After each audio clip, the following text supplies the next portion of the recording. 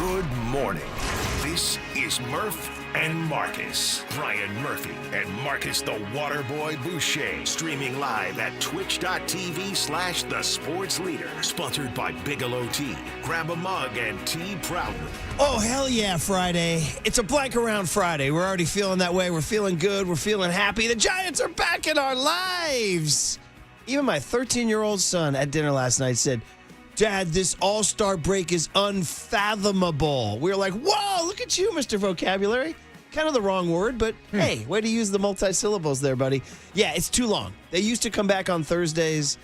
Now they give them off till Friday. So how can I miss you if you won't go away? We missed it. It went away. Welcome back, Giants baseball tonight at 4:07 p.m. But the rest is just a blank around Friday, Marcus. Happy Friday to you, Boucher. What's up, dude? What's up, Murph? It's a feel-good Friday. It's a reggae Friday. Might be a Grateful Dead reggae Friday cover with Young Tony behind the board. Has he planned that out, do you think? Who knows what we're going to get into on a Friday morning today? Yeah, but we'll get into a 4:07 first pitch. Justin Verlander. By the way, the Murph and Marcus show making waves because in our interview with Buster Posey yesterday, we asked him, hey, have you set the rotation for coming out of the break? And he kind of paused and said, well, I think it's Verlander tomorrow, which surprised me. Didn't surprise you? I was a little surprised. Yeah. So then he kind of said, yeah, and he kind of talked his way through it and said, give Webby a day, and maybe he goes Saturday. And they said, but we got to firm that up. And then about an hour later, the Giants put out a statement saying Justin Verlander will start the opener. They still haven't announced Saturday or Sunday. So I think we're out here we're making waves, buddy. Making waves. Look at us. Always breaking news, Murph. And this is how it always happens, which is why you should just rip that knob off. Always leave the dial on KNBR, but especially start with the Murph and Marcus show. Because if you want to go to ground zero where stories go viral before they happen, it was just a couple weeks ago we were talking about the Will Clark story. Then it really blew up after our show. And then yesterday, Murph, I think we were the first ones to go on air and start breaking down this Coldplay cheating scandal that blew up and took over the entire internet yesterday. And by the way, still is. It still is, dude. Now, it's when a story lasts longer than 12 hours in today's day and age, that's a big blanking deal. Because usually it's like, hey, yeah, that was cool. And then literally like almost within 2 hours, people are like, yeah, I'm burnt on that. Mm-hmm. And then people come out with their funny memes and funny videos and funny GIFs and like in the first couple hours, you get a couple laughs. Then like by the time you get to like hour 4 or 5, you're like, yeah, you're late to the party, bro. You can't come out with your Coldplay GIF now. Like the T-shirt that came out. I took my side piece to the Coldplay concert, and all I got was this lousy T-shirt or whatever that thing or whatever. But I saw the riffs about how Coldplay hasn't put out a single in a decade, but in one night they created 2 singles. Pretty good. But you got to get those in within the first 4 to 5 hours, because otherwise people are like, yeah, I'm done. But the fact is, I still think people today are still talking about it. But yeah, you were the first one to show me. I think it was right around like the 7:30 break. You're like, hey, man, you should see this. This is blowing up. And I checked it out. I was like, oh, that does look a little juicy. And then we talked about it during the Cooler of Content. We talked about, and I think we were on the front end, too, of strategy, where we all say the guys and the gals' misplay was the reaction. Yeah, you got to play dumb. Had they played it totally cool, nobody would have thought anything, unless there was some employee who happened to be rolling tape on the Jumbotron at the time. But their reaction caused everything. When we talked, Shaggy told us all, as did Ari Gold. Yes. Told us what to do, right? I mean, we were told for years, Murph. Tonight till you die, pal. Dude, I gotta give Cope some. Can somebody give Cope some credit? It was a Cope's cut, wasn't it? I believe so. Yeah, this is on the this board. One used to make me this one used to make me laugh all the time. Tonight till you die, pal. It's all time. Tonight till you die, pal. It's all time. Keyword pal. So yeah, we are at the ground floor. We're giving you Justin Verlander starts and Coldplay viral videos. Yeah, what do you want? Breaking news? We got it for you. Everything from Gavin Keelan breakdown with Buster Posey to him announcing who's playing this weekend. Very, very good, man. Yeah. By the way, you were talking about rip off the knob. And that's always made me laugh, the violent imagery of ripping off one's knob to show your dedication to the Murph and Marcus show. Hey, yo. But I did a Junior Giants League visit yesterday out to Richmond, and that's when you say... Richwood. There you go. Thank you. And by the way, Tiny Felder was out there. I arrived. Tiny Felder was there in a Giants jersey. Sick. Turns out my visit coincided with a Chevron STEM day for the kids, and Tiny was out there. Who's a Richmond native. Tiny went to Kennedy High School out there in Richmond. But I was talking it was softball day, so I was talking to the gals. It was all these cute, they're so cute. God, I never had a daughter. I'd like to be a girl dad. Never got the chance. But they're just so adorable. Then I hear that they turn into teenagers and it stops being adorable. That's what I hear. That's the word on the street. Yeah, All right, see, dude. you have a daughter, Murph, It's a little cute. and they become a teenager. It's just not that cute anymore. Dude, I've heard. Listen, I don't mean to, engage in stereotypes about teenage girls, but I've heard it can be a little trying. Oh, shall we I say? mean, Murph, I have an older sister. You have an older sister. We know what those experiences are like. And then they turn back into the sweethearts eventually. Of course. Not so much for my sister. I'm joking, Amy. I'm joking. But I said to them, they introduced me to talk to the girls. I'm like, first of all, they don't want to hear a word from me, number one. But they said, he's on the radio. And I got in front of the girls and I said, do any of you know what the radio is? Oh, man. Then I said, how about YouTube? Yay! Yeah. Well, you can watch us on YouTube. We are YouTubers. That's why we explain ourselves as we're multimedia stars. Yeah, is look what at we that, are. dude. Yeah. We're taking over multimedia. Well, how was your Thursday platforms. night otherwise, buddy? My Thursday night was chill. Murph, on a day off, I'm diving into Big Brother. Okay, It's so back in my life. We need to discuss Yes, because we need to. We all have our things, right? Mhm. And I think it's interesting that Big Brother is your thing It is my thing. because I wouldn't peg it as your thing. Most people don't. Yeah, because it's kind of like a gossipy show. And like, You know, especially like all this within the little- last decade, it's extremely cheesy. Like people ask me all the time, like, oh, Big Brother's one of your favorite shows. Should I watch it? And my answer is no, don't watch it. I'm too embarrassed to share it with anybody else. Well, But you're- Murph, I grew up watching it with my mom and with my grandma. So it's kind of like a family thing. You know like what? even to this day, I That's- still check in you know with my what? mom every You know what? week on current episodes of Big You Brother. know what? That's damn cute. That's real. That's thank heart. you. That's Thank freaking you. heartwarming. Is what Thank that you. is.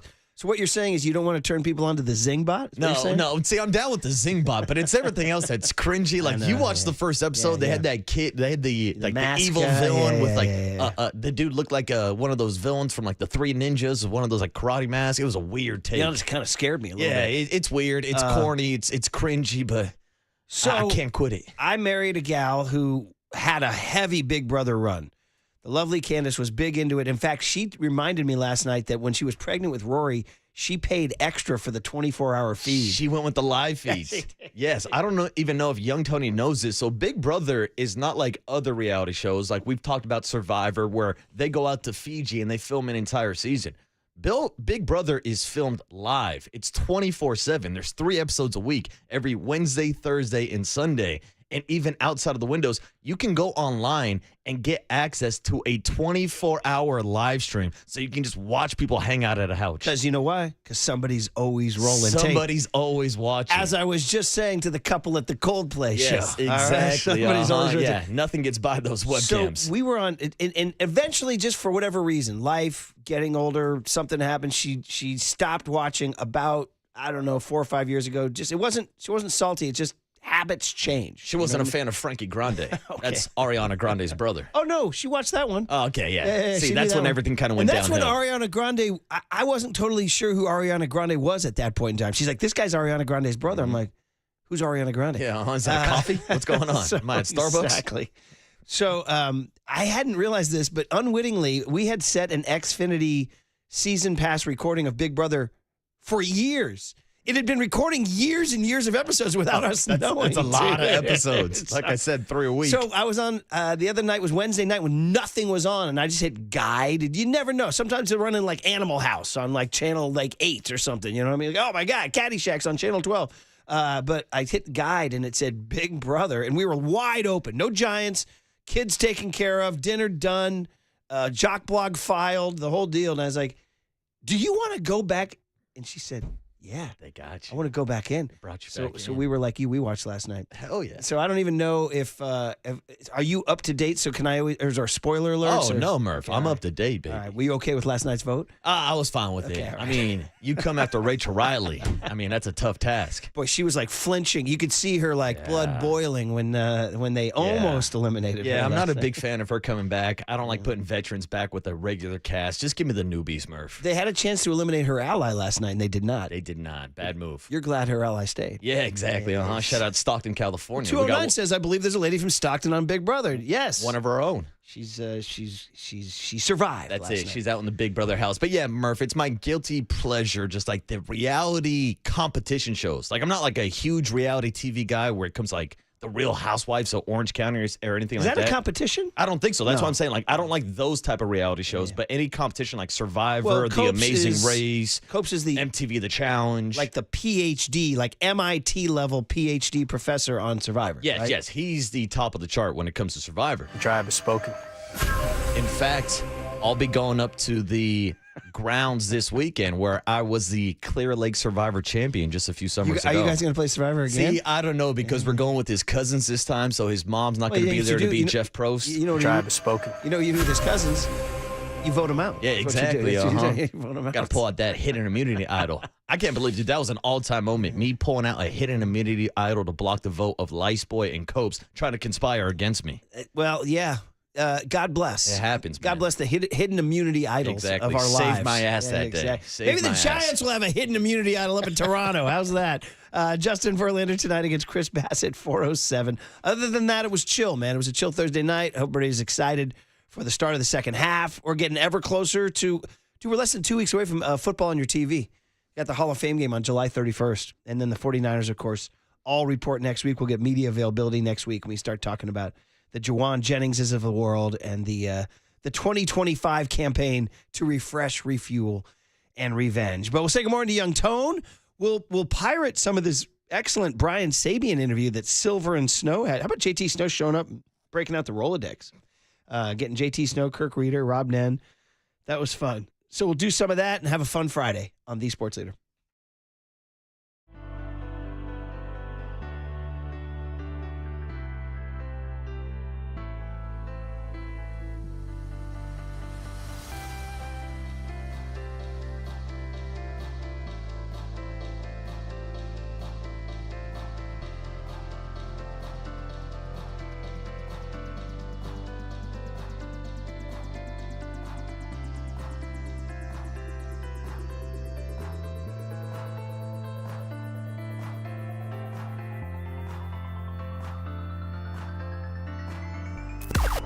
Now, from the O'Donnell Financial Group Sports Desk. Learn more at ODFIGroup.com. O'Donnell Financial Group, because planning is a process, not a product. Good morning, everybody. Happy Friday, which means it's the last day of this fantastic contest that we have. We're giving away 2 tickets to go see The Heart of Town, which is a 3-day concert celebration of the 60th anniversary of the Grateful Dead. The event's going to take place at Pier 48 in Mission Rock, and we got 2 tickets for you on Saturday, August 2nd. So stay tuned through the 9 a.m. hour for your chance to win when you hear the cue to call when Murph announces it. The number to dial is 415-896-KNBR. And if you're caller number 10, you will win. This is a great song, and it's all brought to you by Giants Enterprises. You can find official rules on thesportsleader.com.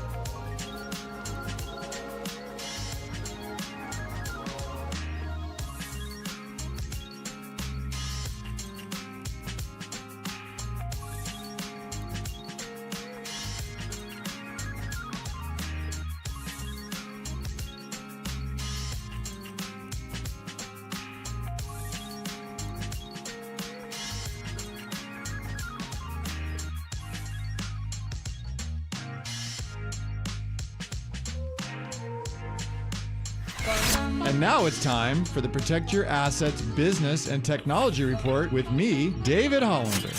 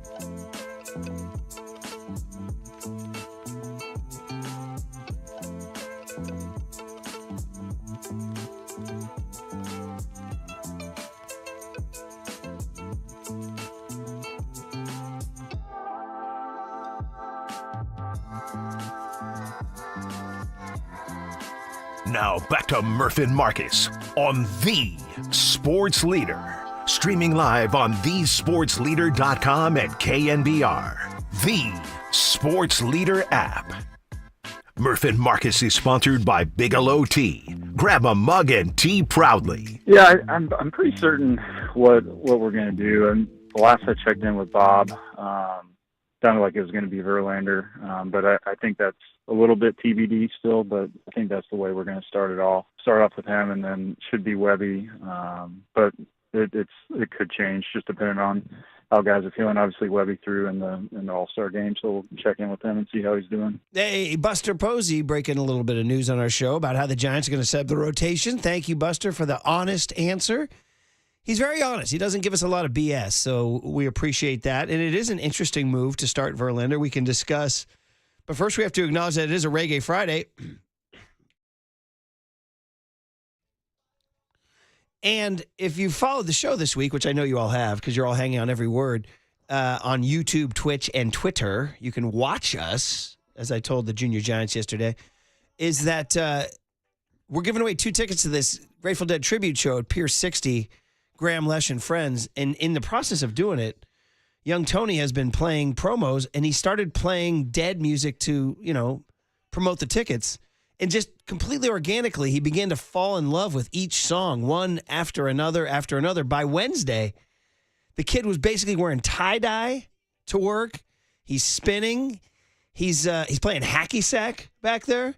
He set up a little shakedown street stand. He's selling things. He's looking for miracles out in the break room. Hey, now, what you got, Tony? And now we're doing Reggae Friday, set to the tunes of Grateful Dub, a reggae Grateful Dead cover band. Grateful Dub. We've now reached peak, end of week, Tony, Grateful Dead. So you come on the air, buddy. You don't need to play the horns just yet. This is the natural climax right here. This is incredible. Good morning, everybody. This is Grateful Dub, Fire on the Mountain. And they have a bunch of bangers. So We're we've been set playing for them the all. day? Set for the day. Oh, man. Grateful Dub. That's great. Well, it sounds good. It sounds does, real good, yeah. yeah. So have we determined if you're going to get to the Golden Gate Park shows or not? Oof. I don't know if we've determined. I mean, we're going to try. But, I mean, tickets are not available for anybody right now, so I doubt it's going to happen. You just need a miracle, buddy. Yes. That's all you need. Tony's looking for a miracle. I forgot to share with you in the first segment, you should find this reassuring. Tony knows this, and so does Curly. But you'll find this reassuring because the world is very uncertain right now. There's a lot of crazy stuff going on. Marriages are breaking up at Coldplay shows, for example, right? Yeah. But there are things you need to ground you, like baseball, like the great game of baseball. We'll see some 9 innings, 90 feet, 60 feet, 6 inches will be grounded. Yeah, I can't wait to see a ghost runner tonight to really ground me, Murph. See, you just took me out at the knees there, buddy. So you know your partner here. You've known me for a while. And what do I do when I travel? What do I do? I do one thing. What do I do? What's the characteristic of every trip I've ever taken? You forget stuff. Very good. Very good. Yeah, dude, this you is great. nailed it. 100%. This is like the A+. couples game. I love this. You nailed it. Oh, dude. So I said last night to my one son and my bride, because our other son drove down to Orange County on his own, which was a big deal. I said, what am I going to forget tomorrow? Ha, ha, ha. I laughed, and somebody yelled. Candace yelled from downstairs, a plug, a charger. That's what she yelled. Rory yelled from the MLB The Show video game room, You're going to forget underwear, boxers. Because the last trip I took with them, I forgot my boxers. Nice. So we had to go buy some at like a whatever. What do you buy? Like Mervyn's? Not even a Mervyn's. It was like a Walmart or something. You went to like a Ross. Yeah, like Dress that. for less. Yeah. And forgetting a charger is like almost, that's like on the Vegas board, that's like the minus 700. Like that's easy money. I was going to say, I wonder how many cell phone chargers you have because every time you travel, you have to buy a new one. Yeah, but I've also I've forgotten laptops. I've forgotten sweaters, jackets, shoes at the TSA. Hell, I've walked out barefoot from the TSA. I've seen you forget like custom-made CDs made by Paulie Mac. Yeah, exactly. I've seen you leave those behind. Jeez, my God. Yeah, dude. Still feel bad about that dude, one. what a day that was. That was tough. Anyway, so what happened today? I mean, I'm a safer bet. I'm the safest bet in sports, buddy. So I drive out of my driveway. It's an 8-minute journey from my driveway to the freeway. It's a little bit of a windy road. So it's like downhill. Gotta go. And then I do it. I'm driving. Yeah, I'm 5 minutes away from my house, driving down Miller Avenue. I forgot my bag. Uh-oh. My travel bag, my entire duffel bag, everything, the entire bag, the thing you store everything in, your clothes, your shoes, your underwear, your charger, your toothpaste, your toothbrush. I had to turn around and drive all the way back home to get my freaking suitcase, buddy. How about that? So I didn't even lose one item.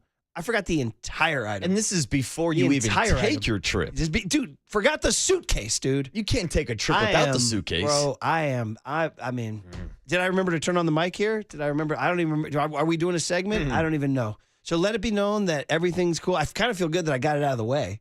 You know what I mean? I checked the box. I've already forgotten something.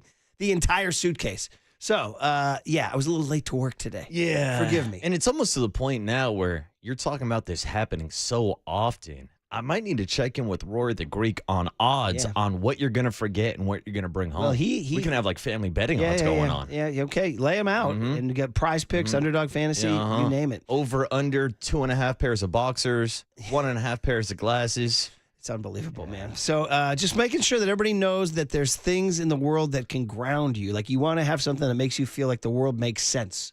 That makes sense. I'm forgetting things on a trip. All right, Tony, guest list on a Friday, July 18, 2025. Because I'm heading down to Orange County for the weekend for yet another water polo extravaganza. I'm the best water polo dad there is because I don't fully understand the rules, so I can't yell anything other than, let's go! Yeah! Woo! What's your go-to saying? Play hard! You got this! Do they say put one in the back of the net in water polo? Yeah. I'll tell you where I'm becoming a little bit of a D, and I am, because I am that guy. I understand it, but I just can't help myself. So I can't not comment because I'm that guy. I'm the loudmouth. I can't not comment, and I always want to support the team. So they have a guy on their team, kid named Reed, who's going to USC on a water polo scholarship, which is a big freaking deal. Like he's a big Reed. national level guy.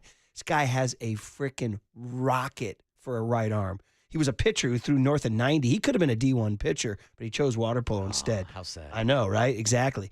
Guy has an insane arm. And whenever he draws what's called a 5-meter, which is like a penalty kick, if there's a flagrant foul, everybody clears out and you get to float 5 meters in front of the goalie. And then the goalie just fears for his life as you rear back and just rip one right past him. This guy's arm, when he has a 5-meter, it's insane. Like he rears back and when he rips one to the, almost breaks the net. I have come to yell. Before the penalty shot, I'll yell, unleash the four-seamer! And then when he scores, which he inevitably does, I've come to yell, Paul Skeens! Oh, you're not dropping a Paul Skeens on a water polo player. That's my go-to now. Unleash the four-seamer. People must be like, it's like my way of protesting that when I'm at a tournament and they don't know the Giants who Rafael Devers is, I'm like, fine, I'm going to double down on my baseball heckles then. Here comes the high cheese! Kind of like that. Sniffing seams, goalie, sniffing seams. So I will be in some Orange County high school pool this week yelling, Paul Skeens! I like it. Or maybe you should drop a Joe Ryan to connect the dots. The man that uses Fire on the Mountain as his warm-up song. A man that used to be in the pool up in Marin County. Absolutely perfect, man. And he pitched the shit out, didn't he? Oh, yeah, he looked great. Can I riff? He's no Randy Rodriguez. I'm just, hey, it's just a joke. Nah, but it was cool. Joe Ryan was one of those 5 Northern California pitchers to pitch in the All-Star game. Yeah, Bubic actually had a tough one. He gave up a bomb to Alonso. Yeah, to tough Mitty. look for the 408. Yeah, but and Scooble gave up a couple runs too. Tough look for the haystack. The Bay Area had a rough go, man. Yeah. Only Joe Ryan and Logan Webb and and Logan Rockland had a clean inning. Brian Wu too, right? Yeah, he did too. Yeah. Yeah, he did too. Shout All out right, Mr. Tone, Wu. What do we got today, buddy? All right, well, we got a lot of stuff coming up. Buster Posey replay at 6:50 for anybody who missed it yesterday at 7:30. And then to remember Bill Neukom, we've not addressed this. Rest in peace. Larry Bear going to join us at 7:15. So Bill Neukom was, he's a big figure. He was the managing general partner of the 2010 Giants when they won the World Series. And he had this whole concept of the Giants way, and he was all about kind of the Giants doing things the right way. And then obviously there was a front office, politics, palace intrigue, whatever. He was sort of forced out in 2011. But he's the guy when they got off the bus in San Francisco after flying home from Texas at 4 a.m, he's the guy carrying the trophy off the bus, man. Right there in that little parking lot, the players' parking lot there. That's the picture you see. So rest in peace to the Neukom and our condolences to the whole family. Yeah. Yeah, and the bow ties. He was known for the bow ties. Correct. That's a look. Yes. It is a look. I love that look, by the way. I used to do that in high school. We had ties. You had to wear like actual ties to school every day, every day. I'd wear a bow tie every now and then just to spice it up. You know what I mean? Please wear a bow tie to your first Dead show. Dude, Please. All right. that would be crazy. But I need like a spinning bow tie. Oh, yeah, or tie-dye. Yeah. Tie-dye. Jerry Garcia made ties. He wow. did. Yes, all he right. did. Yes, all he right. did. Mike Krukow at 7:30. We will talk to Dan Shulman at 8:15. He does do the play-by-play for the Toronto Blue Jays, who are, by the way, really good. 55-41 first in the AL East. We got our hands full. We're trying to help out your Yankees. Yeah, the Bluebirds have been playing some good ball. They were one of the hottest teams leading up to the All-Star break. Well, George Springer having a bounce-back year. Vladdy Jr., Bo Bichette. They got I don't some need to dudes. start the second half losing a series, buddy. Well, it sounds like it's a good day for Justin Verlander to get his first win. Okay, all right. I like that. Big Hit's going to be at 7:50, and then we have Susan Slusser at 8:50 to talk a little Giants baseball, and then finally Chris Haft at 9:30 promoting his new book. Well, Chris Haft, of course, longtime Giants beat writer, covered the Giants for years and years and years and years. So he'll have thoughts on the 2025 Giants. And he wrote a book on my all-time favorite, Willie McCovey. So that'll be awesome. All right, I told you guys Brian Sabian came on with Silver and Snow. Let's hear what he had to say next on The Sports Leader.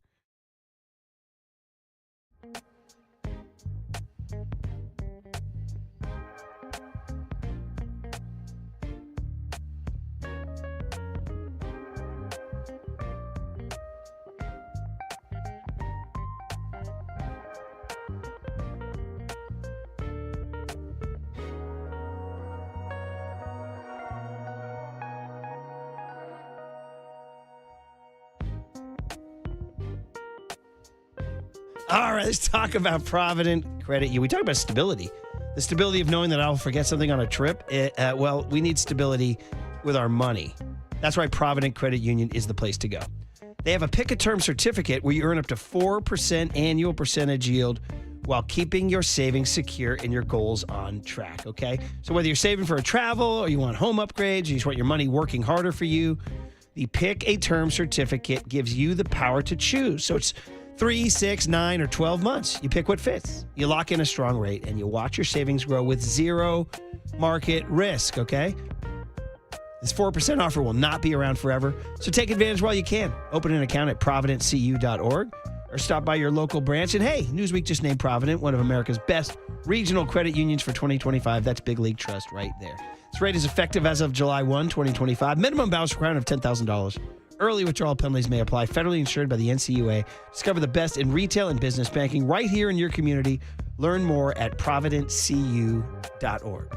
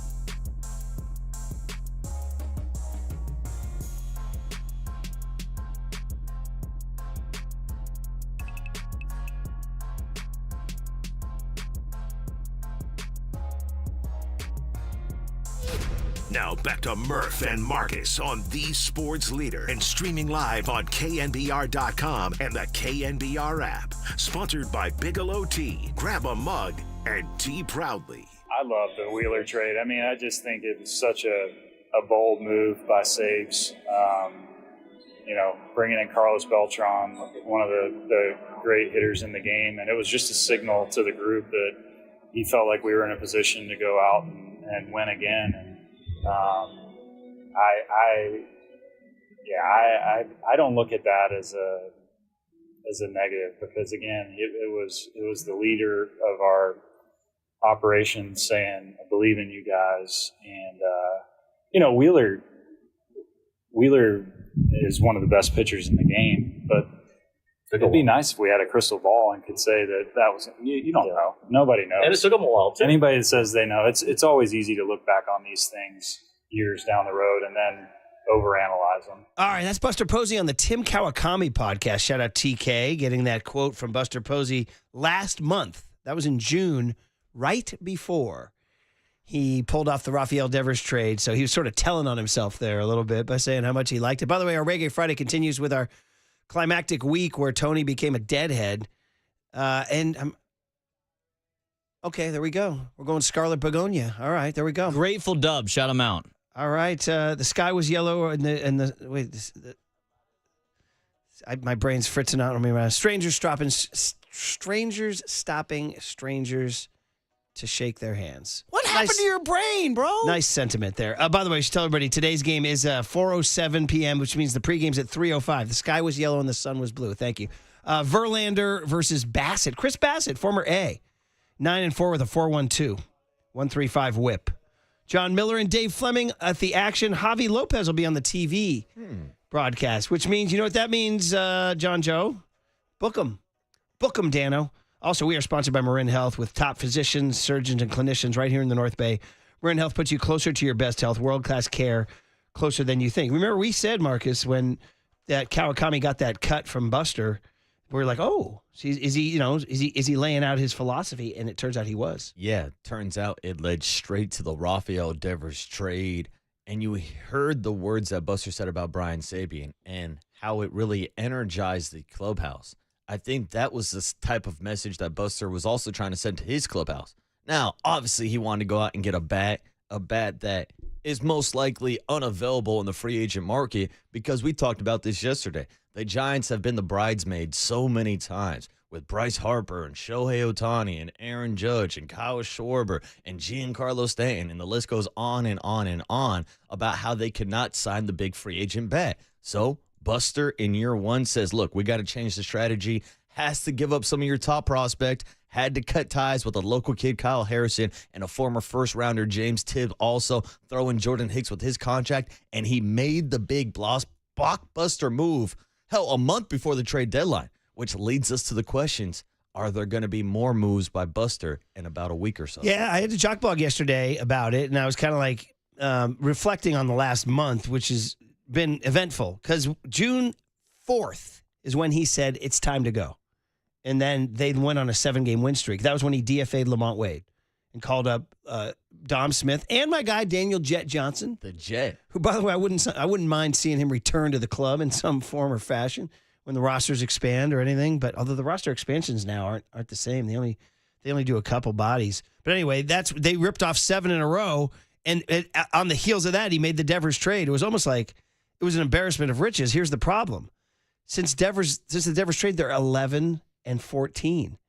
It's just bonk. It makes no sense in no world does it make sense. You know what's crazy, Marcus? And I know in 2011 you were what, in high school? I was actually first year in JUCO. Yeah. What was your graduation of high school year? 2010? Graduated 2010. Okay, yeah. so you were in JUCO. Okay, so when the Giants made so you were alert and online and aware when they made the trade for Beltran. Yes, I was. Well, here's the crazy thing: it's almost the exact same thing happened. They traded for Beltran and they started losing. It made no sense. So here's the deal. They made the trade on July 28, 2011. I'm looking at the 2011 schedule.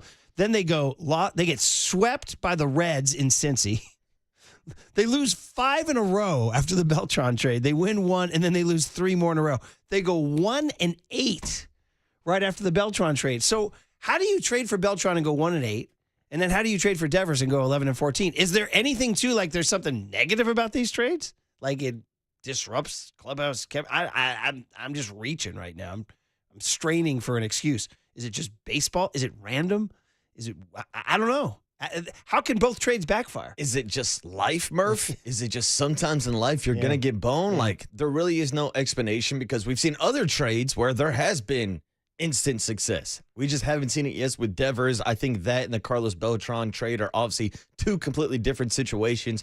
And they're also two guys that are arguably Hall of Fame type hitters. So, yeah, I think Rafael Devers is going to turn it around eventually. So 6-30, 6-15. They lost 15-21 after the Beltran trade. What? That's why we were all so frustrated. And a lot of us lashed out at Beltran. He got hurt.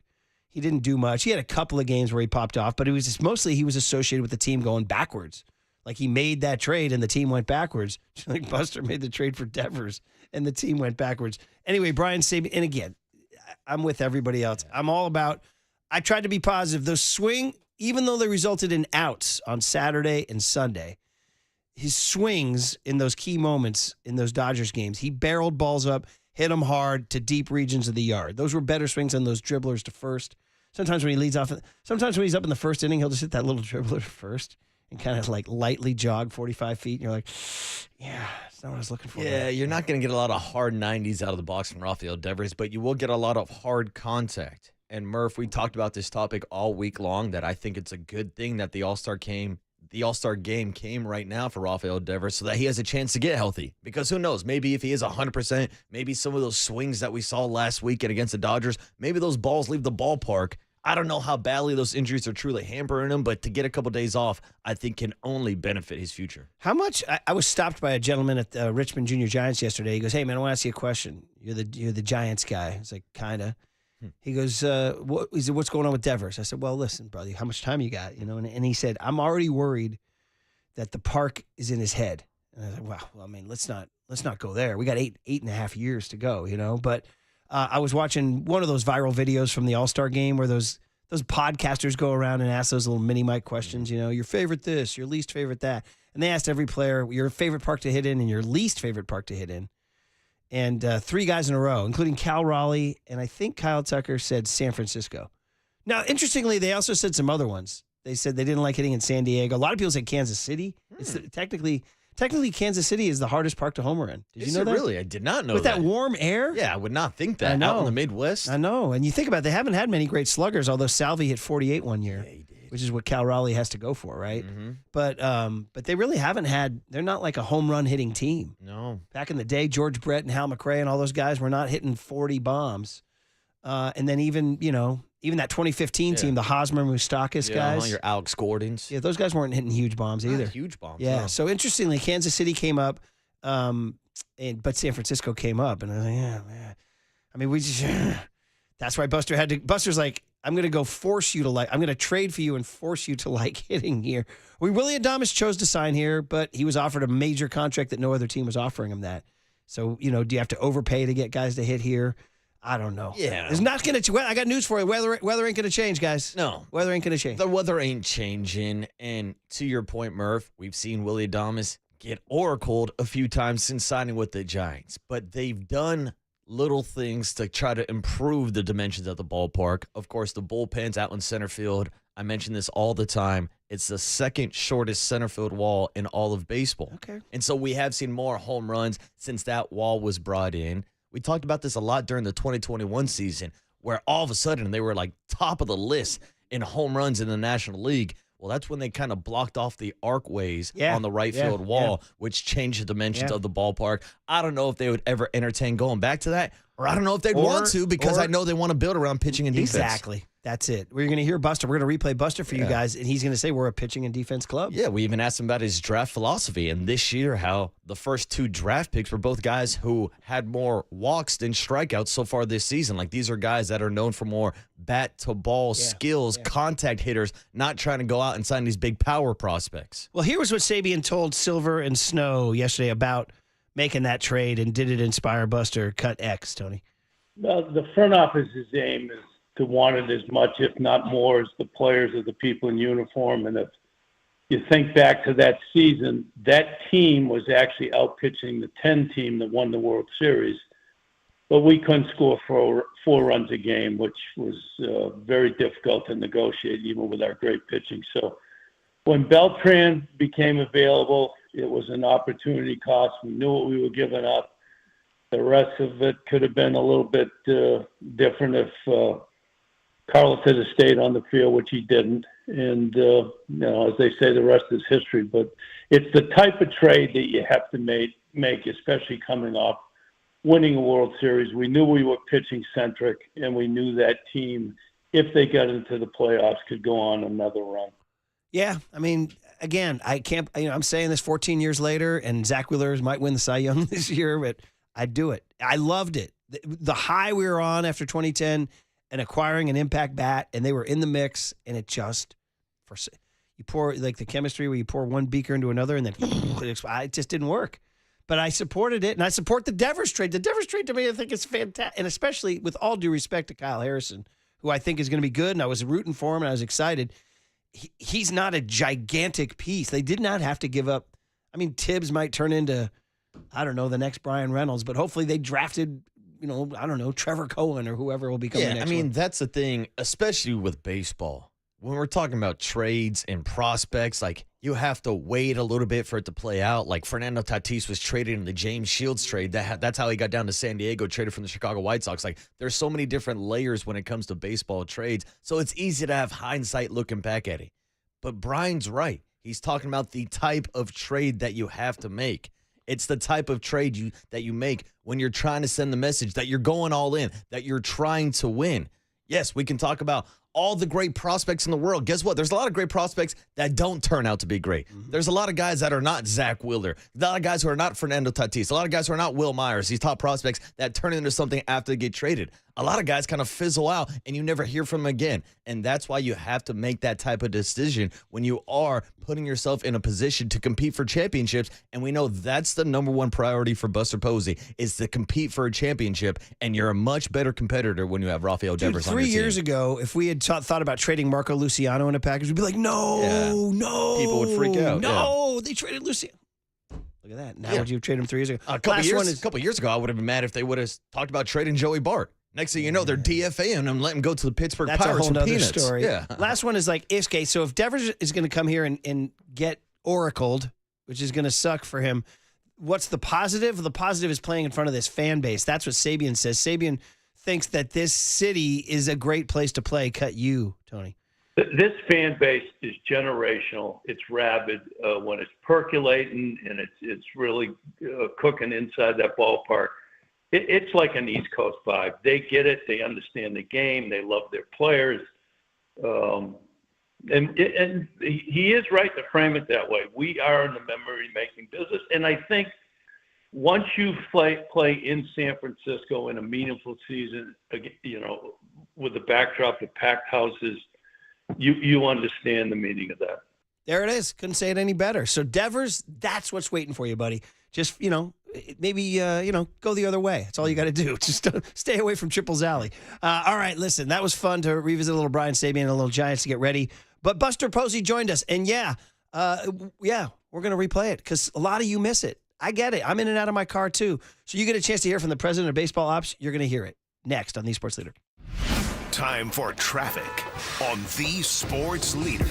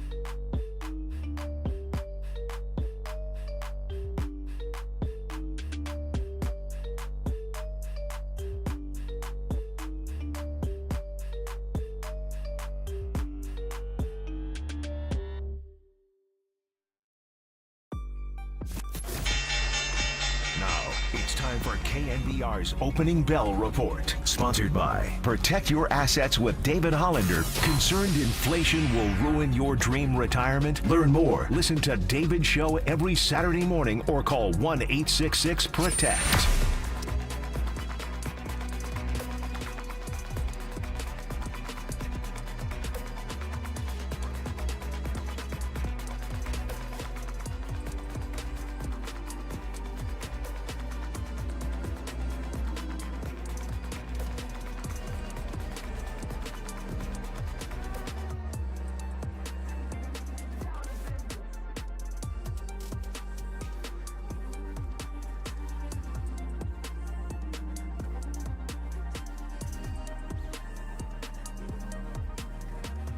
Listen to the sports leader anytime, anywhere. Download KNBR, the sports leader app. Murph and Marcus continue live from the Casino Matrix Progressive Jackpot Studios. Casino Matrix. Progressive jackpots are here. Where are you? Just drop in. 1-800-GAMBLER. All right, anytime Buster Posey comes on, it's worth playing for all y'all as many times as we can. He came on yesterday. By the way, shout out Grateful Dead, Reggae Friday, Road Jimmy from Grateful Dub, which I'm sure Buster will like. Buster Posey, let's talk all things baseball. He was on with Marcus. He was on with me on the UMA guest line. Good morning, Buster. How's the All-Star break, man? How you doing? Good morning, guys. Yeah, doing well. No, it's been a busy month for sure. It was finishing up the draft, first time getting to be behind the scenes and watch Michael Holmes, our scouting director, and his team put everything together, and then be in the room with those guys, and then Paul Bien, our VP of analytics, and just watching how they meshed all the information to make the best decision possible was really cool to see, and obviously exciting to think about some of these young players that'll be in our system and hopefully watch them for years to come. Yeah, for sure. Everybody loves a first-round draft pick. So just a quick Buster Posey review of Keelan, the young man who was drafted born and raised in Wisconsin, and then, of course, then goes to Louisville, then goes to Tennessee. They say he's like Gavin Lux. I don't know if it's just because his first name is Gavin, but what did Buster Posey, see in Gavin Keelan? I think he's a guy that has a knack of finding the barrel, can hit line drives to all parts of the field and has some power in there too. Good defender, and I think it's important to me as anything is I stressed with our group as we were going through this is just to know the person. And it seems like all reports are is that he's a guy that loves playing baseball, plays the game hard, somebody that will push his teammates and hold them accountable.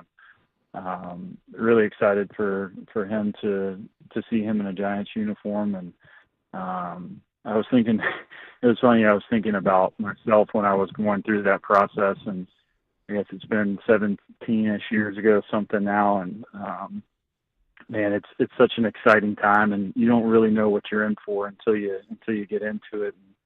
I know he and his family and the rest of the guys that were drafted are just probably over the moon thrilled to play professional baseball. Buster, we could do this entire interview going over every single draft pick and breaking them down, but big picture, did you guys have an overall draft philosophy or a type of player that you were looking for in this draft?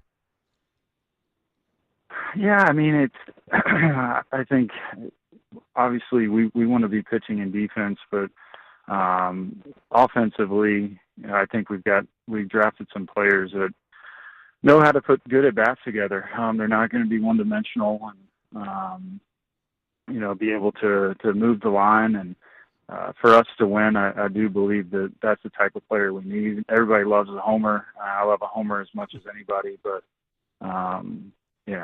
for us, our philosophy is we know we're going to play tight games. We're going to have to play good, clean, fundamental baseball, and the hope is we got a lot of players that have that buy-in.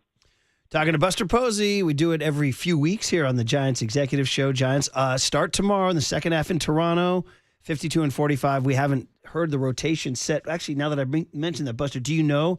Can you help out the audience and tell us how you guys are going to set the rotation coming out of the break? Yeah, I'm pretty certain what we're going to do. And the last I checked in with Bob, sounded like it was going to be Verlander, but I think that's a little bit TBD still. But I think that's the way we're going to start it off. start off with him, and then should be Webby. But it could change just depending on how guys are feeling. Obviously, Webby threw in the All-Star game, so we'll check in with him and see how he's doing. Just a quick word on that. There's so many different things to touch on. Verlander was on my list somewhere, but now that you mention him, tell us about your take. You're the man who signed him. I mean, you guys had a great conversation back in the winter. He came on and talked about it, and you guys are both decorated champs in this game. And now he has had the first half that has never happened to him. No wins. It's been crazy. So there's the mental aspect of it, and then there's the stuff you're seeing physically. And then there's the idea that you guys are using him to start the second half. So tell us about that strategy. Why would you start with him, and what are you seeing? Well, it's been a while since he's pitched, so that's one. I think he's on 7 or 8 days at this point when he does pitch. But it goes without saying, it's been a bit of bad luck that he hasn't had a couple, 2-3 wins at least, and do feel like he's trending in the right direction. And this guy's, I don't know how many innings he's thrown in his career, and for him to go out and really, minus a couple blemishes here and there, he would admit couple poor starts, but other than that, that he has such high expectations, and everybody else does as well, and that's what makes him great. But I really thought in his last start, he pitched well, commanded the fastball well, curveball was pretty sharp. So hopefully, build off of that and have a good one right out the start of the second half, which it is funny to call it the second half because we have 67 games left, so we're well into the second half. Yeah, no question about that. But Buster, circling back to Logan Webb, you mentioned earlier what it was like for you to be on the other side of those draft phone calls. What was it like for you to be on the other side of those all-star calls when you called Robbie Ray, Logan Webb, and Randy Rodriguez to let them know they're going to the Midsummer Classic? It was fun. I mean, Bob called him first. I felt like he was the right man to make the first call. But yeah, it's fun. It's even more fun in person when you get to shake their hand and tell them congrats. And it's nice to have that validation of having a great first half of the season. Buster, we want to ask about Randy Rodriguez. It's so tough. It's such a pressured environment, and one pitch can define your all-star experience. And unfortunately, he left him over the middle of the plate, and Brent Rooker's a good hitter, and he hit it out of the park. I don't know. Is there anything where you guys just want to make sure he leaves that in the past? He's a young kid. It was a big stage. Is there any mental coaching you need to do? I don't think with Randy there's really anything to worry about. I mean, we've seen him this year. He comes into a big situation in the game where we need some outs and a ton of traffic on base, and he's just got that low heartbeat. So I don't see that being an issue with him at all. I don't think I got a hit my entire career in the All-Star game. So if anybody understands what it's like not to perform well in an All-Star game, it's me. Yeah, and then Buster, just one follow-up on the All-Star game. Susan Slusser reported that Rob Manfred said that 2028 could be a possibility to bring the All-Star game back to San Francisco. What are your thoughts on hosting the Midsummer Classic potentially? Well, that'd be great. I mean, it was. I was talking to Zach the other day.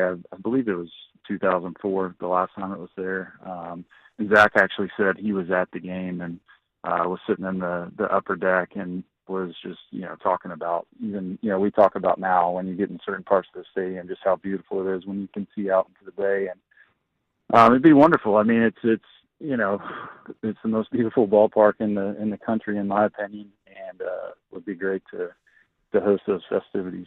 And the Buster Posey review of the home run swing off to determine the All-Star winner. Your verdict is? I loved it.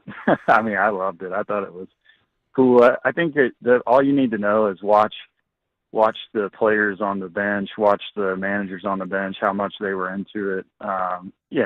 Look, is that something you would ever do in a regular season game? Probably not, but it definitely adds a little bit of excitement. And it was cool to see. What did you guys think of it? We loved it. We did. I was all in. I was like, you know what? It just felt right. I mean, the home run derby was such a huge success every year. It's everybody's favorite thing. We played 9. We're not going to call it a tie. Let's just let it rip. Yeah, so it's the All-Star game. We had a lot of fun. Now, Buster, you said Probably not. And the more, this is the second day now that I'm listening to sports talk media and TV and radio, and they're like, should they do this in the regular season? And Rob Manfred has surprised us before with ghost runners, or placed runners, I should say. So are you thinking that this might be a possibility? Oh, I don't know. I haven't heard any rumblings about that whatsoever. It's funny. I was texting Crawford right afterwards, and we would always joke, because the 90% of our career, there was no placed runner at second, and we play 13, 14, 15, 16, 17 innings at times, and you're like, okay, uncle, we should just do exactly what they did. So, yeah, I don't know. I mean, there'd be people screaming that it was ruining the game, but there's people that scream that about anything that changes with the game. Yeah, well, Buster, we also saw the usage of the ABS challenge system in the All-Star game. What's your breakdown on the ABS challenge system as a man that used to hang out behind home plate? Yeah, I think it's interesting. I mean, got to see it up close this spring. And I think umpires will all tell you they want to get it right. These guys are so good behind the plate. I mean, we overanalyze so much of a pitch that they call that's an inch or two off the plate, or vice versa. They miss one that's an inch on the plate. And, it's a tough job. And I think as much as anything, the nice part about it would be if it's a pivotal part of the game and it's a pitch that clearly should go one way or the other, the ability to get it right is intriguing. And yeah, I don't know. I think it would be something that would add some entertainment value. There's a few guys on our team that I know right off the top of my head that I won't mention, that we would say, hey, you don't get the challenge unless that pitch is middle. So that there's that element to it as well. As some guys like Brandon Belt, felt like he knew the strike zone as well as anybody. I say Belt's going to come out of retirement if there's an ABS. You want to do that? Oh man, that is funny. You don't get it. You don't get a challenge. It's like telling your kid you don't get dessert. We're talking to Buster Posey on the UMA guest line, the executive show. So much to get over. You mentioned how beautiful the ballpark is, and I agree. And I had my family out there Sunday. We were all excited, and then we saw the Dodger invasion, and it really was a big talking point, Buster. And I don't know for you, you said you want to make memories, and everybody loves that. And you going and getting Devers, and you wanting to build a regular lineup has been going a long way. Like, attendance is up. It's all good. But what's your take on Dodger fan invasion? What can you tell Giants fans how to prevent that? That's a good question. That's probably a question for the business side more so than me. Yeah, I mean, look, they've got a good team. Their fans are showing up to watch them. So I don't know. I don't have the answer for it. Why there were so many Dodgers fans there? I guess when it's time to play in LA, where our fans need to go down to LA and show up down there as well. You're famously even keeled. That's kind of what marked your career. But does something like that even get you a little fried? No, it doesn't. It is what it is. I don't know. I mean, it's not something that any of us can control. How people buy their tickets, so no. Yeah. Well, got us fried, just in case you wanted to know. We were just like, come on. I think the number one thing is you got to win. I think if the Giants, sweep the Dodgers, something like that, and just continue to beat them, then Giants fans will start buying those tickets faster than Dodger fans. I agree with that. That's a good plan, good sound plan right there. Yeah. And Buster, just to spin it positive with the sellout series over the weekend, Sunday was actually your guys' 20th sellout of the season, which is the most sellouts that you've had already so far this year since 2018. So I know it's easy to measure success with a win-loss record, but how much success do you guys see with ticket sales and the sellouts and the fan support that you guys have already gotten so far this year? Well, we most definitely appreciate it. And I say we like I'm playing, but it means a lot to the players. It really does. I mean, such a long season. And when you can show up to your home ballpark and there's energy, it just, you might be coming into the game with feeling a little bit banged up from a couple of games before, but you get between the lines and there's electricity and the fans are into it. It makes a big difference. And it's like you guys are talking about when I'm there and watching the games from the booth and you can look out, see a full stadium. It doesn't get much better. Well, there's a guy who experienced it for the first time, and that's Rafael Devers. And he went from Red Sox, Yankees to Giants, Dodgers, and he had 2 huge at-bats. Saturday hits a ball into deep right center to sac fly. Sunday hits a ball that could have sent everybody home so happy, and James Outman chases it down on the track. He finishes his first month as a Giant hitting .202. Buster, you made this brassy move to go get him. His resume is incredible, and yet he hit .202 in the first month. What can you tell fans about that very, very tough first month for Devers, and how are you processing it, and what do you expect? Yeah, it's an adjustment period. I mean, this guy's been in one organization his entire life, and now to come over, everything's different. Not just the ballpark and teammates, but where you're living. So it's an adjustment period. And those 2 at bats you mentioned, I thought were both really good at bats. The sac fly was hanging in there on a breaking ball, and then the ball to center field was absolutely blistered. So.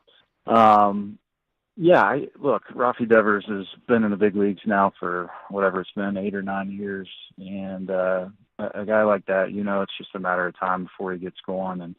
And hopefully, Adames kind of picks up where he left off. We've got Chapman in the lineup, feeling good about him, and Bailey seems to be swinging the bat better. So I think a lot to be positive, to be excited about with the offense in the second half.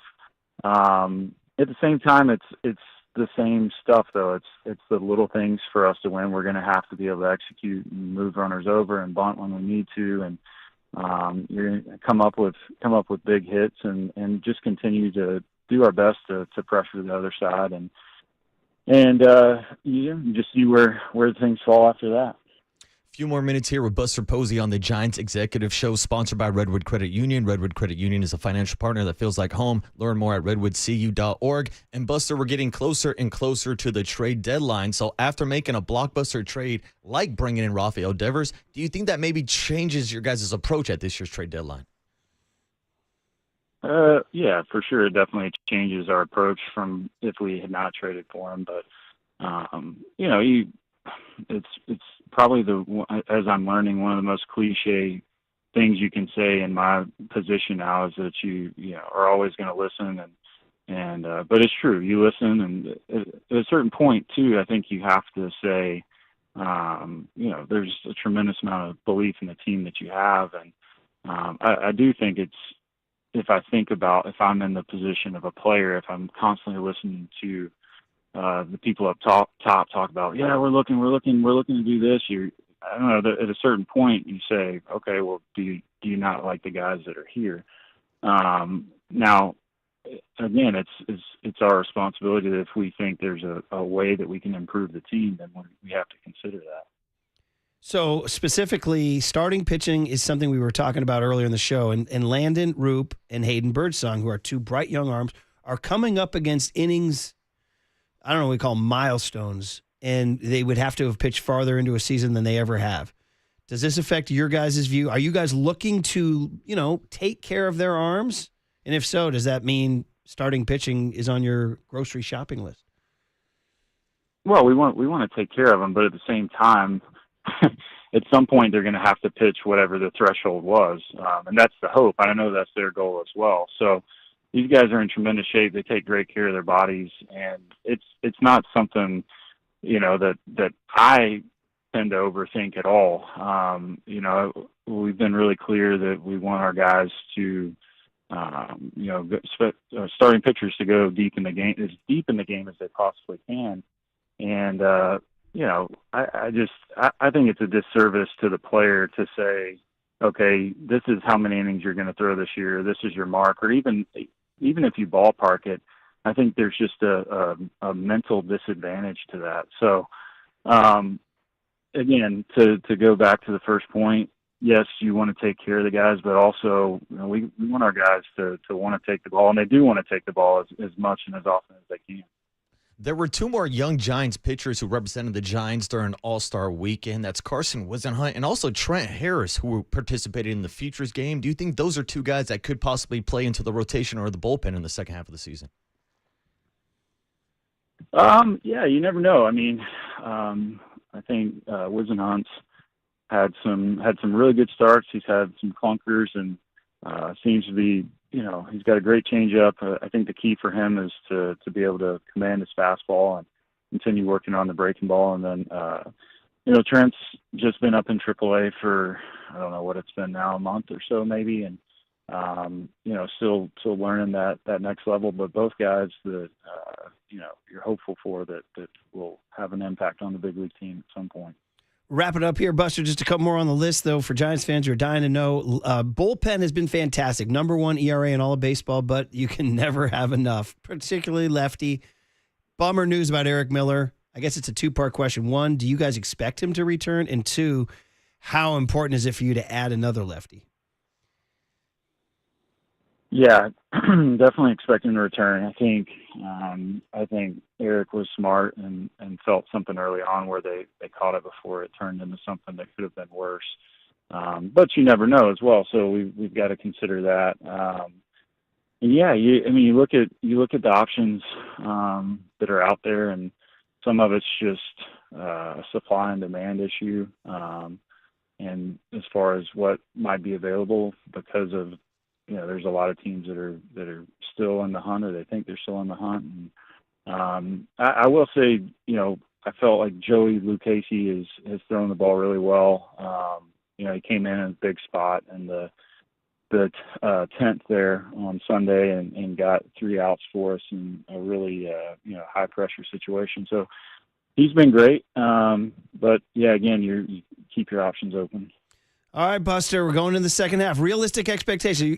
You're like playoffs? Like this team, like when we met you October 1st on the new job of 2024, you're like, yeah, let's go make some memories. Now, I mean, playoffs is the expectation for this team? It's always the expectation. Yeah, most certainly. It's I got the sense, going into the ballpark when we were playing the Dodgers series, it had a little bit of that vibe, and man, it's just nothing better. It's just really, it's one of I think it's the best thing in sports is Major League playoff baseball. So yes, most certainly the expectation. All right, walking into the park and feeling that vibe is what we're looking for. All right, it is Friday morning. We hope you all enjoyed Buster. We want to get you guys ready for the second half of the season. 4:07 tonight, Friday night baseball in Canada. How about that? Giants in Canada. Verlander gets the ball. Interesting, against Chris Bassett. Okay, on the other side, so big loss in the Giants family. The architect, one of the key figures in the front office of the 2010 World Series team, Bill Neukom, died yesterday at the age of 83. We'll have Larry Bear hop on, say a few words. So just to remember that. And then Mike Krukow at 7:30 as we roll along on a Friday on the Sports Leader.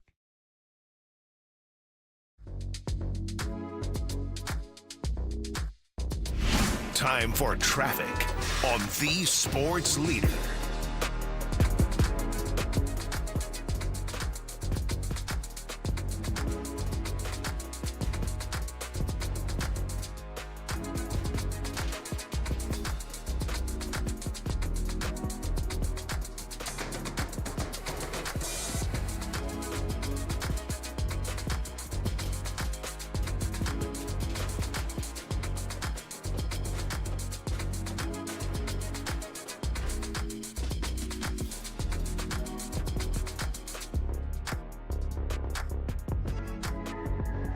All right, serious talk here for a second. Life insurance. If you have a family, or if you are beginning a family, or if you're just taking care of your family, you need life insurance. You can't just blow it off and think it's too expensive or it's too complicated.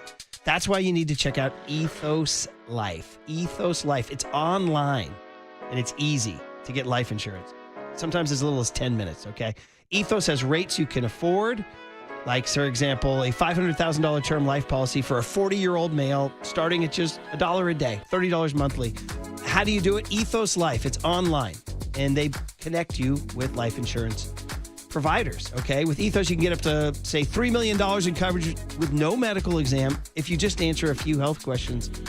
This is all online. But we have to ask ourselves the serious questions, like, what if something happens to me? Who's going to pay the mortgage for my family? Who's going to take care of my kids' education? All the other bills. It's all the reasons you should get life insurance. Then don't forget the excuses and just check out Ethos Life. It's the better way to get life insurance. So for your free quote, visit ethos.com/leader. So that's ethos.com/leader. Leader. Not available in all states. Rates vary.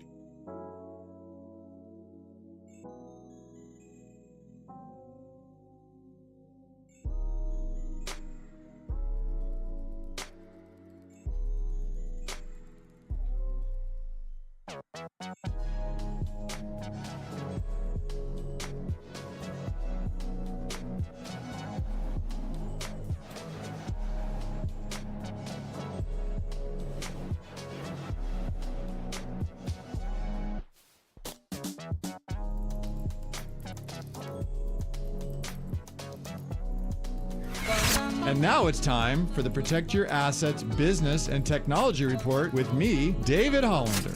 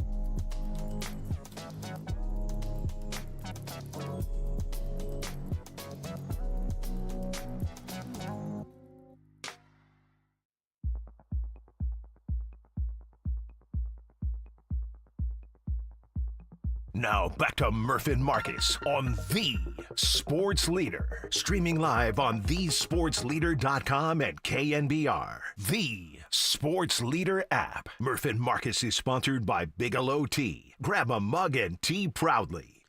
All right, so we got some sad news yesterday that Bill Neukom passed away at the age of 83, and any Giants fan who remembers the 2010 World Series remembers Bill as right out there out front as the managing general partner. Gosh, he started with the Giants ownership group in 95. He took over the general partner role in 2003. The managing general partner following 08 when Peter McGowan retired, and then was part of the 2010 World Championship. And then the 2011 season, after the 2011 season, he retired. And still involved with the Giants. Gosh, I remember at Giants Willie McCovey Golf Classic, you go out, and every year they'd sponsor, the Neukom family was sponsoring a hole. And he died at the age of 83. So we thought we'd remember a key figure in Giants front office history by having Larry Baer on. Larry, of course, it is great to have you, Larry, on the UMA guest line. Sorry, condolences on your loss, and really for everybody in the Giants family. So good morning, Larry. Thanks for hopping on. How are you? Hey, morning, Larry. Thanks, Murph and Marcus. It was a sad day in the Giants world because Bill, like so many others, I mean, we talk about how you're a caretaker of a franchise when you're in the role of managing partner or an executive, and that was really Bill. I mean, he viewed himself as a caretaker. He was San Mateo High School. Grew up. It turned out he grew up next door to one of the families at the time that was running the San Francisco Seals. And Bill had a lot of flair and a lot of love and a lot of passion for the Giants, and it exuded throughout all his interactions and throughout the organization. Yeah, do you remember any memories from 2010, perhaps, of the? Because I believe I still remember him in the parade, and of course, coming off the bus after you guys got back from Texas with the trophy. And any memories of sort of that playoff run, or the way Bill reacted, or anything that happened during that October? Sure. Well, one thing with Bill is, he was a fan. He was kind of a fan's fan in the sense that he would bring a glove to all the games.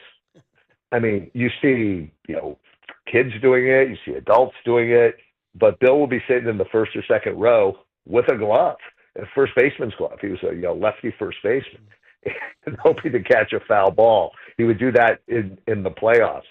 He loved going down and watching batting practice, so he'd be at the cage, not necessarily trying to, change anybody's swings, but he loved doing that. He also, Brandon, our longtime clubhouse person, he'd sometimes throw the ball around with Brandon before the game kind of like like Willie used to do with the bad boy. So he was just in and of the game. He loved everything around the sport, and that when you're the managing partner or CEO or whatever, and everybody sees that, it kind of makes you all want to be like that. He role modeled a lot of really great traits that way. And, and again, San Mateo High, he was really, that was his, the Giants were, a big part of his life, and he made the Giants a big part of others' lives as well. Yeah. And then one thing I remember also, which was kind of an unusual thing, I'm not sure people would remember this. We have sports. There's a lot of testosterone, and there's a lot of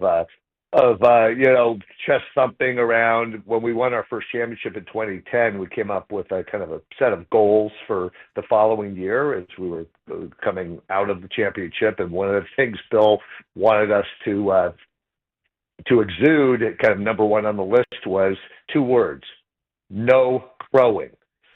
Meaning, he wanted everybody to be humble. Yeah, we were the champs. It was a big deal, but we wanted to carry ourselves in a dignified. He wanted us to carry ourselves in a dignified way. Yeah, that's true. He had that kind of manner, like if you're a champ, you don't have to say it. You just do it. You walk it. And we're talking to Larry Baer, of course, on the UMA guest line about the passing of Bill Neukom at age 83. Of course, former managing general partner of the Giants when they won the World Series in 2010. And of course, local. That's one of the things, Larry, and before we let you go, is just a little bit on Bill. Is the key is local. And you said San Mateo High. There's you from the Richmond and Lowell. And Peter, even though he was from New York, San Francisco became his home. And I'm thinking about how the team got saved in 93. I don't know how involved Bill was with that. It says 95 when he got involved. But the key is local. Like, you guys are everybody here has a local stake in this franchise, and he embodied that part of the ownership group. 100%, Murph.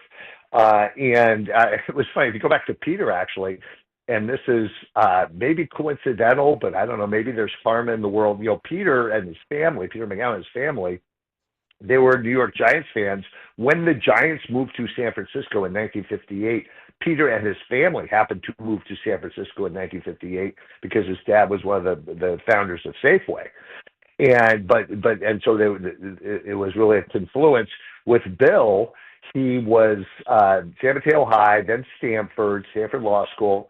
And the thing with Bill, even though he spent a fair amount of time in Seattle with his career at Microsoft and in a law firm of Bill Gates Dad and then at Microsoft, he kept the local connection. So in 95, we recruited Bill into the partnership.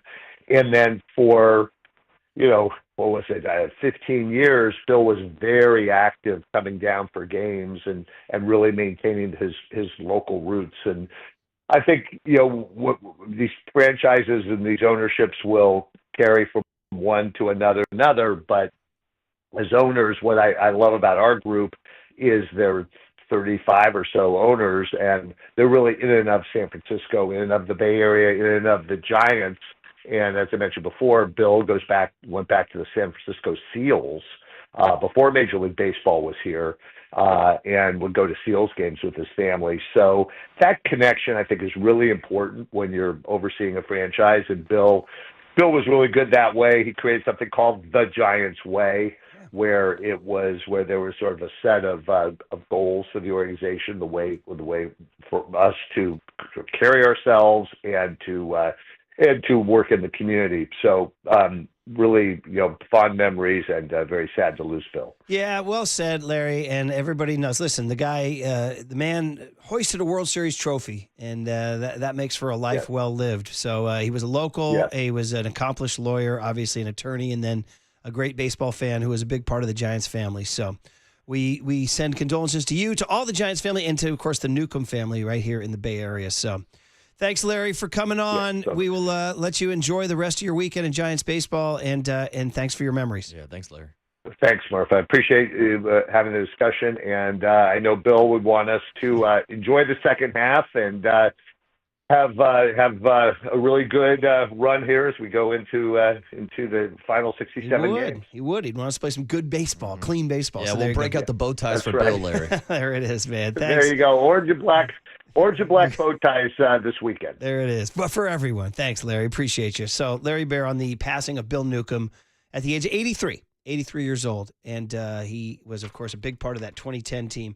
It is true, that ownership group, I mean, we can rag on owners all we want and the owners versus players versus owners. But the Giants were saved by a bunch of local people, led by Peter McGowan and Walter Shorenstein and all these guys who were saying, this is a civic treasure. We can't let this go. And God bless them for doing it, because next thing you know, Marcus, you're going to 72 games a year down at second and King. Next thing you know, the Giants are winning 3 titles in the city of San Francisco. Right. So to have those ties to people from and around the city of San Francisco to save the team, to keep them here in San Francisco, you got to tip your cap. I still, 25 years on, still can't believe Oracle Park exists.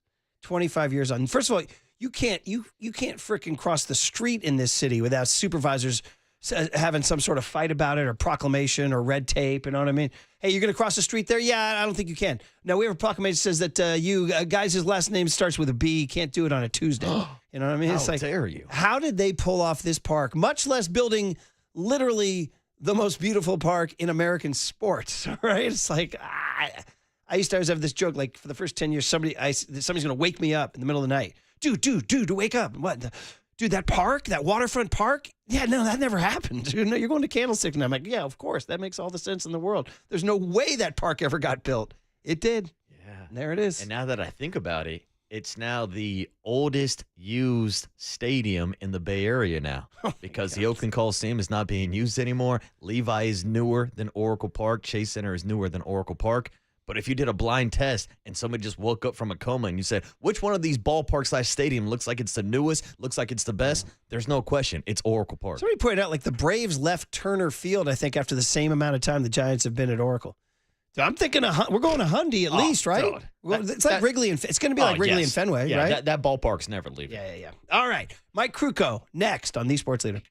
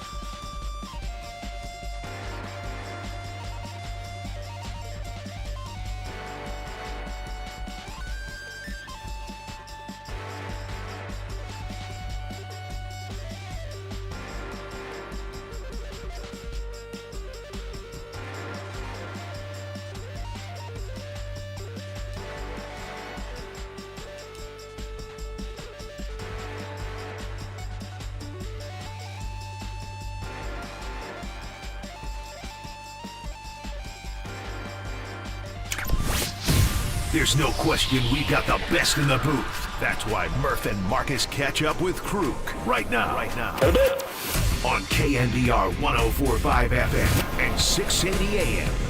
All right, here we go. The Murph and Marcus Show, sponsored by Bigelow Tea. Grab a mug and tea proudly. Giants baseball back in our lives. 65-game race to the finish. Friday night baseball in Canada. 4:07 first pitch. 3:05 pregame on KNBR. Justin Verlander gets the ball. We'll talk about that with Mike against Chris Bassett of the Toronto Blue Jays. But first and foremost, Mike, welcome back. Happy Friday. Murph and Marcus say we're happy to have second half baseball back.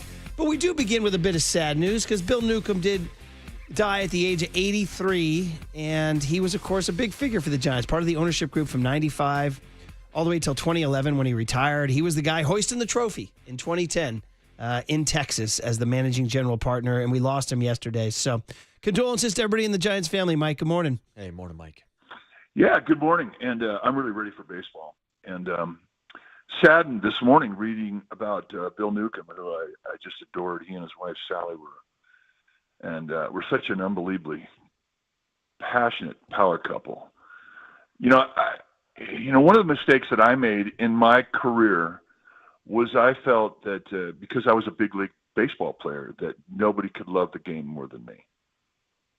And when I got out of being a player and into broadcasting, and I interacted more on a daily basis with friends, and I was proven wrong every day with that personal assessment when there were people that loved this game way more than me.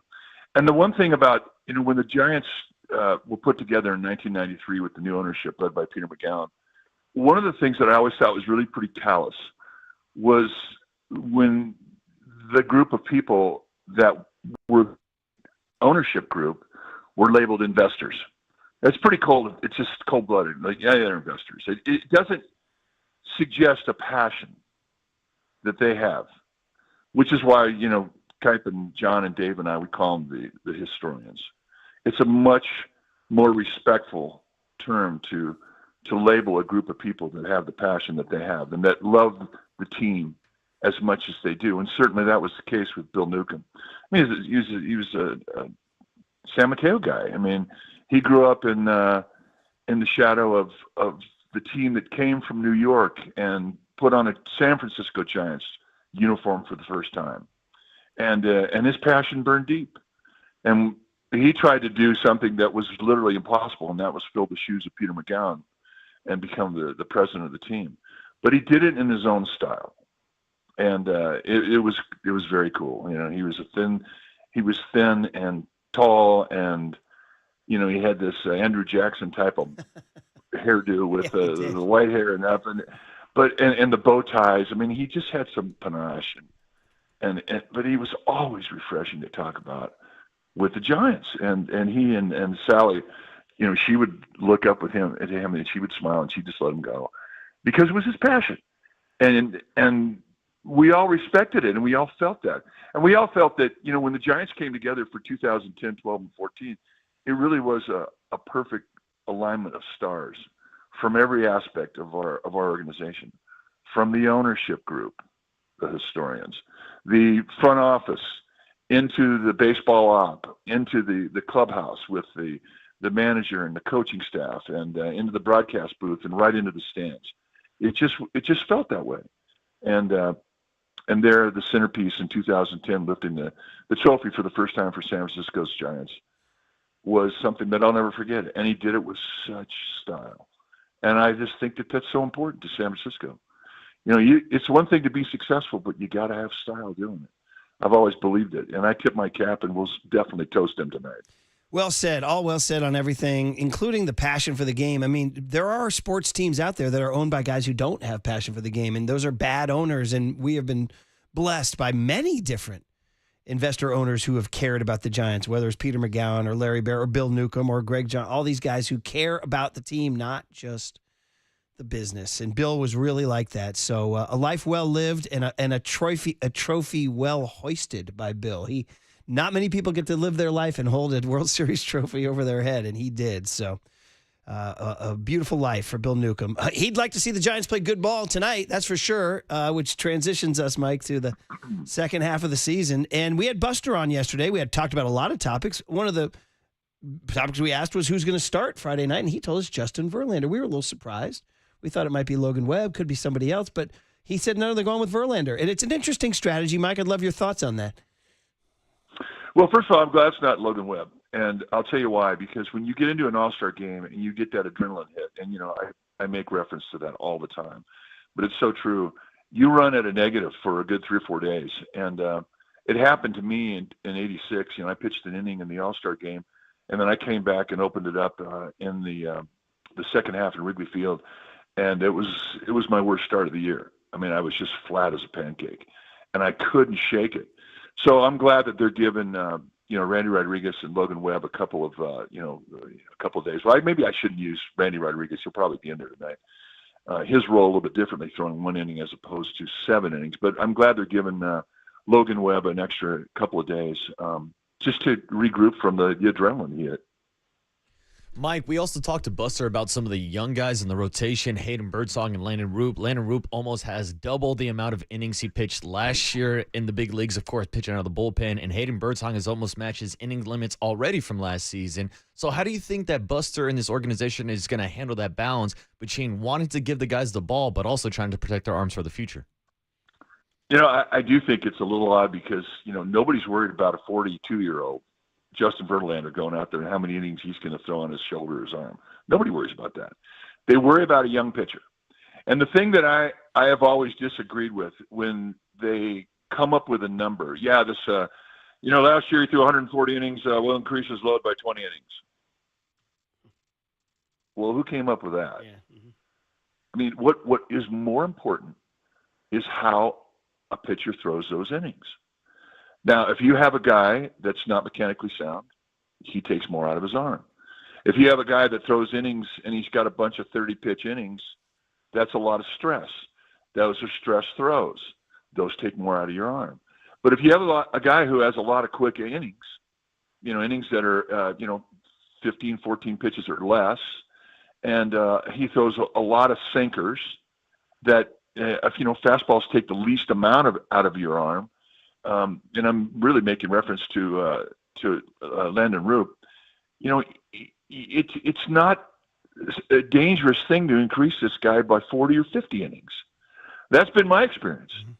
And, these things are all kept track of. What type of outings they had, how much stress was in the outing, how many throws did they have, how many throws out of the stretch did they have. It's all right there at their fingertips. So their ability to assess the amount of stress on a young pitcher's shoulder is right there. And I think that you can make a very realistic assessment of what this guy's capabilities are based on that type of information. And they have that. So they're not – and plus, look at the guy. Look at Landon Roop. I mean, he's a horse. I mean, he's a guy – he's a strong-shouldered pitcher. Now, I think there's a little more concern for Hayden Birdsong. Number one, he's not throwing great. Number two, I mean, the mechanics that he has are not good right now. His fastball's all over the place. So he's taking more out of his inning. He's taking more out of his arms with the innings that he's having. And the other thing too is he's not as strong-shouldered as Kyle Harrison was or as Landon Roop is. So I don't think that those innings and the formula that they have with which to determine those innings apply to every pitcher. So I'm not worried about Roop, but I am a little concerned about Birdsong. That's a long-winded, drawn-out way to tell you how I feel about those guys. But I just think every guy's different. That's all well said and good. And Buster actually told us he kind of pushed it towards we'd like to see these guys pitch. He didn't want to run towards the limit. He was like, no, these guys are trained. This is what they do. And we want guys to go deep into games. So he didn't shy away from this. He didn't say like there was going to be a shutdown number on these guys.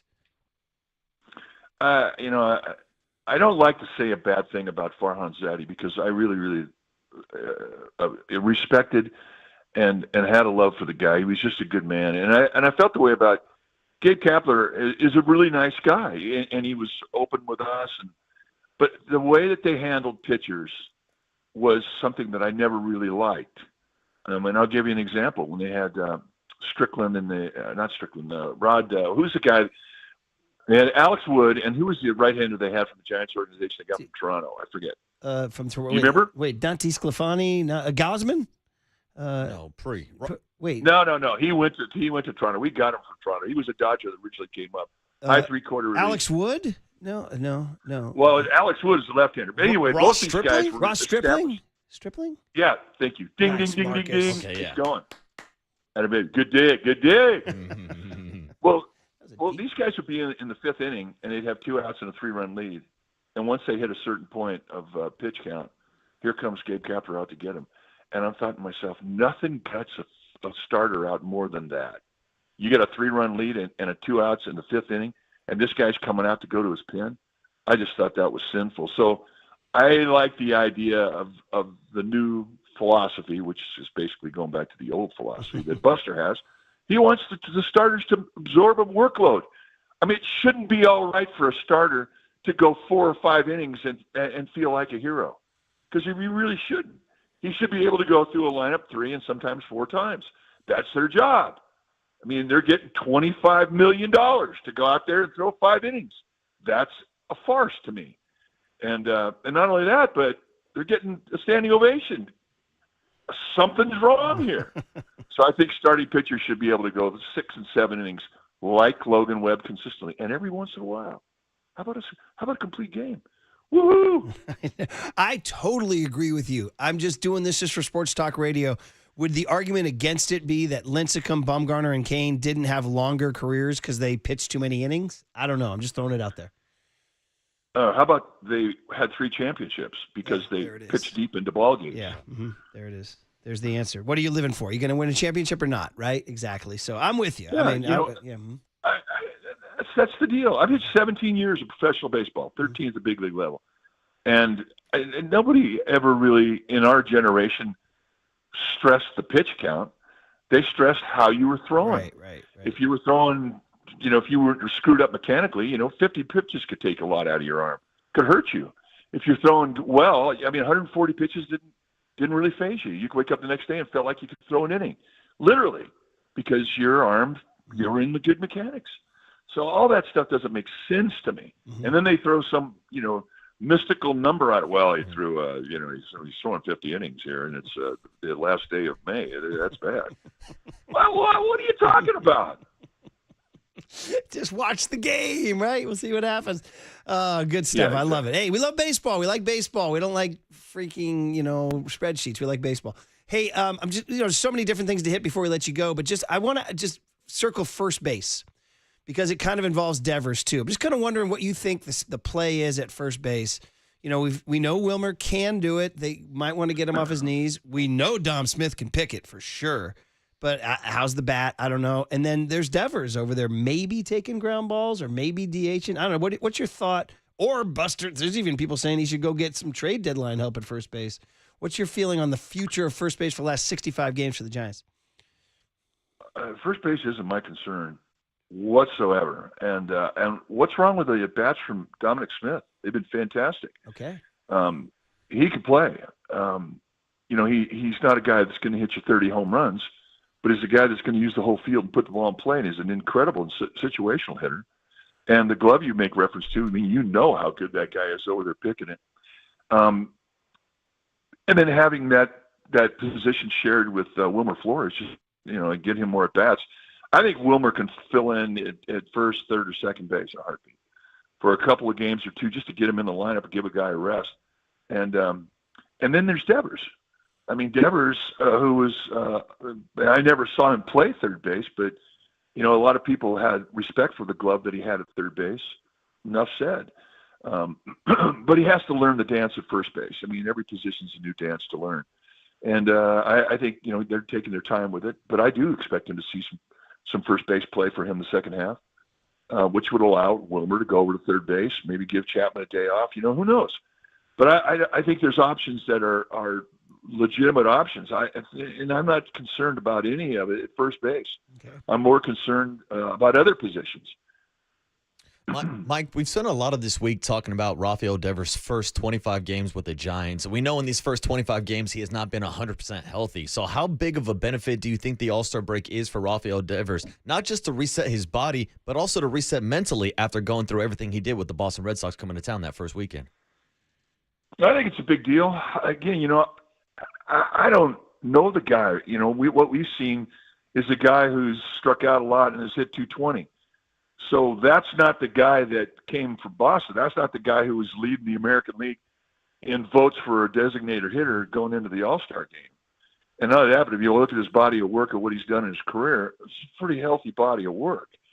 So I don't think it's unrealistic for us to expect that he's going to be one hell of a lot better going in the second half. And his one hell of a lot better is such that he can carry a team. And we really haven't had two of the big boys hot at the same time. Mm-hmm. It's been if one of the big boys has been hot, he's kind of been on his own. And I think that's all going to happen. You're going to hit a streak where the offense starts kicking and they start feeding off each other, and then you're going to take out and go and win games by offense and not always with your pitchers. So that's what I expect to happen the second half. Yeah. How active they are going into the trade deadline is a compelling question.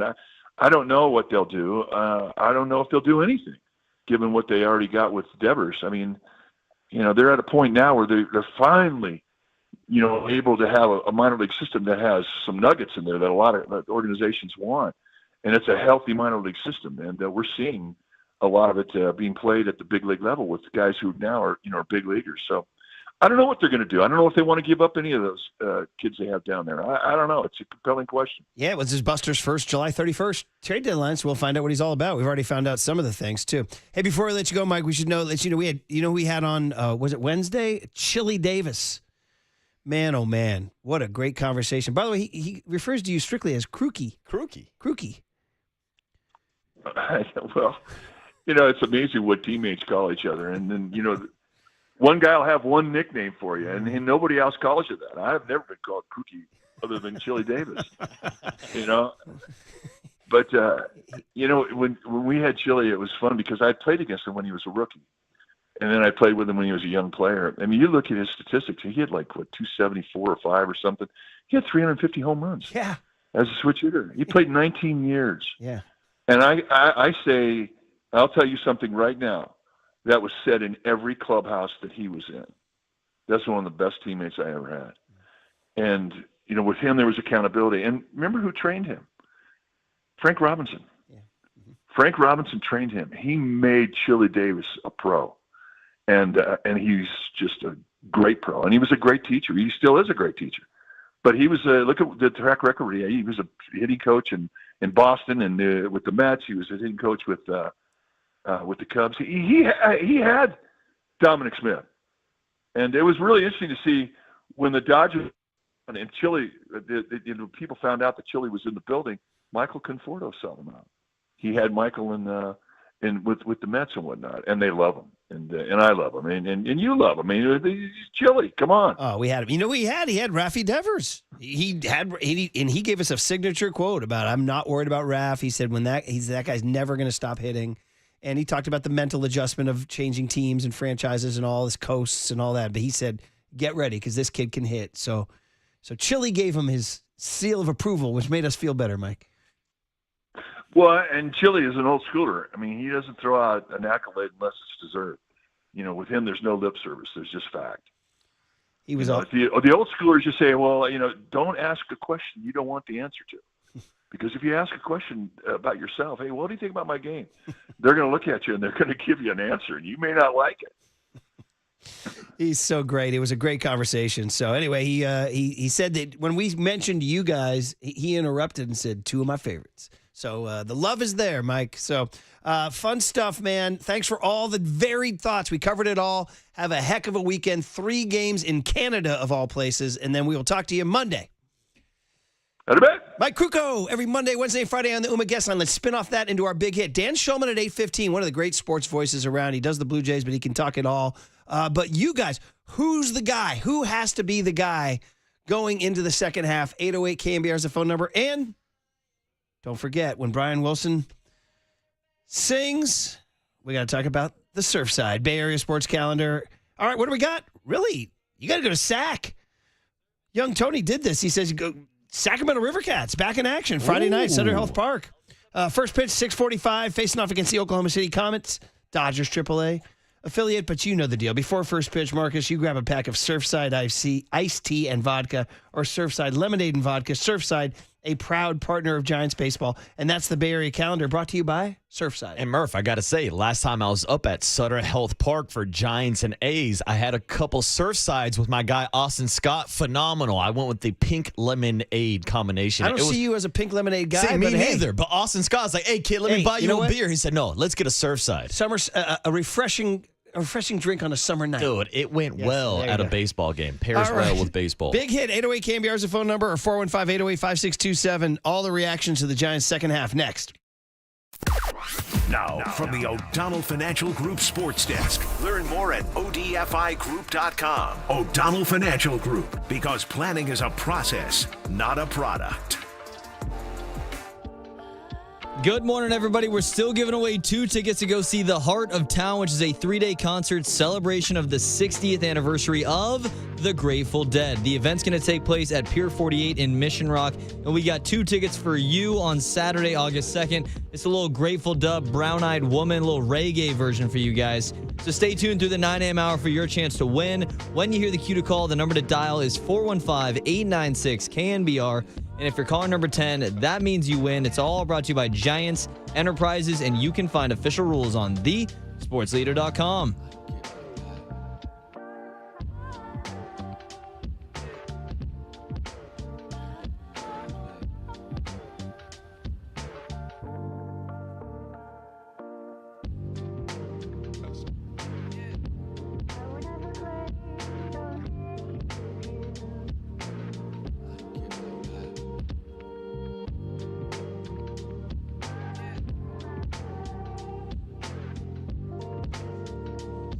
Hey, let's head out to River Islands on a summer weekend. Check it out, because there's grand openings everywhere. We'll start at the boathouse, maybe get a drink, relax, get us some lunch, and then we'll head out to the 3 residential grand openings in July. All right, now we're up to 15 different neighborhoods. Wow. Built on lakes and parks and trails. We got Del Webb, one of America's best-known names in active adult living, with 3 model complexes of its own, with 2 and 3 bedroom plans for adults 55 plus. Hey, they're building the town center now. That's grocery stores, healthcare, entertainment, and restaurants. That's going to be awesome. And of course, schools. River Islands High School. Classrooms are ready for grades 9 through 12. And 3 K-8 charter schools are already open, and a 4th K-8 is underway. And for baseball, listen, we're sports fans. We love baseball. Islanders Field, still the place to be. See the best of traveling high school baseball. And then after we go to the boathouse, we have a little nightcap, maybe a little dinner out there on the deck. Hey, isn't it time for you to discover the islands? Go to riverislands.com, and hey, I'll meet you at the boathouse. The good life.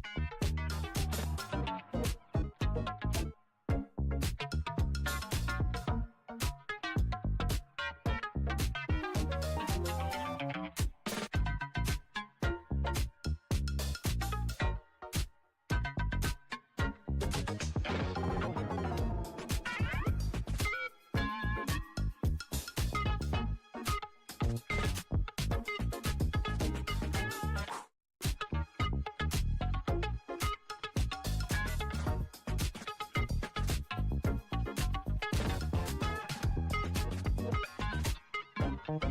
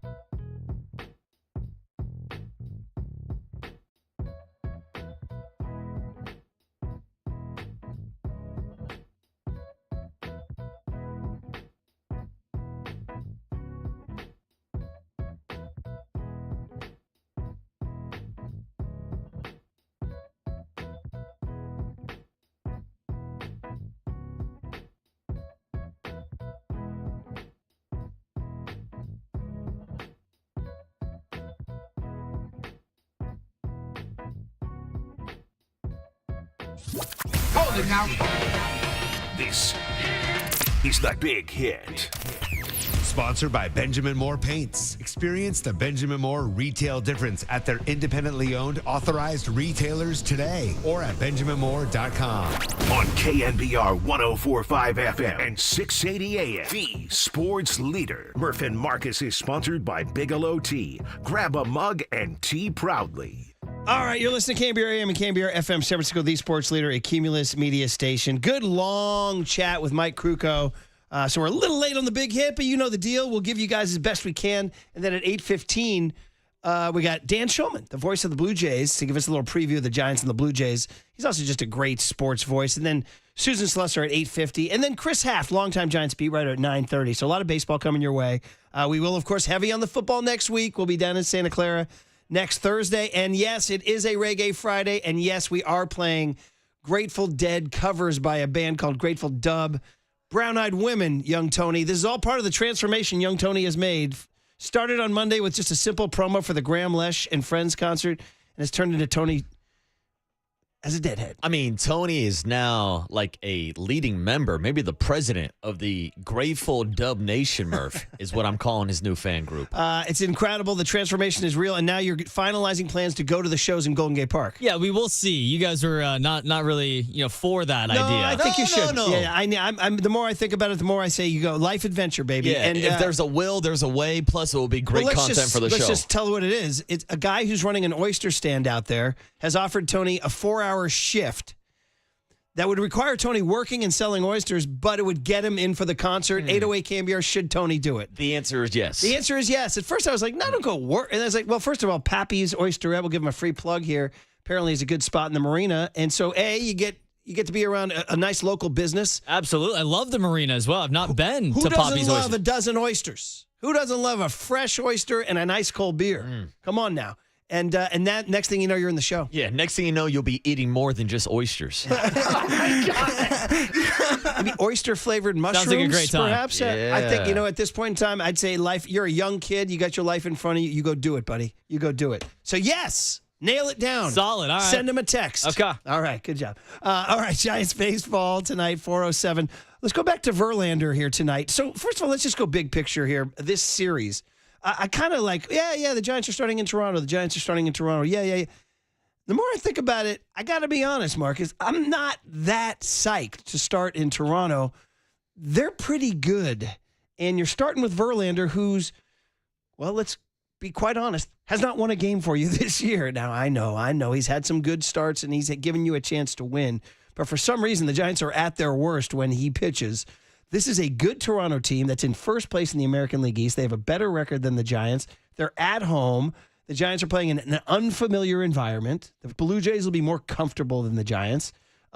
Here we go. Your thoughts? I mean, is it a daunting series? I mean, it's definitely not a soft landing out of the All-Star break. But what's been interesting about the Giants this year is they've almost played better against better competition. Like if you look at their record against teams that have an above 500 record, it's almost like they play at the level of their competition, and that's saying they play up to it and they'll also play down to it. That's true. But here's the key. Going into Toronto, this is a team that can slug it. You just mentioned it. They're first place in the American League East, where you have to score runs to survive. So you look at a guy like George Springer, who's having a great bounce back year this year. Vladimir Guerrero Jr. having a pretty good year, not like blowing anybody out of the water, 12 bombs on a year. He was at the All-Star game. Bo Bichette over at shortstop. So you're going to have to score runs, and you're going to have to win with pitching, which leads to Justin Verlander going tonight, which I'm sure was a little bit of a surprise to most people. I thought it was going to be Logan Webb with him only throwing 11 pitches in the All-Star game, but I'm fine with giving him some rest. Interesting they're not going with Robbie Ray since he threw last Sunday. He did not pitch in the All-Star game, but maybe this gives Robbie Ray a little bit of extended rest, and they're able to reset the rotation moving forward after Justin Verlander gets the start tonight. And Murph, think about what it does for this team in the clubhouse. If they do start at the second half of the season, as I'm saying with air quotes, because we're already past the midway point, but if they go post All-Star break and their first win is for Justin Verlander, I think maybe that sparks them, maybe gives them some energy. Maybe that's part of the reason why they're going with Verlander tonight. I mean, that's the positive spin. This is daunting. I mean, we didn't even mention Alejandro Kirk, their all-star catcher. Yeah, he's hitting 303. Mm-hmm. So I'm looking at their stats right now. By the way, John Schneider's Blue Jays. By the way, they also draw. They're one of the top drawing teams in baseball. So there's going to be a big crowd out there in Toronto. Vlad Guerrero Jr. only has, they're not a home run hitting team, Marcus. No, Vlad's only got 12 bombs on the year. George Springer has 16 to lead him, and he's hitting 270. But yeah, he's only got 12, and then the other guy with 12 is Bo Bichette. But, it's a nice lineup. I mean, you'd like Alexander. They're all in their 20s, too. Alejandro Kirk, 26. Vlad Guerrero Jr., 26. Bo Bichette, 27. Remember all the talk about the Giants maybe going and getting Bo Bichette? Well, dude, there's talk about him and talk about Vladdy Jr. And I had mentioned this when the Giants made the trade for Rafael Devers, and I compared him to Vladimir Guerrero Jr. And I actually think that Devers is a better bat. That's not taking a shot at Vladdy, but I looked at those situations where Toronto had their prospect of the future, a guy that you were going to build around, just like the Red Sox had Rafael Devers. Then they brought in Matt Chapman, and Vladimir Guerrero Jr. was forced to move over to first base. Now, there were stories and rumors about how he wasn't too happy about moving over to first base, but he figured it out. He's learned the position, and now I would say he's one of the better first basemen in baseball. So that's kind of the path that I want to see Rafael Devers follow as he makes that transition from third base over to first base. Somebody points out, 650 with a text says, this is the third straight first-place team the Giants are facing. Phillies, Dodgers, Blue Jays. But you said it earlier, they have played better against better competition. Maybe that's one thing we can hang our hat on. In fact, there was a stat about records against teams over 500, and the Giants were in the top 5 or 6 teams in baseball with records. So maybe we'll hang our hat on that. I just think it's really, so much is going to hinge on Verlander. He hasn't been dominant by any stretch of the imagination. 6 innings would be unbelievable. You got to be realistic and think 5, but your bullpen is rested coming out. I'm just saying it's a challenging opening. Then you go to Atlanta after this, by the way, which will be warm. The ball will fly. Maybe Devers can get loose. That's the one thing I'll end it on, because we have Dan Shulman coming up here. But on Devers, somebody brought this up. Was it Silver and Snow? Was it you got? Somebody brought this up, but the idea of Devers starting in Toronto is a familiar environment. It is. From the American League East. He's been there many, many times. Yeah, he has swung it in that ballpark. I was like, I kind of like that. If he is indeed experienced a little bit of unfamiliarity being in San Francisco, having his life turned upside down, having the Red Sox tell him, we don't love you anymore. The more I think about it, the more I thought that's had to have affected his, in addition to the back and the groin, damn. Where am I? What's this uniform I'm wearing? Who are these strange people standing around me? Murph, you were talking about it earlier this morning. You need things in life to ground you. You need a baseball game in your life to ground you. Maybe Rafael Devers needs his favorite poutine spot up in Canada to ground him. Dude, nice. Very good. I'll do that. And by the way, shout out Toronto. I've done it. I told you the Mr. T story. The other one I always tell people, you guys are familiar with their whacked out 7th inning stretch thing? I remember you bringing this up. It's crazy. They have their own, like when they invented the Blue Jays in 77, they were like, well, we're Canadians, so we don't have to do all those things the Americans do. So shout out Trump. And they invented their own. It's the worst. Their seventh inning stretch. They have these guys come out and do these really lame, guys and gals do these really lame calisthenics. It's like a really bad, like, children's PBS show like you'd see. They stand there like, so what they do is they say, okay, Blue Jays, let's play ball. I'm like, what the hell are you doing? Yeah, it's like seventh inning. You're already come playing. on, take me out to the ball game. That's what we want to hear. We don't want to see, okay, Blue Jays. I hit my mic again. Let's play. You're like, dude, what do you do? Are you doing, what is this, Jack LaLanne? You're doing some freaking pyro. You have it? Here it is. Yes. This is what they did. Yeah, dude. Dude, the Yankees have to deal with this. It's like a lullaby. And everybody goes like this. They're like doing this. A hat and a bat. And that's not all. You got the bleachers? Got them from spring till fall. Yeah. Got a dog and a drink. Here we go. And the umpire's call. What do you want? This is what they do. Let's play ball.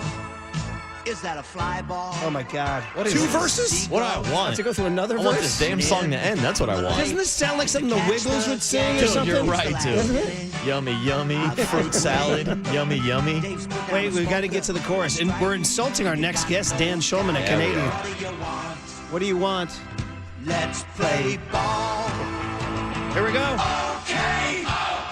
Blue Jays. Let's play ball.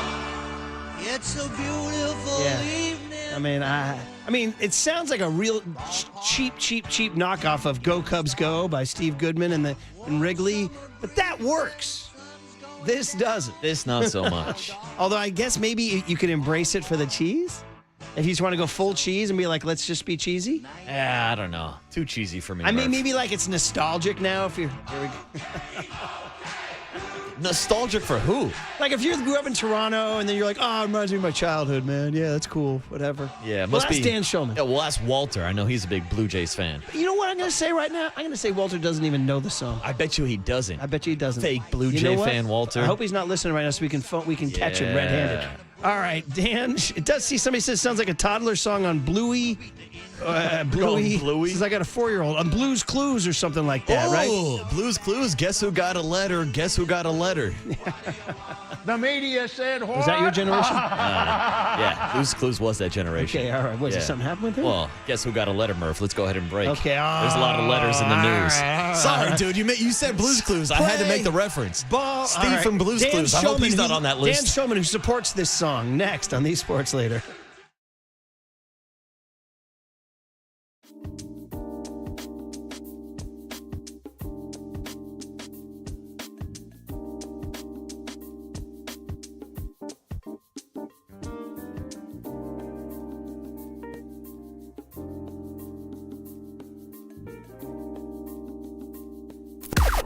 Now, from the O'Donnell Financial Group Sports Desk. Learn more at odfigroup.com. O'Donnell Financial Group, because planning is a process, not a product. Blue's Clues reference was nice. Good morning, everybody. We're giving away 2 tickets to go see I watched that as a kid, too. We're giving away 2 tickets to go see the Heart of Town, which is a 3-day concert celebration of the 60th anniversary of the Grateful Dead. This event's going to take place at Pier 48 in Mission Rock, and we got 2 tickets for you on Saturday, August 2nd. Stay tuned through the 9 a.m. hour for your chance to win. When you hear the cue to call, the number to dial is 415-896-KNBR, and if you're caller number 10, that means you win. It's all brought to you by Giants Enterprises, and you can find official rules on thesportsleader.com.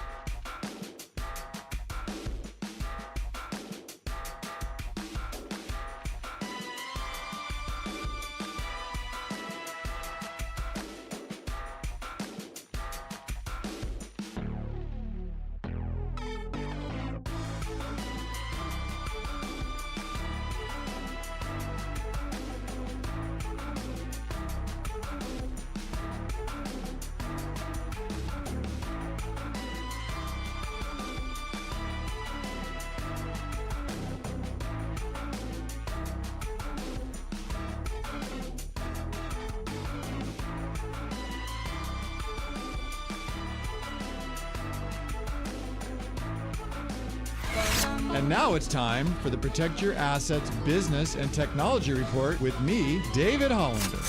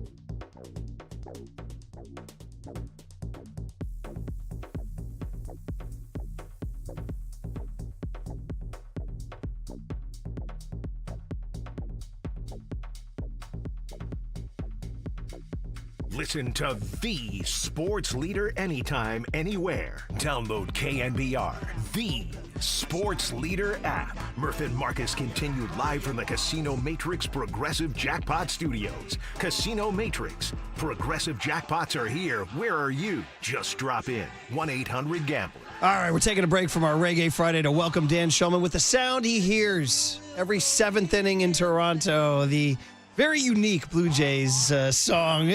Paul, part of Toronto culture.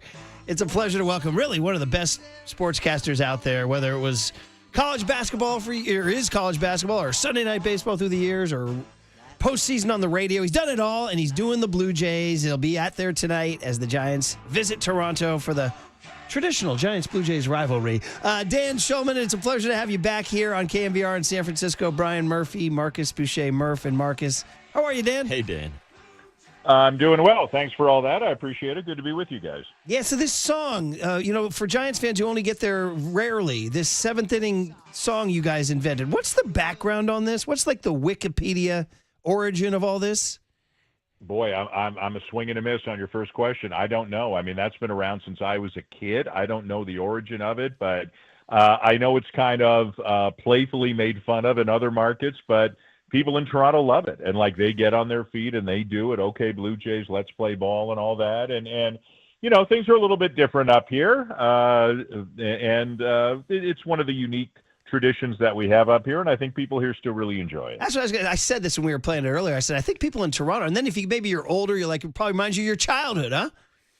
Oh, yeah. Yeah. Like, I don't know. Like, I can't tell you if it started right in 1977, their very first year. I'm not sure of that, but I think it's been around pretty close to the entire time that the Blue Jays have been around. And I remember doing it as a kid, and then I kind of remember laughing at it, and then I remember my kids doing it, and now, they might laugh at it, and maybe in a few years I'll have a grandkid who does it. Who knows? But like Boston's got Sweet Caroline, right? Like different cities have different things, and I know this one, kind of gets some smiles out of people south of the border, but people up here really like it. Yeah, good answer. Good answer. Well, Dan, whatever you guys are doing north of the border, it's certainly working out this season. 55-41, first place in the American League East. You guys were one of the hottest teams going into the All-Star break. So what would be your breakdown for Giants fans here in the Bay Area of what they can expect this weekend from the Toronto Blue Jays? So this is a team that, quite frankly, I think has exceeded expectations. I don't know a single person who in March, say, thought this team would be first place in the American League East, like nobody. And they have found a way to get contributions 1 through 26 and beyond. The farm system has really done a nice job as well. And they've just done a great job in close games. Like, I'm not the biggest run differential guy, but I'm not a non-run differential guy either. I think they're like plus 17 or something like that. And they're 14 games over 500. Their record in last at bat, one-run games, extra inning games, all that sort of stuff is really good. I think on the outside, if you saw the record, people would be saying, well, Guerrero and Bichette have to be having monster seasons. And that's not the case. They're both having good seasons, but especially in Guerrero's case, like he's got 12 home runs and, they're 96 games into the season. He is not hitting for power like they thought. The bullpen has been good, but most of all, it's been maybe unexpected contributions offensively. George Springer's having a huge bounce back year. They've got a second-year player named Addison Barger, who, for people who are not familiar, he's come up from the system, and it took a little while for all those tools to really come together, but unbelievable power, unbelievable arm, whether he's at third base or right field. And then, guys you may or may not know, Nathan Lucas, and who's actually played at Sacramento State, so he's from the north, or he played in the Northern California area. Ernie Clement, who was with Oakland briefly. Like, those kinds of guys are having great years. And sometimes it doesn't matter who's in the lineup, or if 7, 8, 9 is coming up late in the game and they're down a run, they've just found a way. Now, is it sustainable? Who knows? They got to get a little healthier, and they got to make some moves at the deadline. But 55-41 so far is pretty good. Good answer, and you're right. How about this? The Blue Jays run differential plus 17, Yankees plus 111, and the Blue Jays are in first place. So they don't. And the Blue Jays swept them 4 games a couple of weeks ago in Toronto, which is the biggest regular season series that I've seen in this city in 10 years. It was mayhem, and all 4 games were wild. Dan, it's so funny you say that. Just randomly it was Canada Day is July 1st, right? For all us ignorant Yanks down here. So I turned on the TV. That game was on MLB, and I happened to turn on right as George Springer. I think he hit a grand slam in that game, right? Correct. I mean, Dan, I thought it was October. I mean, the place was going crazy, and I said, I was like, is this a replay of a playoff game, or am I watching something? So is there something happening with the crowd and everything? Like there's a culture of this team. Well, Canada Day is, so it's the equivalent of 4th of July, right, up here. So let's, frame that for one. Then it's the Yankees, who would be like the Dodgers coming to San Francisco. So say you've got a feisty, plucky, overachieving Giants team that is just a couple of games back of the Dodgers, and the Dodgers come to town on the 4th of July. Like, you've got all the ingredients, right? That's what it was. There's no team Blue Jays fans like to see their team beat more than the Yankees. And I think that game, that was the second of the 4. The first one, like, I remember walking out after the first one, I was exhausted and I was sweating. It was like one of those games. It was like 3 hours and 10 minutes. I think they won the first game. The first game was really close. The grand slam you saw, I believe, changed it from 5-4 to 9-4, and it was late in the game, 7th inning, I think. So it was a 1-run game, and then Springer, hit the grand slam. That's as big a regular season hit as we've seen around here in years. You saw the raw emotion. They're wearing the red jerseys. Yeah, they were That's red. the only day, right? That's the only day all year they wear the red because it's Canada Day. And it was wild. And then they go on to win the next 2. And that was when Blue Jay fans just started saying, like, is this real? Like, is this happening? Because Blue Jay fans have been a little bit used to underachieving teams in 21, 22, 23. Lots of talent, but it didn't all quite come together. And now this team's the opposite. Now, again, I don't know if they can keep winning at this clip. They're going to get healthier. They're going to get a couple of guys back, maybe for this series, maybe not until next week, in Dalton Varsho and then Yimi Garcia out of the bullpen, 2 really important guys for them. But they've got to make 2 or 3 trades. They've got to shore up this pitching staff a little bit. But it's been fun. Like, if you stop a random Blue Jay fan on the street and say, how do you feel about the season? Because they're getting contributions from everybody in winning close games, and it's a really likable group of players too. Everybody's really enjoying it right now. Nice. Yeah, and Dan, we know how competitive the American League East is, but it's not just the Yankees and the Rays on your tail. The Boston Red Sox are on a 10-game winning streak, and it seems like somehow, some way, they've almost gotten better since trading Rafael Devers over to the Giants. Yeah. Now, the 10-game winning streak, and every team can say this. 3 were against Colorado, 3 were against Washington. But then they swept 4 games from Tampa Bay, and that's a fair fight. Those 2. Any of the teams in the American League East most years is a fair fight. You sweep 4 games from a division rival, and that's big time. So they are playing much better. The Blue Jays have actually played them very well this year. They're 7-3 against the Red Sox. But since Devers has left, Roman Anthony, one of the top young prospects in the game, has gone nuts with the bat. Cedar Rafaela, who's a great center fielder but hadn't been hitting at all, he's gone nuts with the bat as well. And then Brian Bayo and Lucas Giolito, probably their 2 and 3 starters, have stepped up and been really big. And, the Red Sox, you can't count them out. I've been at Fenway Park a zillion times where right after Sweet Caroline in the bottom of the eighth, some of the weirdest stuff you've ever seen happens, and the Red Sox find a way to win a game. So it's funny, this division, about a month ago, everybody was like, the division's down and the league is bad. And the American League East has the best cumulative winning percentage of any of the 6 divisions. And the American League has slight, but a winning record against the National League in interleague play. I think the reports of the demise of the league and the division have been overstated a little bit. It's totally possible that all 3 wildcard teams in the American League come from the East. Like, it's totally possible this year. Seattle may have a say in that, and maybe a couple of others. But, I look ahead to September, and the Blue Jays finish the year with a homestand against the Rays and the Red Sox. And, with those 3 teams, and then you mix the Yankees in as well, it's got a chance to be an absolutely wild and incredibly stressful second half of the season. Yes, fun. We're talking to Dan Shulman, of course, the great sportscaster who's done it all, whether it's Sunday Night Baseball, MLB postseason radio, college basketball, and he is the Toronto Blue Jays voice, which is great to share some thoughts as the Giants take on the Blue Jays in a really interesting little set here. 2 contending teams. Justin Verlander gets the ball against old Oakland A, Chris Bassett. Hey, just want to keep kind of put on your other team hat here, Dan, in terms of analyzing, because you've seen so much baseball in your time doing the league, and that's Devers. Marcus mentioned him. I want to focus on Devers. You've covered him a lot, even in the postseason. And I'm wondering your opinion. Let's say before the trade was made, before all the bad vibes with Boston, which is a whole different deal, what did you think of him as a player and a hitter? A tremendous hitter, clutch hitter, destroyed the Blue Jays, has huge numbers against the Blue Jays.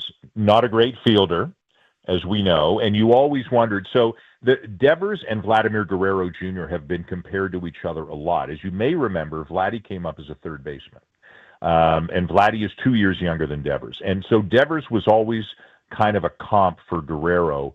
Should they move him? Will he hit like him? All that kind of stuff. As it turns out, the Blue Jays moved Guerrero to first base a few years ago, and that was kind of because Vladdy came in 1 year out of shape, to be honest with you, and they kind of felt they had to. And and you'll see over the 3 games, he's turned himself into a good first baseman. He won the Gold Glove in 2022, and I think deserved it.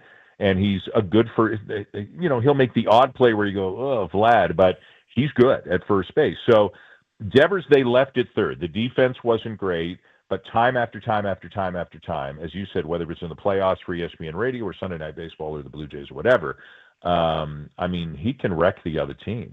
Big moments, good pitching, home or away, early or late, men on, doesn't matter. He's a great hitter. I know the Giants fans haven't seen that. I think it's 202 in 24 games or 22 games, something like that. And I guess he's not totally healthy right now. The situation, as soon as they signed Alex Bregman, who's a great player and unfortunately got hurt, but is having, when he's been healthy was great, and is now back for the Red Sox. Firstly, the trade shocked me, but going back to when they signed Bregman, I was like, geez, this has a chance to get messy here. And I started reading, Bregman might play second base, and I was like, geez, that really? And then it got messy, right? And as I've read and you guys have read and maybe come to know personally as well, Devers is, maybe not the leader in the clubhouse and maybe not the face of the franchise. He just wants to go hit. I think he'll get better. He's too good of a hitter not to get better. I don't know how much of it is injuries or kind of aches and pains that he's dealing with. As you guys also know better than anybody else, Oracle ain't Fenway, right? It's a different animal out there. And even if he hits just as well, he's not going to put up the same numbers because guys just can't do that in San Francisco like they can in Boston. But I think, and maybe it comes this year, maybe he kind of, doesn't get back to being himself till next year, clean slate, fresh start, and all that sort of stuff. But I'll tell you what, when he rolls into the Rogers Center tonight, Blue Jay fans are going to be having a little PTSD about some of the stuff he did to them as a member of the Red Sox. It's a really good breakdown. Enjoyed it very, very much. Listen, we're so thankful you hopped on. Enjoyed that little peek into what's going on with the Blue Jays, and just good catching up with one of my favorite sportscasters. I've always enjoyed your work, Dan. So We'll appreciate that. Well, yeah, just keep going. I want to hear more of it. All right. Looking forward, but not to seeing Robbie Ray. I assume he's going to pitch at some point. Yeah, but it's funny the Giants haven't announced it. You guys haven't. Yeah. I know we got to go. But we could have done an interesting digression on Verlander and the year he's had and what he's going to do tonight and the decision to start him. But Robbie Ray's been real nice, and that's your old buddy. Yeah, that's your old pal. Yep. Hey, last one just for fun. I know we're long. Yeah, he won the Cy. That's right, with the pants. I think he unveiled the pants out there, didn't tight pants. It's just, do you remember the day, just for nostalgia's sake, do you remember the days of Alex Rios for Tim Lincecum? Remember those days? So I was not a Blue Jay announcer then, so I was not as intimately on them. That was between my two times as a Blue Jay. I'll tell you what, my Twitter feed remembers Robbie Ray's pants because boy, the people are always wanted to. Hey Dan, why don't you talk about this and look at those pants and all. But I mean, if I'm the Blue Jays, I'm like, man, are they starting Robbie Ray tomorrow and then Logan Webb the next day? Like, that's a tough way to come out of the break. And I actually watched all of Verlander's last start, and I know he's winless this year and all that. I thought he looked really good in his last start. I thought he looked better. He touched 97. He sat 95, and I'm not saying he's going to do this tonight, obviously, but he's got 2 no-hitters in this ballpark, so he's got some good memories here. And I think this would be a good one for the Blue Jays to win if Ray and Webb are lined up in the next couple. Well, that's a great stat. I didn't even know that. Thank you for that. Well, there you go. Now we got some. There you go. That's why the Giants are starting him. So, Dan, have a great time covering the team, and we'll enjoy listening to you. Thank you for hopping on. Yeah, thanks, Dan. All right, guys. Thanks. Have a good one. Yeah, Dan Shulman. See, great booking, John Joe. Gee, who would have suggested that to John Joe? Oh, that'd be me. The wise man of the show. He's great. Dude, he was phenomenal. The voice is phenomenal. The connection was phenomenal. And the breakdown of the Blue Jays. What you just said right there, the professional, you know a guy's a pro when he takes the time to have a good connection. Yeah, it sounded like he was on a Comrex. Yeah. Comrex, look at you going inside. Yeah, I know. That's inside radio. All right. Cooler of content on the other side. Susan Slusser still to come. It's a Reggae Friday. We're having some fun. He broke down, he said, yeah, sometimes you laugh at the song and then you love singing it. Okay. Is there a reggae version of OK Blue Jays? Let's play ball. Stay tuned. On the Sports Leader.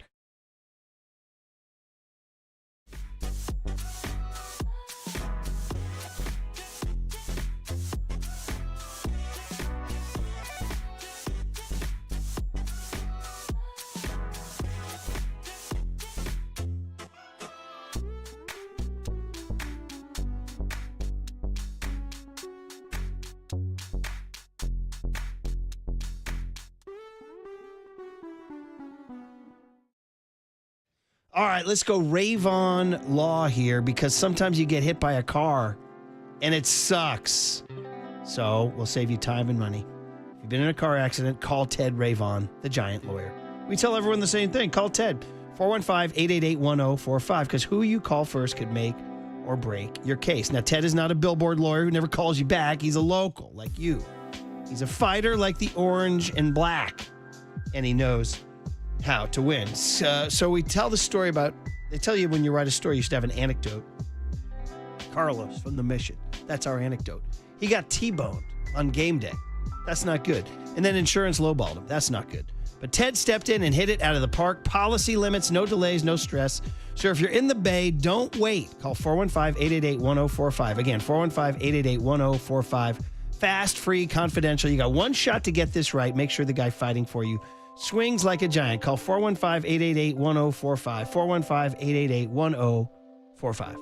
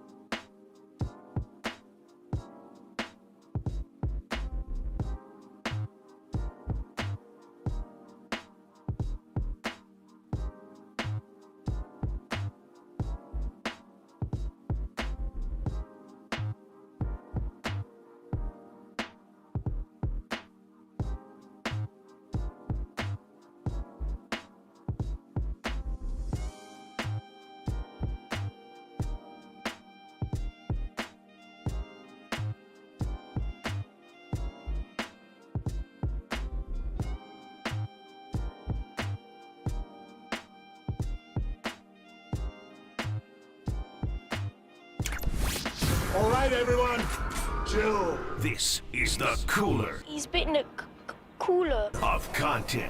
Cornucopacious of joyful news. We might be on to something. Yeah, baby! Murph and Marcus is sponsored by Bigelow Tea. Grab a mug and tea proudly. All right, the cooler of content. We love it. We love it, especially on a Friday, a reggae Friday. Did you play a reggae Grateful Dub here, buddy? Did you not cue one up? Try to cue up our video stream. Well, go ahead and play one while I vamp here. It's sponsored by Marin Health with top physicians, surgeons, and there we go, baby. Top physicians, surgeons, and clinicians right here in the North Bay.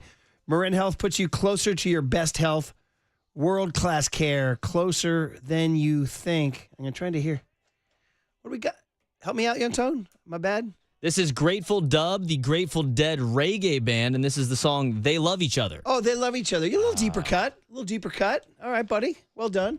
By the way, Giants Blue Jays, we just talked to Dan Shulman, 3:05 pregame, 4:07 first pitch, Justin Verlander, Chris Bassett, former A, John and Dave on the call, and then Dave will do the TV with Javi Lopez.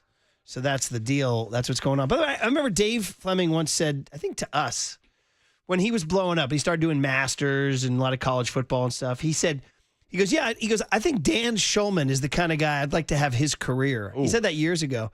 I think Flem and Shulman kind of have that same vibe. Just like you drop them anywhere and they're going to give you pipes and a good call. Yes. Right? You know what I mean? And it feels like Dave Fleming is on that path because we know Dan also does college basketball. Now, has he ever dabbled into the world of golf? Shulman, I don't think so. But I could be wrong. But no, and I don't think he's done college football either. Big college hoop guy, though. Yeah, big college basketball guy. I like my guys. By the way, speaking of golf, just wanted to catch everybody up. The Open Championship is on. The Open. And you know who's in second place, Young Tony, with a 65 today? Yeah.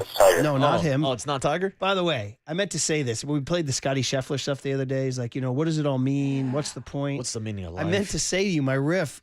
Hey, Marcus, can you give me things Tiger Woods would never say in a million years for 600, Alex? My God, I was thinking about Tiger must be like, what are you doing? Get out of my way. I'm going to steamroll you. Yeah, dude. What do you mean, dude? I want to dominate the competition. That's why I'm playing. It's the old Sam Farmer line with Al Davis when he was out on the sidelines in the 90s and Alameda won practice and some guy was visiting from New York and he said, Al, you're like me. You're from New York. How do you deal with these people from the West Coast? How do you deal with California people? And Al said, you don't deal with them.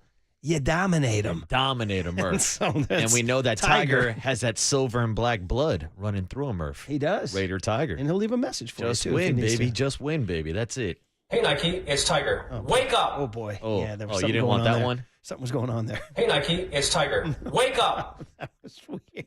So Brian Harman shot 6 under, 65. He's won an Open Championship before. Maybe he likes playing the ball on the ground. He likes a little breeze. Ironic, Tony, because I get to tell yet another one of my stories that I have. Brian Harman was a 15-year-old kid from Georgia playing in the U.S. Junior Amateur at Olympic Club. Okay? It's a great achievement to make it. Tiger won 3 in a row, but frequently kids who play in the U.S. Junior Am, you never hear from them ever again. You know, they peak when they're 13, 14, 15 years old. Now, some guys, like I said, Tiger, etc. Sometimes it's a great roadmap for some guys to become great. I think Justin Leonard, whoever. Anyway, Brian Harman, buddy of mine, was his caddy that week. And I said, who you got? He goes, I got this 15-year-old kid named Brian Harman from Georgia. So I always had my eye on this kid, Brian Harman, because my buddy looped for him at the U.S. Junior Am. And he's the guy who told the famous story because he played, the U.S. Junior Am was in August. The sun didn't show up the entire week, foggy and cool the whole week. And he said the kid was quiet. It was only at the end of the second round. He just looked at me and he said, y'all don't got no bugs. And that was the only thing he said all week, pretty much. Y'all ain't got no bugs. It's always been in my head. It's for, think about it. We don't, the rest of the nation deals with freaking mosquitoes in the summer, dude, and gnats and all the nonsense that they put in the hot, humid, there's bugs everywhere, man. It's gnarly. Cicadas? Creatures out there. All that stuff, Oh, dude. You don't the want to cicadas. Dude, you walk out to, you go play golf at Harding Park, bug free, bro. Nothing. Bug free, dude. So here's Brian Harman in the mix again. Y'all don't got no bugs. Mosquitoes suck too because like they'll 4 or 5 of them will get you, and then by the way, these things just sting you and die. Well, they bite you and they take your blood and they go on. Dude, mosquitoes to me, it's a problem. Anytime you're in a mosquito situation, it's like that's life at its worst. I'm thinking of bees. Bees sting you and then die. But yeah, they're not fun. Living in Kentucky, trust me, I can tell you, they loved my blood because they were stinging me everywhere, just biting me everywhere, these little mosquitoes. Yeah. You walk outside, take the trash out, you get stung like you get bitten 3 or 4 times. On the list of life's annoyances is that late at night when you're drifting off and then that high-pitched whir in your ear when a mosquito hits your ear. And then buzzes away. Yeah, and you're like, where the hell did he come from? Yeah, How'd he get in? And my windows aren't even open. And what am I going to do about this? This guy's like a secret agent. Yeah. He's sneaking into my house when I'm sleeping. I married a woman who is a mosquito magnet. There's something about certain people have like certain blood that they like. Oh, yeah. Mosquito magnet. Yeah. Oh, I didn't know your spirit animal was a mosquito. It is. I am kind of like that annoying whir in her ear. I think I am. Yeah. All right, guys. For a lot of our ears, Murph. Very funny. Very funny. I joke. A little too joke. true. You joke because it's true. All right. So do we have this Scotty Scheffler with somebody ripping one here? This was viral yesterday. I was unsure if this was I know the Jim Tom Sula excuse. Did somebody, and can I say the word? I don't even let my kids say the word in the house because I think it's a bad word. Fart. My Wait. kids just say pass. Wait. Fart is a bad word? I just don't like to hear the kids say. Come it. on, You know what I mean? Murph. I just say, you know what? Just say somebody broke wind or pass gas. come all right? on. So Don't- fart is not a bad word. Farts are It is a funny, bad bro. word. No, it's not a bad word. We're saying it right now on the radio. It's not a bad word. That's how I know it's not a bad word. All right. Yes, they are. Mm-hmm. Farts are always funny. My kids are listening. Go, geez, Dad, you don't even. Because I say, dude, come on, just I don't want to be in the kitchen eating my snack and hear somebody. well, Dad, you ripping us? Funny coming from you because let's be honest, around the studio here and there, you're letting them loose. You will rip one. Never stink. Never stink. It's all intestinal air expulsion. Now, let me ask you this. Never stink. Now, Yes. for my generation, I can speak for myself. I know John Joe Curley will probably get what I'm saying. I don't know if young Tony ever played the game safety where you would fart, but if you didn't say safety, your buddies could call doorknobs, and then they would beat you up until you had to go and run touch a doorknob. Yeah, that's the deal. I know the kids play that game. Oh, they still we play never it? played it, no. Are the youngins are still playing? They are still playing. Young Tony, you know what I'm talking 100%, about? yeah, safety. I still say it to this day. Yeah, we never played that game. Dude, my mom dropped a safety on me the other day. How about that? Uh-huh. She's like, oh, safety. Wow. So when you guys were watching Big Brother? Yeah, either that or one of the UFC fights. Scotty Scheffler is, of course, the world's greatest golfer. He's questioning his very existence. By the way, he's playing well again, too. He hit a second shot on 17, and apparently somebody ripped one on camera. Here we go. Scheffler.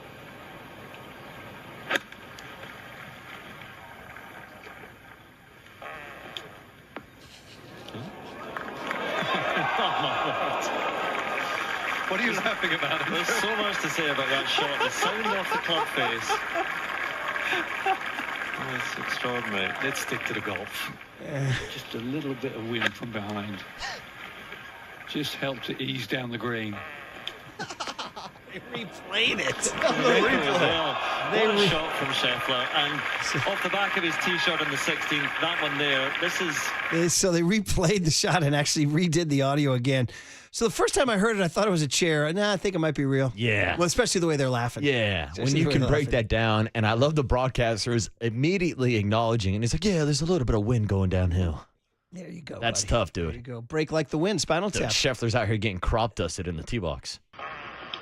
Not bad. You got Logan Webb dialed up again, Yeah, so I can. that's a fart. Ruin parenting for everybody. Yeah. I'm sorry. Guys. Farts are always funny. I'm not gonna lie.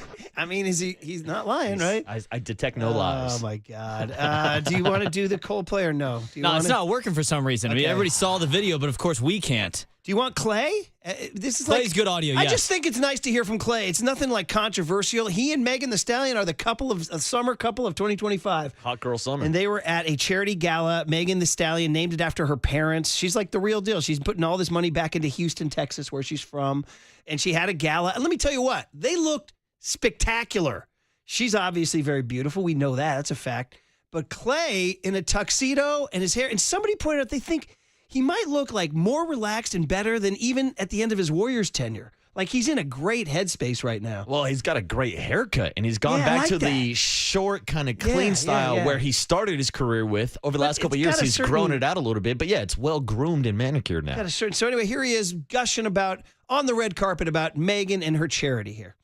Well, it feels incredible because Megan's such a special person and she inspires so many around the world. I've seen it firsthand, and this is just another incredible feat of hers to be able to give back, create a foundation, and raise a ton of money for those in need. And I'm honored to be here by her side. I know I would have loved to meet Holly and Joe. I know both of them be so proud of their only daughter, just because of what not only she's been able to accomplish, what she's also going to continue to do. She has never been put in a box or allowed herself to be put in a box, and she just continues to inspire so many people around the world. And on top of that, raise a ton of money this evening and just do so much for so many in need. And it's an honor to be by her side, and I know both Holly and Joe will be so proud of what she's doing. Look at that. A nice Clay cut. He's a happy guy. He's in a good headspace. I mean, how nice of that was from Klay Thompson. He never speaks like that. You know what I mean? After that was super candid. He's giving shout outs to the parents. Yeah, I think, are they gone? Because he said, I would have liked to have met them. I don't know. Are they gone? Anyway, yeah, Clay. Wholesome Clay. Go do your thing, Clay. That's it. Is he going to have a big year? Oh, this could bounce him back. I don't know. On a Cooper Flag We'll see how he Mavericks plays team? next to Cooper Flag. I mean, dude, honestly, Megan has this guy as happy as I've seen him in years. He might light it up next year. So fun stuff, man. Good for Clay. 831 says, can we call Scheffler the grandson of passing wind as opposed to Jung Hoo Lee, grandson of the wind? Passing wind. You got that? All right. Yeah. Listen, quick, short, cooler content that included digressions on breaking wind. On farts. Yeah, I said it. Farts. Well, you're the guy. That's kind of your way. Yeah. Usually I like using a different F word, but I know I'm not allowed to say that one on the radio. You'll stop there. Yeah. Yeah. Okay, here's the deal. Susan Slusser, Giants baseball, next on the Sports Leader. Just a little bit of wind from behind. Time for traffic on the Sports Leader.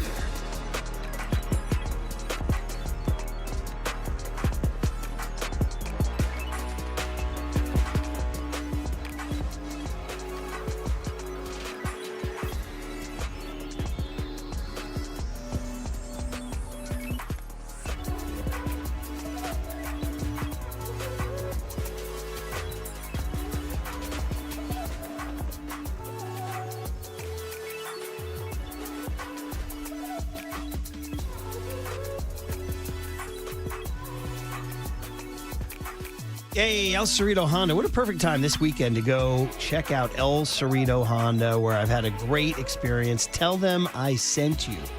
July savings are underway at El Cerrito Honda. I have the 2025 Honda CR-V Hybrid. Love it. Love the color because they have so much selection. You can check out the Civic Hybrid. You can check out the Accord Hybrid. You can go electric with the Prologue EV, and it's all about El Cerrito Honda just being the place to be. You just kind of walk on the lot. They're going to take care of you. Great selection, great savings, good people. All right, where is El Cerrito Honda? That's easy. It's in El Cerrito, California. It's right off of 80 on San Pablo Avenue. Really easy to find. But if you need the address, it's 11755. 11755 San Pablo Ave. In El Cerrito, you can also start your shopping online at elcerritohonda.com. Again, elcerritohonda.com. And when you walk on the lot, say you heard about it on KNBR, the sports leader, and then just have a great visit. El Cerrito Honda, more than just a car dealership. We're family.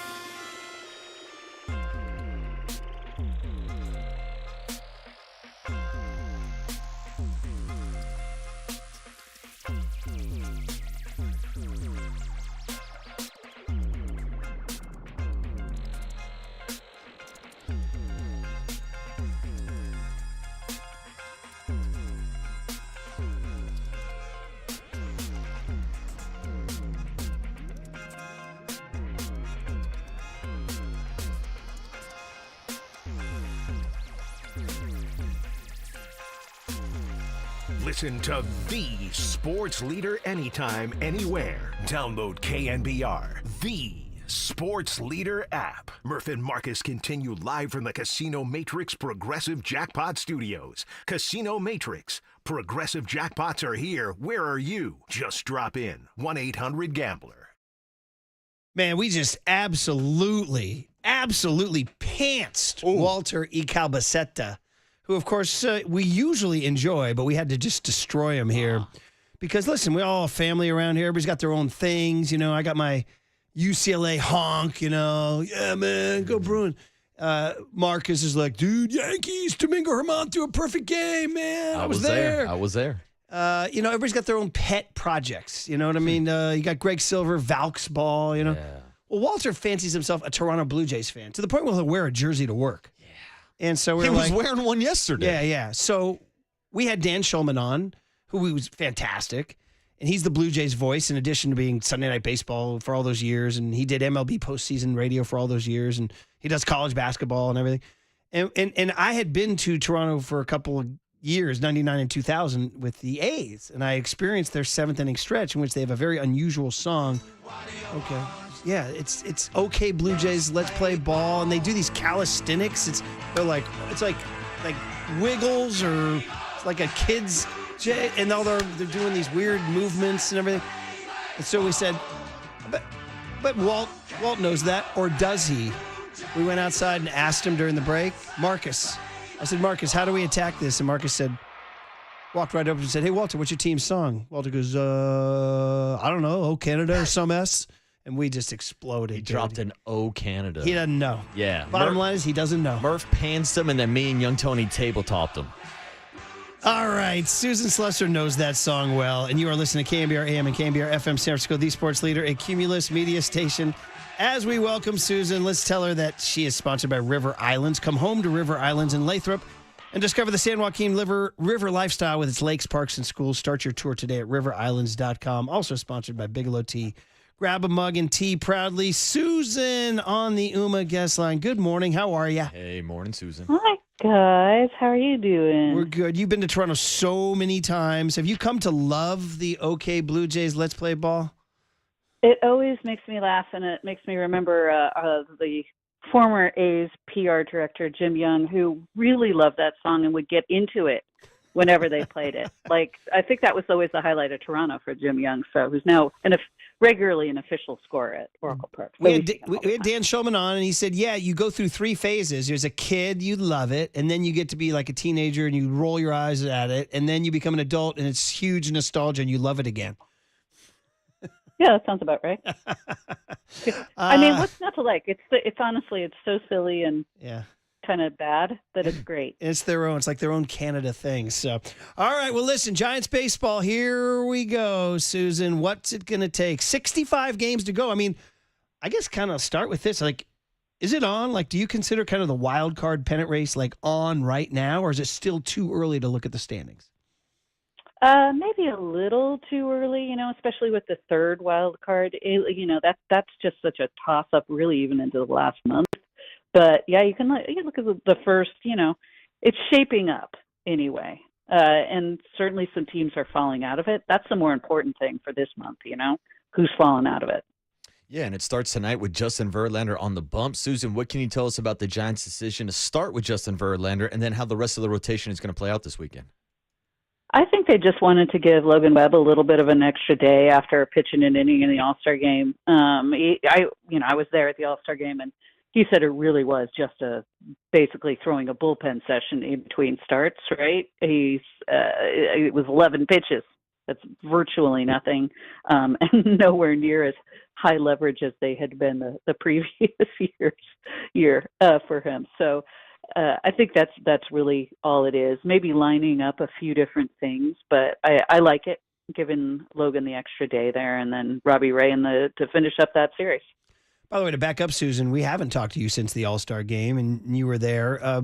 Number one, what do you think home run swing off from what you know of Rob Manfred and what you know of the way baseball's like trying to desperately grab young eyeballs? Is there more than a 0 chance that a home run derby swing off would enter baseball in the regular season? I don't think so. I think it's just too whimsical. Logan Webb was, I think, joking. He's on a text string with a bunch of other sort of prominent big leaguers, and they were talking about how we should never have extra innings again. I'm pretty sure that's just joking. And, it just would be silly. But it's fun for the All-Star game. I thought that was a blast. And part of the fun was it hadn't happened before. A, that's interesting. B, the players were so confused. Not the hitters that had been selected. I feel it seemed like the only people who knew what was going on was the hitters who'd been told the day before, hey, stick around in case this happens. Are you up for doing this? Everybody else was like, what is happening? Logan Webb said the L screen's getting wheeled out. And he was like, what is happening right now? Look, who's taking batting practice in the 10th inning? Susan, we also saw the ABS challenge system be used in the All-Star game. Now, a lot of these Major League players were able to use it in spring training, but what was their reaction to it at the All-Star game, seeing it be used for the first time at the big league level? It mixed, I think, because they'd seen it during spring training, and certainly some of the younger players had seen it in use in the minor leagues. Not as much of a novelty as it might have been And it was used really pretty judiciously. I only saw one challenge that was not correct. Little surprised that Jacob Wilson had told me the previous day, I'm going to totally forget that it's even there. And I don't know if you guys noticed, but even in the first inning, he was signaling for it at the same time Cal Raleigh was signaling for it. So, which I don't think the shortstop's allowed to challenge. And then he challenged himself and was correct. So one winds up grounding out, but still he didn't strike out looking. So that was a plus, I guess. Man, so yeah, okay. Well, so ABS and Home Run Derby for All-Star Game only, fun stuff. By the way, are you a little worried about, I mean, let's be real. It's an emotional thing for Randy Rodriguez. It's not a career ender, but people bring up the history, Atlee Hammaker, blah, blah, blah. You know, I don't know. Does somebody talk to Randy tonight in Toronto and just, hey, man, you're good? Or do they get him in the game to wash the pain away, or no big deal? I think, Robbie Ray had talked to him a little bit right after he came out. He said he seemed fine. He said Randy thought maybe it was the humidity. He couldn't control his slider, felt like it was going everywhere. And, if that's the case, really very much no need to talk to him at all, right? I mean, it's not an excuse, but there's certainly a reason if his slider was not what he was expecting for it. If it was it really was humid. It was pretty gross. It was hot and basically on the verge of rain most of that night. Susan, I did want to ask you about Brent Rooker, who was the batter that took Randy Rodriguez deep, but was also involved in the swing-off in extra innings, but was also involved in a little home run controversy. What can you tell us about your conversation with Brent Rooker about losing by less than an inch and not having the right amount of balls in his bucket? Oh, that was all absolutely crazy. I would feel for Brent Rooker. When it flashed up on the big screen that you're tied, and with Cal Raleigh, who went on to win, of course, at 471, and it was listed in the stadium, sort of 1, 2, 3, 4 with Rooker ahead, and all of a sudden, at some point, Rooker's name vanished in the stadium. They never made an announcement in the stadium about what had happened. On the broadcast, they broke down they've gone to decimal points, but this was well after the fact, maybe 20, 25 minutes afterwards, because that first round is so long. And, it was less than a foot, which is crazy. It was less than an inch, which is crazy. So they said that Cal Raleigh moves on. And Rooker's, there were two things. But Rooker's it would have been nice to just know. He was staying warmed up. And, his family's there. He's got, if you're in that mindset, you're advancing, or there might be a swing off or something like that. You're staying ready. So he would have liked to have known, and Cal Raleigh's the one that told him, looks like I moved on. So that's weird. But the main thing, and he's not going to say this, but I will. If you don't announce exactly at the time whatever the parameters are that you're using to judge how to differentiate these guys, there's the potential of manipulation. I'm not saying that's what happened, but it could look like that. And there are people now gambling on things like the home run derby. I know, because I was hearing from furious gamblers about the outcome there. You have to show at the time, because if you say out to the decimal, and you only have to do it for the longest homer, you only have to flash it up for half a minute or something, and then there's no questioning what the distance was. But the other thing is, StatCast does not measure that accurately down to the inch, especially on a ball that far away from home plate. To me, here's the easy solution. If it's a tie at the foot mark, not the decimals, the inches, have a swing off. Just do the 3 swing off for that. That's easy. Why not? Takes care of all of that. And they would have been up for it too. You are making a lot of sense, and it was very weird. And it's not like Cal Raleigh's some superstar they had to protect, but I guess he's the bigger name. By the way, leading the majors in homers, I think MLB had again, I'm not saying that it was rigged. Yeah, be careful now. Come on now, because we'll cut it and post it. You know us. we'll clip that audio and put it up. Yeah. Susan Slusser says it's fixed. Hey, I didn't say it. I take it back. Take you back, please. Is Brent Rooker are the A's? If Zach Manassian called, I forget, it's Dave Forst. If Jack Manassian called Dave Forst, is Brent Rooker available? Good question. The A's typically trade guys who are in sort of this age range that Rooker's in, 30-ish. who even if they have good contracts for the A's, a long-term deal for the A's often means you will get traded. And he's right in the middle of that. He's probably at his highest trade value. They really need pitching.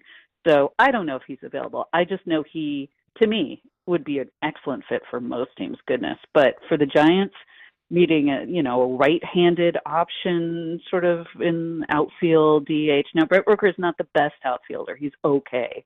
He's not great. Like, if you have him platooning with Yaz, you want Yaz out there most of the time, which being a left-handed part of a platoon, he would be anyway. But you want Brett Rooker in the lineup. So it would be a little bit of a tight squeeze depending on where you have Devers and what do you do with Wilmer. But Wilmer's so used to coming off the bench. He's such a weapon there, and you keep him a little fresher. Certainly, if you can get somebody like a Brent Rooker, you probably do it depending on the price. What we do know, Susan, is that the Sacramento A's are not going to be hosting any All-Star games up in West Sacramento anytime soon, but it sounds like there's a possibility that the Giants could be hosting it as soon as 2028. What can you tell us about Rob Manfred's comments about that and how likely it is that the Giants will host a Midsummer Classic? Oh, well, Rob didn't say it. I had it from a source. So, yeah, that was the story I reported the other day, that if the Major League players are allowed to play in the Olympics, which all the momentum shows that they will be, both the union and Rob Manfred were very clear that this is something that they want and that they feel like they can work out. Little things like, well, not really little things, but important things, but things you don't really think about so much, like insurance, who pays for that. Those things they worked out for the WBC. Pretty sure they could do it for the Olympics. But if that does happen, they want an all-star site that's close to LA, because this is going to be a very tight time sort of crunch. They would take a chunk out of the season for the Olympics. I'm not quite sure how much time it would take and how that would work if you shorten spring training, all those kind of things, who knows. But they still want the All-Star game. It makes an enormous amount of money. It's in the television package. It's not going to get canceled. So you have to get players from the All-Star game to LA super fast. San Francisco has hosted, less recently than any other team on the West Coast or Arizona.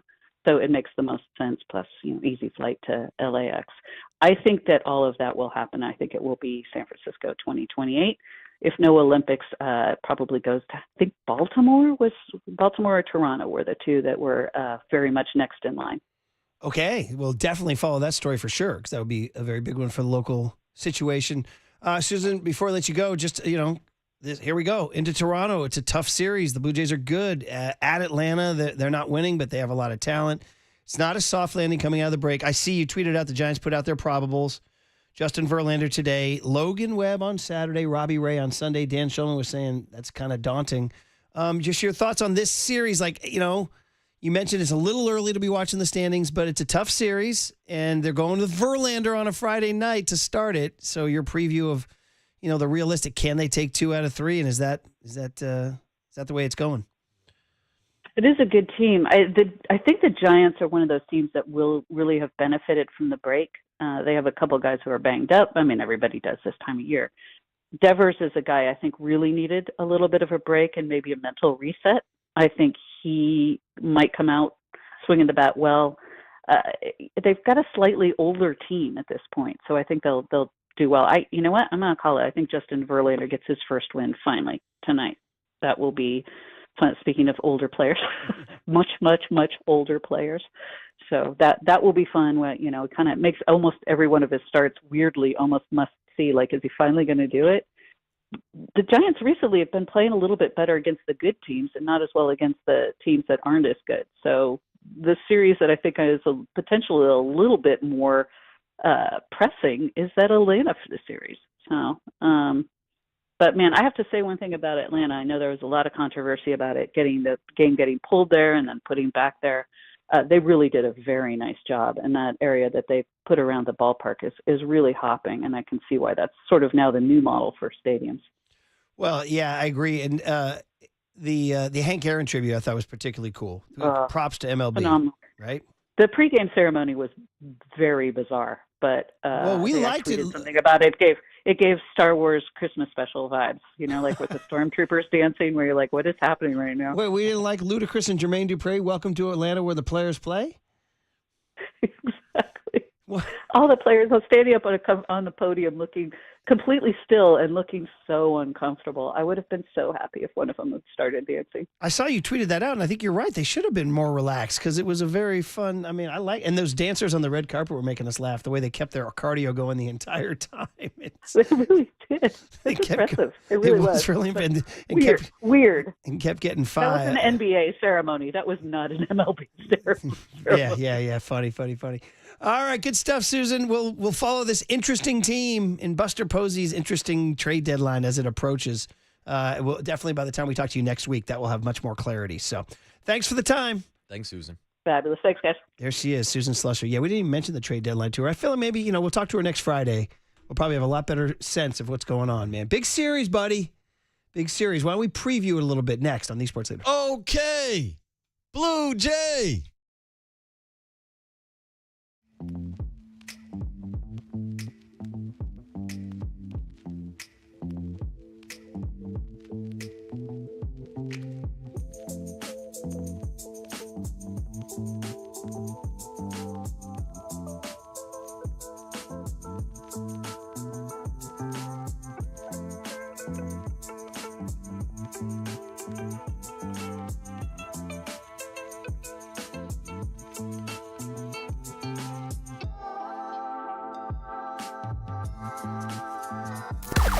Now, from the O'Donnell Financial Group Sports Desk, learn more at odfigroup.com. O'Donnell Financial Group, because planning is a process, not a product.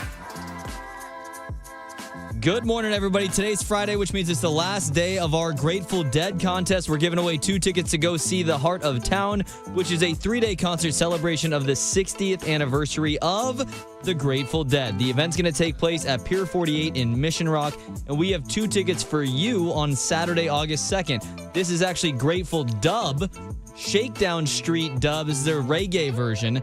So stay tuned through the 9 a.m. hour for your chance to win these 2 tickets. When you hear the cue to call, the number to dial is 415-896-KNBR. And if you're calling number 10, that means you win. It's all brought to you by Giants Enterprises, and you can find official rules on thesportsleader.com.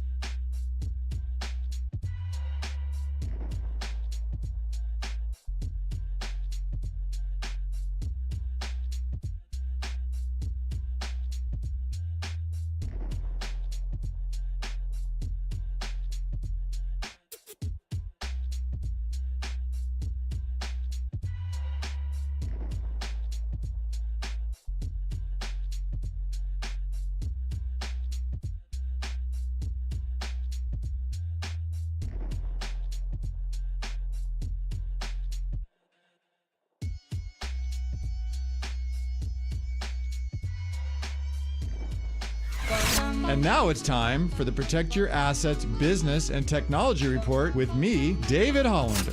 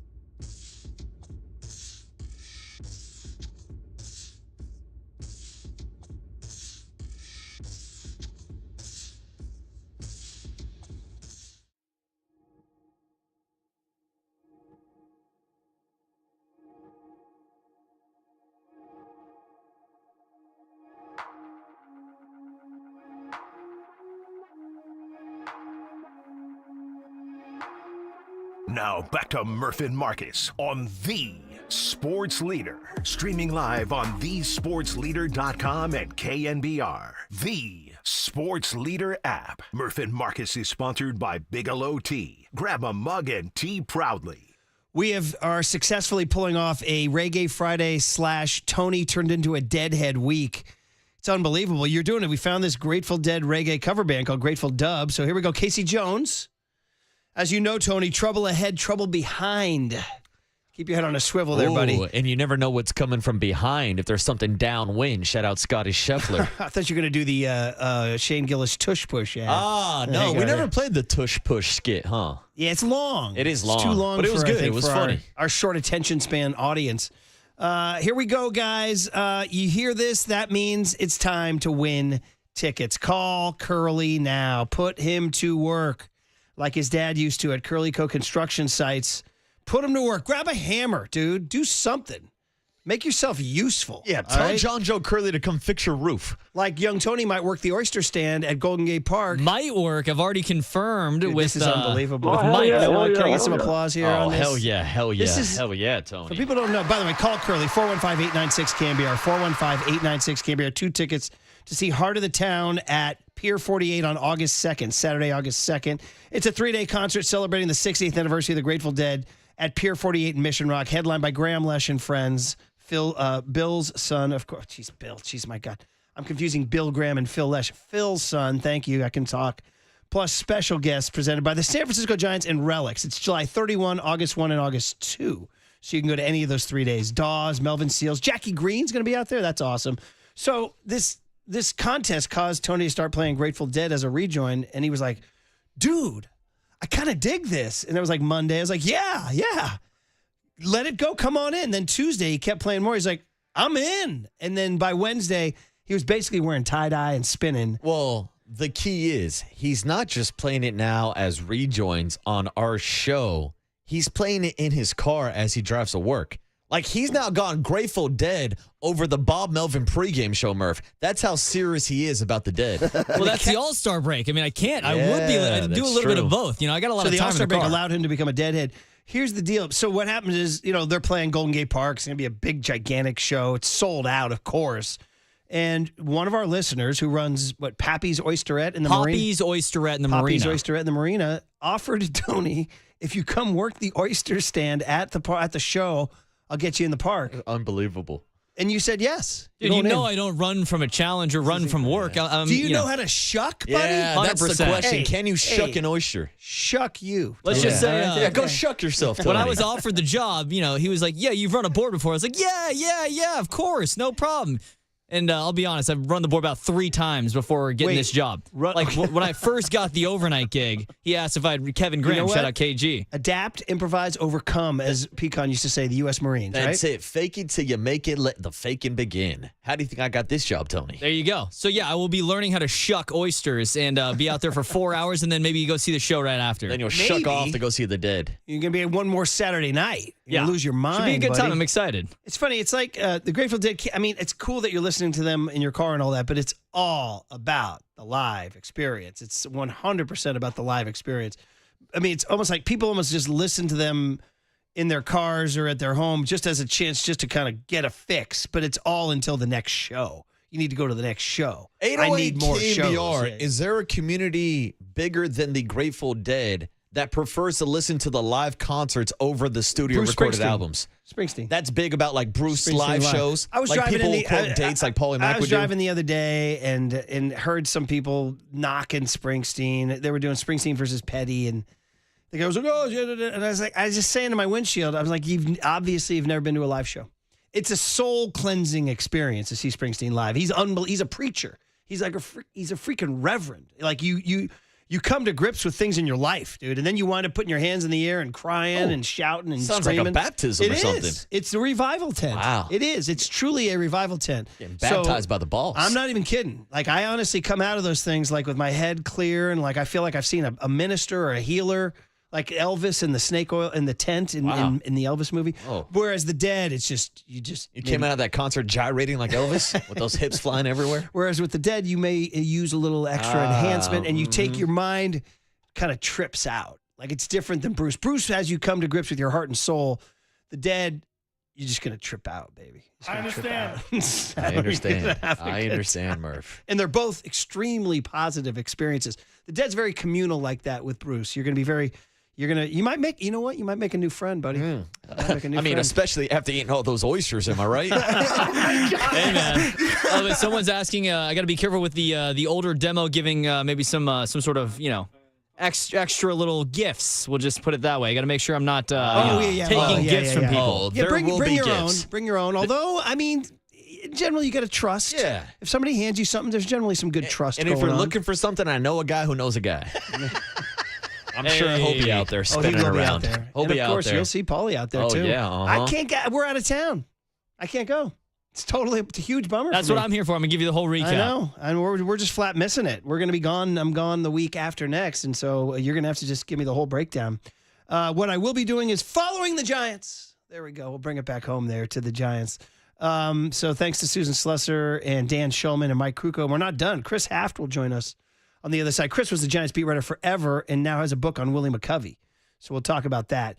I don't know, man. I slight disagreement with Susan, and I jock-blogged about this. I think the wild card pennant race is on.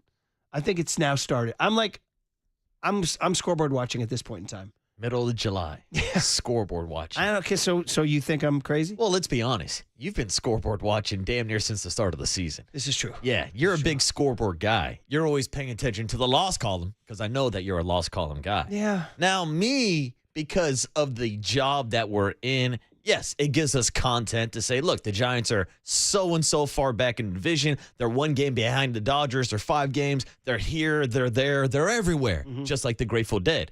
But to me, like as a pure baseball fan, I really like to wait until August, until I start scoreboard watching. But again, because of our jobs, I got no problems with you watching the scoreboard this early on. Well, thank you for that. I appreciate it. I understand. I mean, I have seen a few baseball seasons in my life, so I do know when the pennant race begins, which is you probably, in all honesty, you probably should just play ball and look up late August and see where you are. Yeah. Now, the trade deadline factors into this. No doubt. Are you, quote unquote, in it or not? Now, the Giants are in it. There's no question.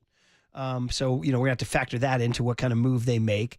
An injury could happen between now and July 31st, knock on wood. But, I mean, really, if you want to be a true hardo, you don't look up till September 1. No. You know what I mean? That's like the true hardo. And of course, there's a difference from a fan perspective or a front office perspective when you are looking at the trade deadline. Like, we have people all the time like, hey, what do you think about the Giants series 2-3 weeks down the road? I'm like, I don't even know who's pitching that weekend. And like, as a former baseball player, I can tell you from my experience, it was always one game at a time, one pitch at a time. Next pitch, pitch by pitch. And that, to me, is the mentality of an actual baseball player. Hell, most athletes, you're not looking ahead down the schedule of, what's going to happen around the trade deadline? What's going to happen here? What's going to happen there? We got the Dodgers coming in September. No, it's game by game, pitch by pitch. I mean, every time we talk to Buster, that's it. Like, if we said, hey, Buster, what do you think about the trade deadline? He's like, I'm thinking about strike 1 against Toronto. I mean, hell, we'll do interviews with like a Dwayne Kuiper on a Tuesday and I'll be like, hey, Kai, the Dodgers are coming to town this weekend. He goes, it doesn't matter. The Phillies are still in town. Like, even broadcasters and former ball players don't want to look ahead too much. From Buster's perspective, from the trade deadline, you got to be kicking some tires. Shout out Brian Sabian. But you have 3 at Toronto, 3 at Atlanta, and then you got the Mets here for 3.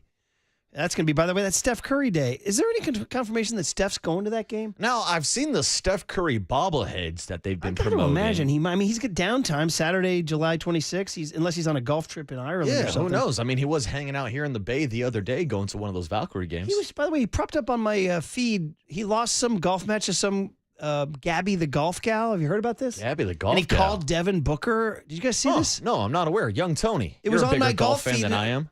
I looked and it said it was posted 7 hours ago. It wasn't from a previous. It looked like he had done something. I don't know Gabby the golf gal. I'm not up to speed on all my. You asked me about that YouTube golfer. I don't know. Grant Horvat, who wouldn't play in the PGA Tour because he couldn't bring his camera. I'm like, I'm out here watching Scheffler and McIlroy, dude. I'm not worried about Grant Horvat. Yeah, really, the only golfer on social media I'm paying to is Paige Sporonic. Well, look at you. Yeah, she has great golf tips.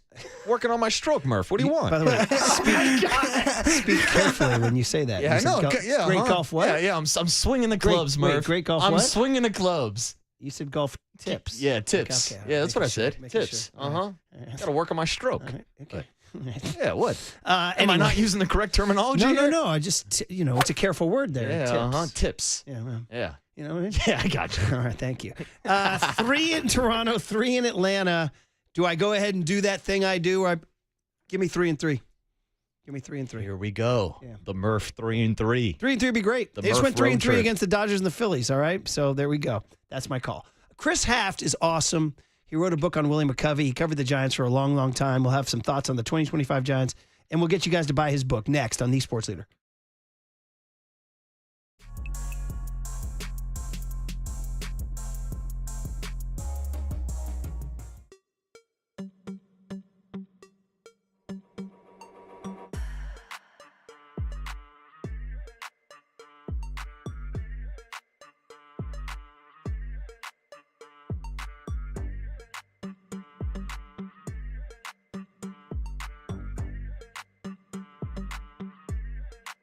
All right, it's serious time. Life insurance is a real deal, man. Hey, listen, especially you get married, you have a family, you got to get life insurance. Maybe you don't have it. I understand because things get in the way, and there are excuses to get in the way, but and you maybe think you can't afford it or it's too complicated. No. Ethos Life, Ethos Life, ETHOS Life is the online, it's all online, the easy way to get life insurance in as little as 10 minutes. So they hook you up with insurance providers based on your bio. So they have rates you can afford. For example, if you're a 40-year-old male, maybe a $500,000 term life policy for just $30 a month is one example.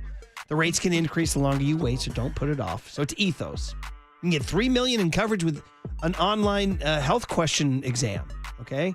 So you have to ask the tough questions. What if something happens? Who takes care of my family, the mortgage, the kids' education? That's why life insurance matters. So forget the excuses. Check out Ethos Life, the better way to get life insurance. So for your free quote, visit ethos.com/leader. That's ethos.com/leader. Not available in all states. Rates vary.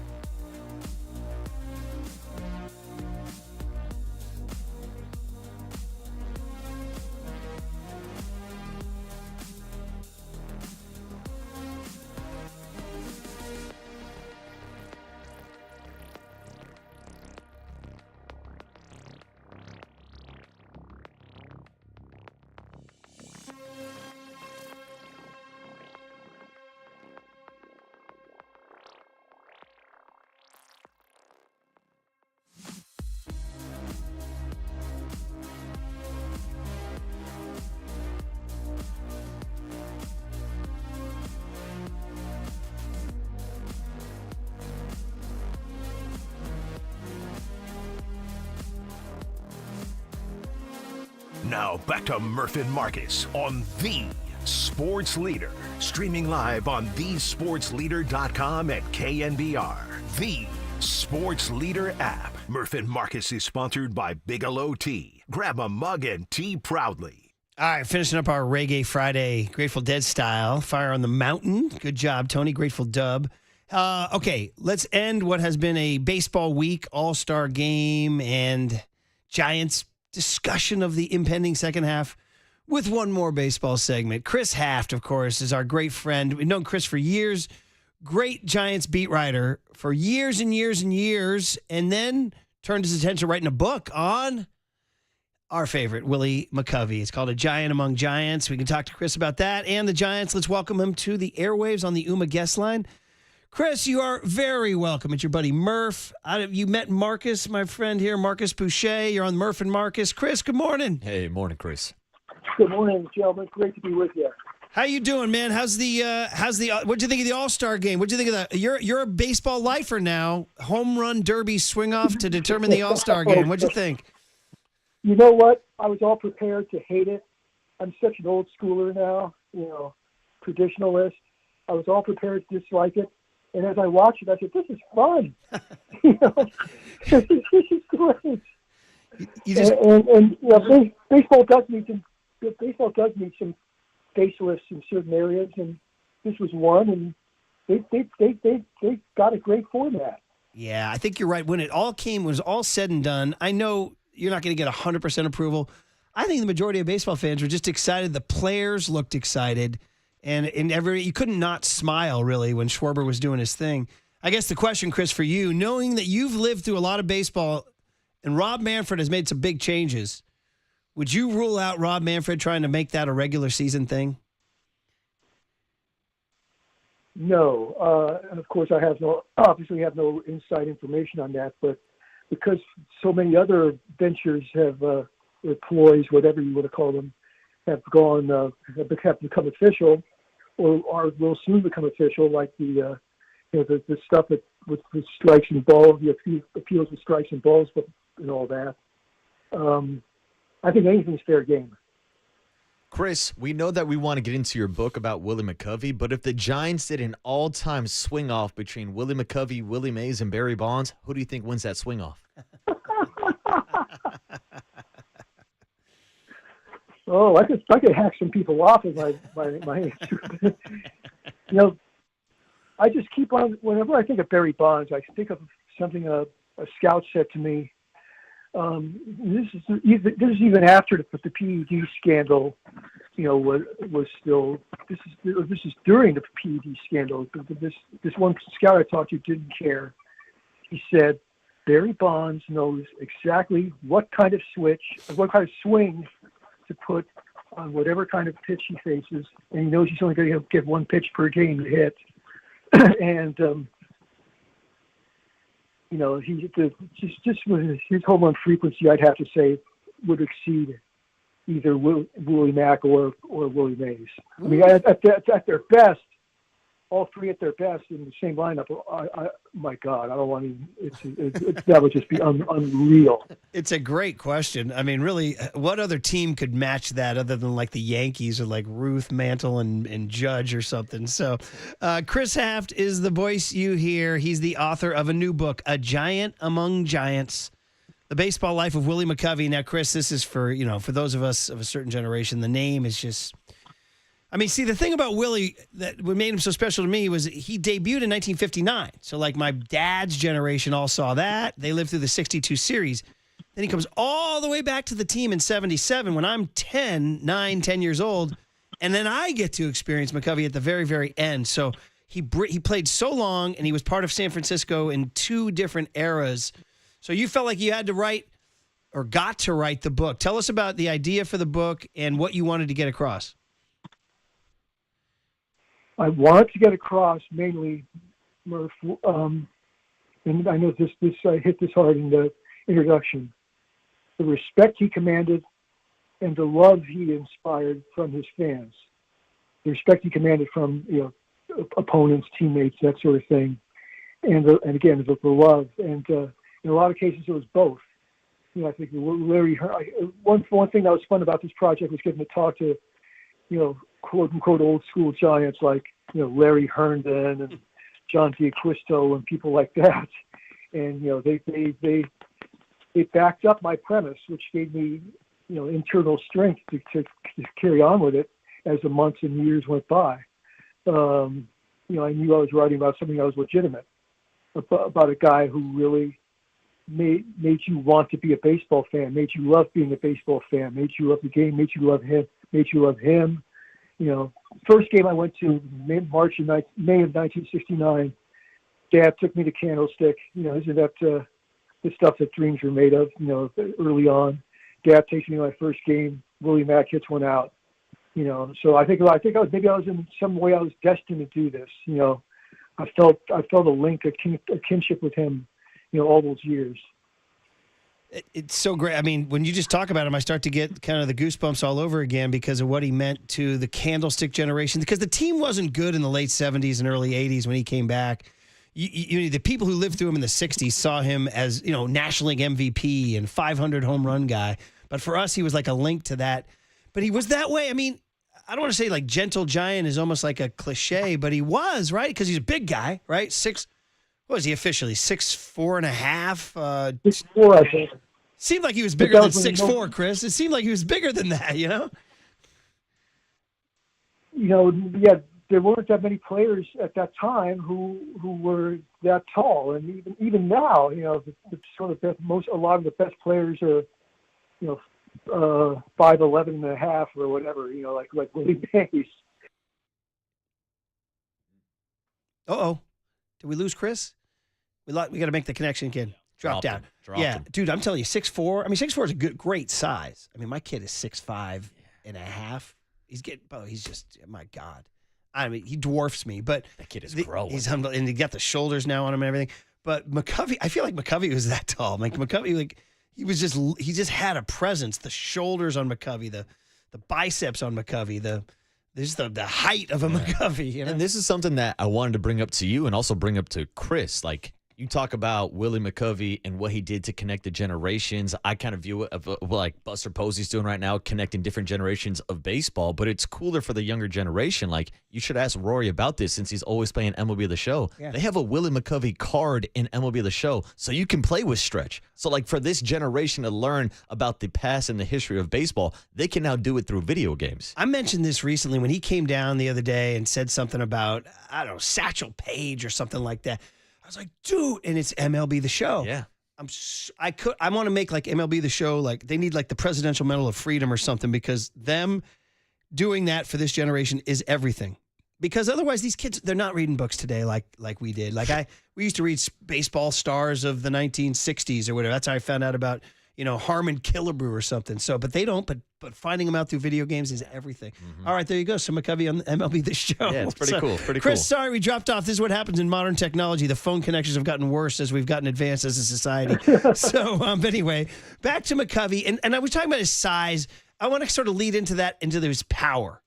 Like you mentioned Bonds winning the home run swing off or whatever. It's kind of funny. But I don't know if anybody had as much raw power as McCovey. Is that something you found out in writing the book? And we're talking to Chris Haft, who wrote the book, A Giant Among Giants, the Willie McCovey biography.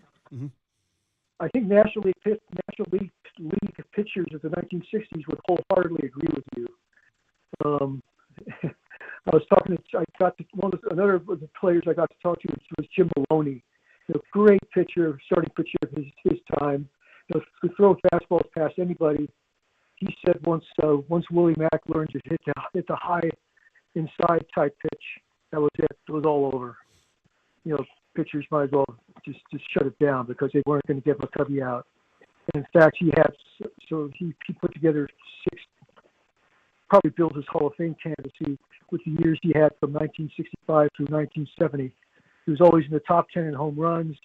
He hit for a fairly high average during that period, and was just the best run producer in either league at that time, and scared a whole lot of pitchers.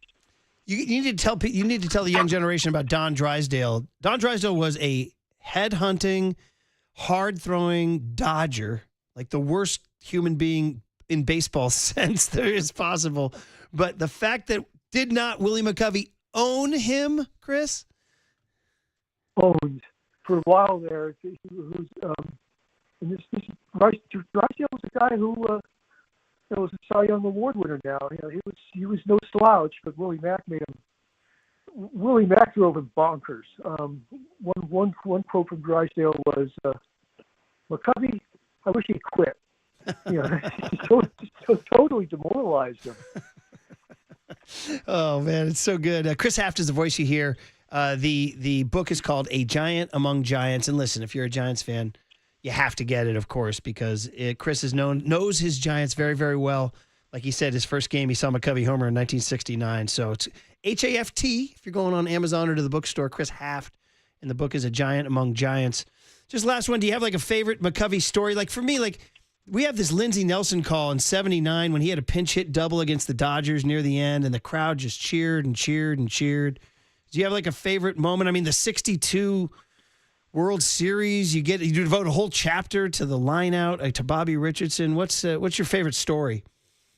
That game you mentioned, you just mentioned, the one where he got the pinch hit double. That was actually not to sound pedantic, but it actually was in 1980. Okay. It was right before he quit. It was a week after he announced his retirement, and a week before he actually would retire. In the last game of the pre-All-Star game first half at Dodger Stadium, he had a sacrifice fly, as most people know, in his last plate appearance in the game against the Dodgers. But the week before that, Willie Mack goes up to pinch hit in a tie score, 3-3 against the Dodgers. First game of a doubleheader against the Dodgers at the Candlestick, and McCovey rips his shot in the right center field. A younger McCovey probably would have hit it totally out of the park, but it was good enough for a double, a game-winning double, scored Rennie Stennett. This is bringing up a lot of names. Hey, Chris. Hey, Chris, do you want to hear it? Yeah. This is a treat for everyone. Take a listen, Chris. We found it in the system. Take a listen. 2 away, and now Nepper goes back to the dugout. Here comes McCovey. Willie Mack is coming up. Listen to the ovation for McCovey. Now he's being announced. And another roar in response to the announcement. McCovey's hitting .196. He's had 1 homer and 13 runs batted in. Up here with 2 men out, a runner at first, score tie. Swung on and hit into the alley in right center field. A base hit going all the way to the wall. Then he's sending it around third. He's coming home. There is the relay to Lopes, no throw, and the ball game is over. McCovey with a double and a run batted in, and the Giants have won it. The congratulations are all for McCovey. The Giants are mobbing Willie Mack, who delivered a double to drive in the winning run. Oh, Chris, are you crying? Just about, yeah. I am.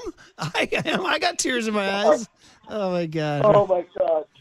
I was lucky enough to have gone to that game too. Sat in the very last row in the top deck with my buddy Bob Campbell, God rest his soul. And we did what after it hit fell in, the runner scored and all that. What do men do when they're kids, and how they express affection or whatever, or extreme joy? They beat the crap out of each other. So me and my buddy Bob, remember that highlight, real brief film clip in 2010 when Pat Merle and Aubrey Huff are punching each other in glee over something that had happened on the field. Yeah, that's the way this was. But just one quick thing that Rudy Law, the center fielder who for the Dodgers at that very instant, grew up in East Palo Alto, and of course he grew up a Giants fan and was a huge McCovey fan. So he openly admitted, this is in the book, he openly admitted that he was had mixed feelings. He was happy for McCovey, and he was disgruntled over the loss. So, yeah, but he had to smile. Yeah, he had to smile. He had to smile. Yeah, He had man, to it's smile. so good. I love it. You in the top deck at Candlestick beating up your buddy is an awesome thought there. But listen, hey, a listener wrote in 831 says you have to have the book. There it is. Get it? You have to have it. Oh, my God. I hate this person. All right, A Giant Among Giants, Chris Haft, Willie McCovey biography. Go get it, everybody. Thanks for coming on, Chris. Congrats. We'll see you down the road. Yeah, thanks, Chris. Gentlemen, thanks for having me. I deeply appreciate it. Yeah, Chris Haft, A Giant Among Giants. Man, McCovey. Dude, I'm telling you, buddy, that I ain't going to lie. That gets me. That thing goes on. We had to cut it off for time. Tony, that goes on, I'm going to say 3-4 minutes, dude, where the crowd doesn't stop cheering. It's probably the longest sustained ovation in Giants history. I'm going to go ahead and say that. We talk about this crowd can't do a curtain call anymore. Yeah. Dude, they brought him out. So they refused to let him go. He had to come back out like a couple of times. This is the end of the game, too. It was a walk-off. It was the first game of a doubleheader. So the team was trying to go back to the clubhouse, and they kept bringing him out. It went on for a long time. You listen to it. We played it with it, sadly, when Willie died on Halloween 2018. We played that the next day. Dude, Paulie, this is a true story. I'm going to get freaking emotional. Paulie, he got very emotional. He had to leave the studio in the mid-segment. Yeah. He was crying. Because it reminded him of his dad who had passed away, and his dad had told him all about McCovey. Yeah. That's what the hold McCovey has on all of us, you know? So I know for your generation specifically, I know that Stretch was the guy. Well, and again, because I heard my dad talking about him. My dad wasn't a huge baseball guy, but he's talked about the 62 series and the 4-for-4 debut in 59 against Robin. By the way, debut, imagine the Giants calling up Bryce Eldridge, and he goes 4-for-4 with 2 singles and 2 triples off a Hall of Fame pitcher. Oh, sign me up. I'll take that. Imagine how you'd feel about Bryce Eldridge, right? Dude, we'd be putting him in the Hall of Fame. And that's McCovey, right? Yeah. So, but then, he faded in 72 when Stoneham broke up the team because he ran out of money. Traded Marichal, traded Mays back to New York, got rid of Marichal, traded McCovey to the Padres, dude. And then he spent like a day with the A's. And then he was going to be done, but they brought him back in 77, and he spent 77, 78, 79, 80. Now, he wasn't the same Willie. You heard he was hitting $196. But just his presence was like, oh, this is who I've heard about, And he was so gentle, such a sweet guy, So anyway, glad Chris Haft wrote the book. Thanks for a good way to end a Friday, huh? Good way to end a Friday. And as 831 said, you have to buy this book. All right, guys. We'll hand it over to Carlos Ramirez and Silver next on the Sports Leader. And the Giants have won it. The congratulations are all for McCovey. The Giants are mobbing Willie Mack, who delivered a double to drive in the winning run.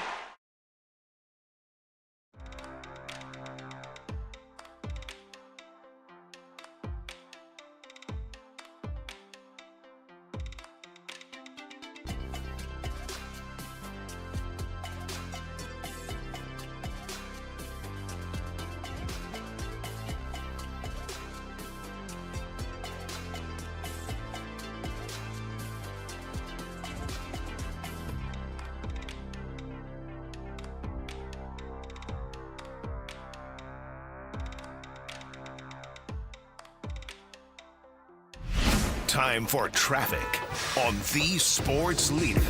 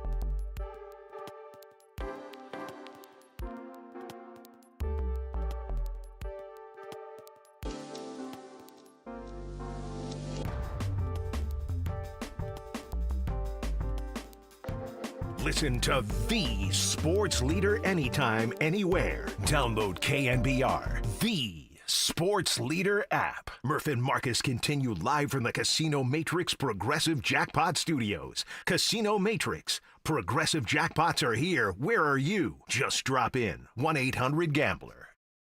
All right, what a day. It just felt like a Friday, man. Just felt like a Friday all around. If a 510 says, yeah, Willie McCovey was my favorite Giant. That's the way he says, just ahead of Willie Mays. And it's true. A lot of people felt like Willie was more of a San Francisco Giant than Mays. No shade on Mays, just that he won a World Series and an MVP in New York, so he was of both.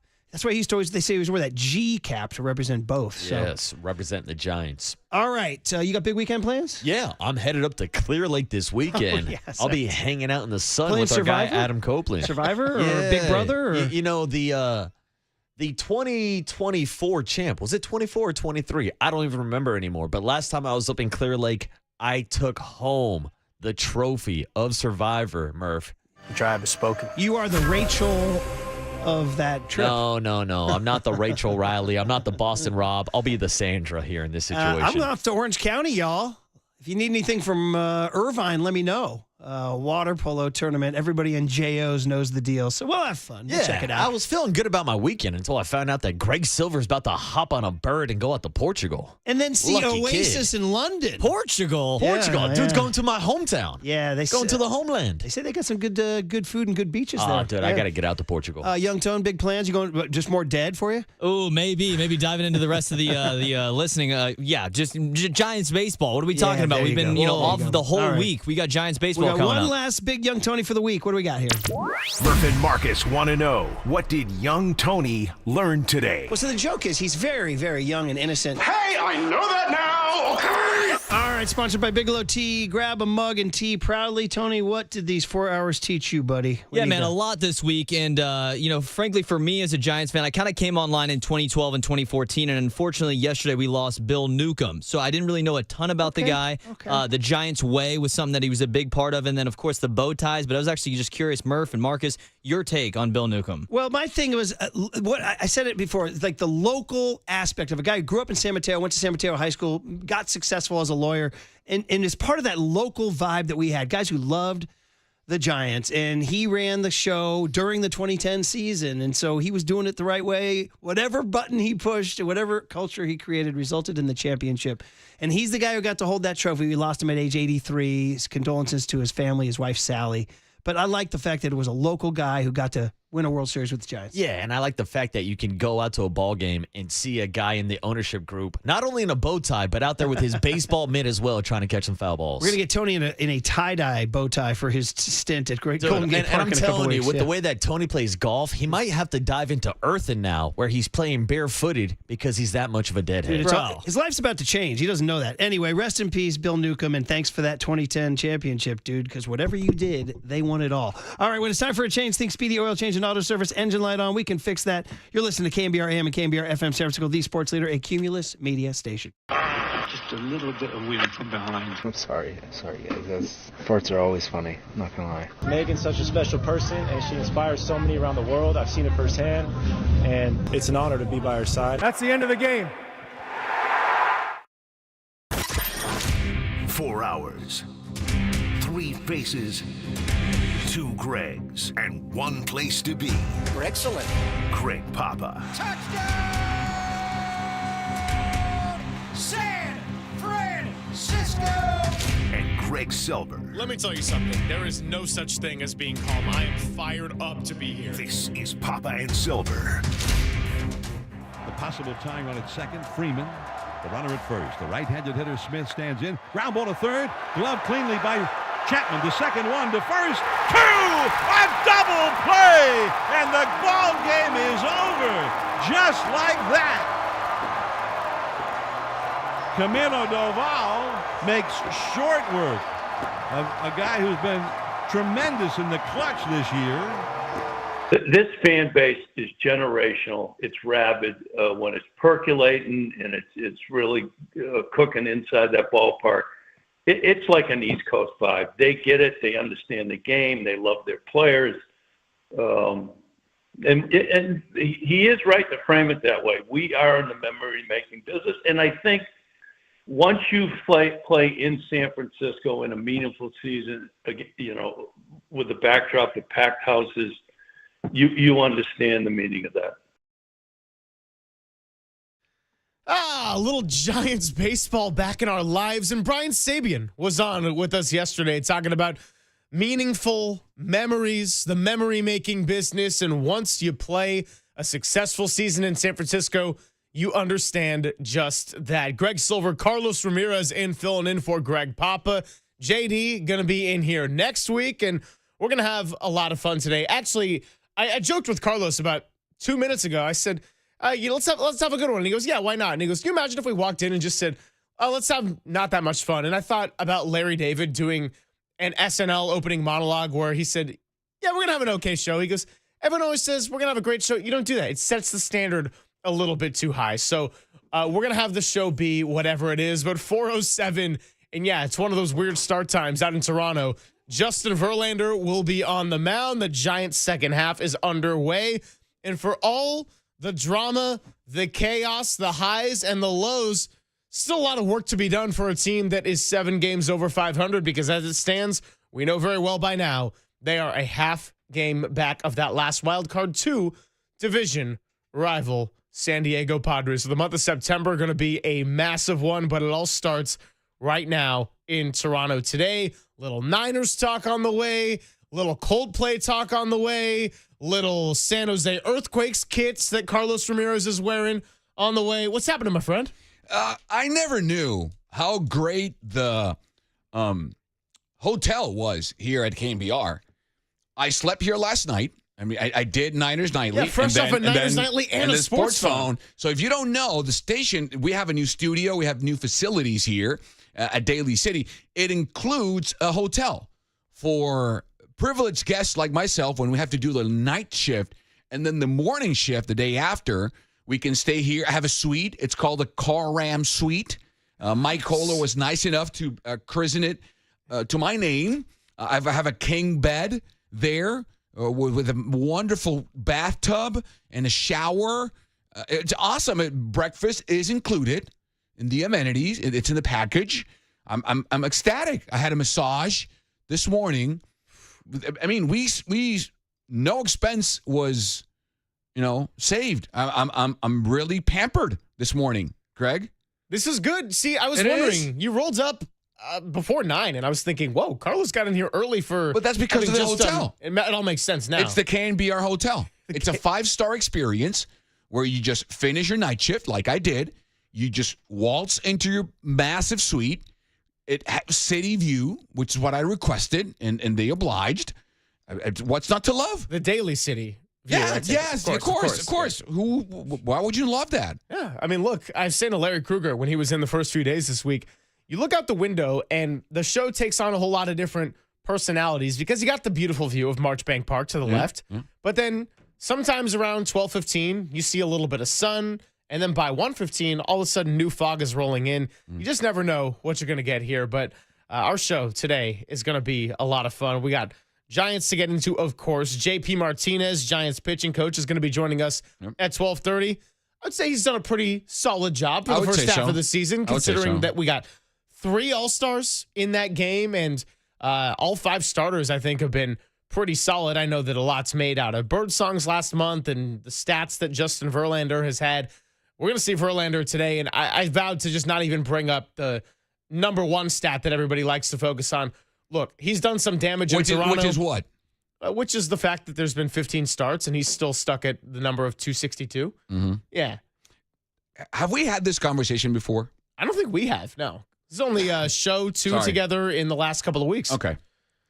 Do you want to go into this? Let's do it. Okay. And on the 415, please, on the text line and the phone calls as well, chime in. 415-808-5627. 415-808-KNBR. What is the purpose of a stat? What do you think stats are for? What's their existence? What's their meaning to you? Oof. Well, if I am a general manager or a scout or a coach, I think it's a good look at a larger picture, not a complete picture, but a larger picture of a player's productivity and or contribution to winning. Okay. So stats are supposed to be a descriptive number. They're data. Yep. They tell you something about a player in whatever sport, what they do well or don't do well. Agreed? Yes. Good. What purpose does the win stat? I'm not talking about the meaningful aspect of it behind it for a pitcher.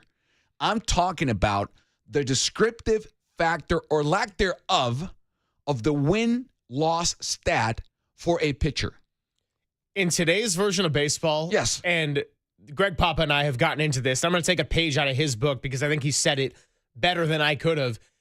He doesn't worry so much with the way pitchers are treated today and not going as deep in games.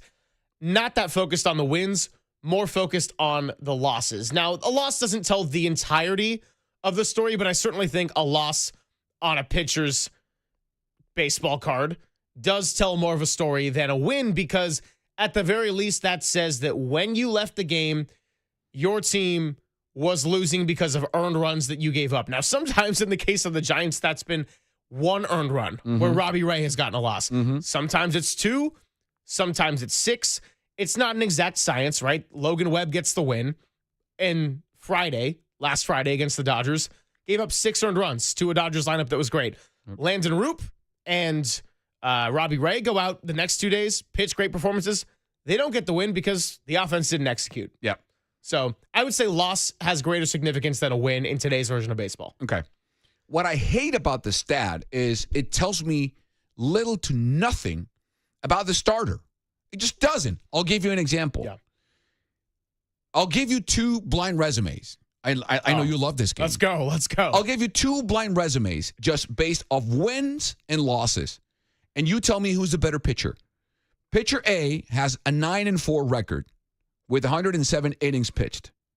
Pitcher B has a 9-4 record with 109.1 or 109 and a third innings pitched. Who's better? I could not tell you. You a don't darn thing. know. Yeah. You don't know.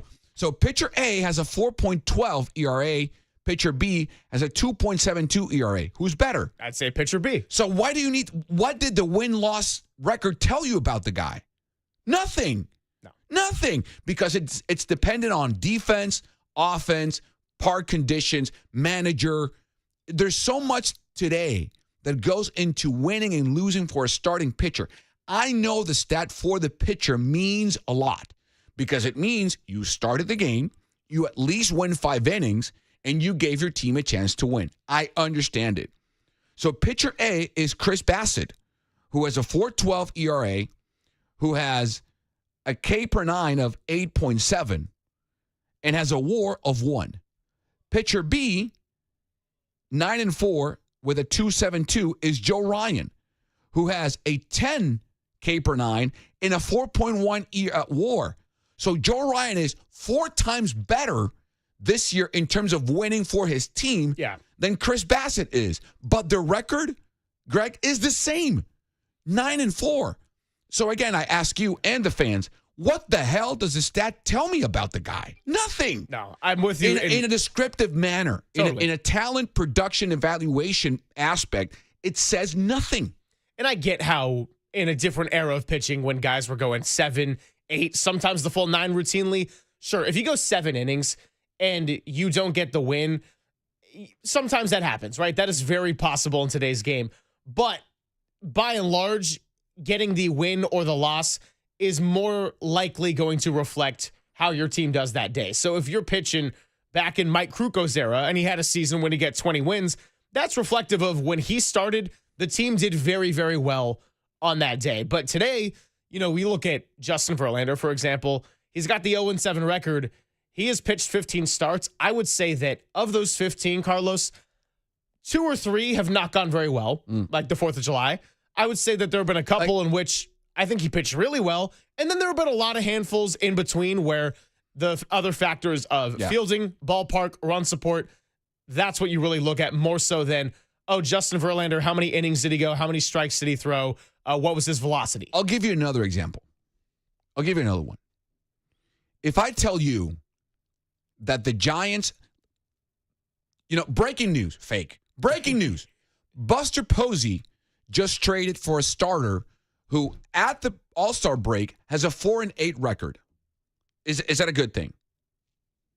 I mean, 8 losses, I would say, what's the ERA, right? I would ask more questions. So just on that alone, right?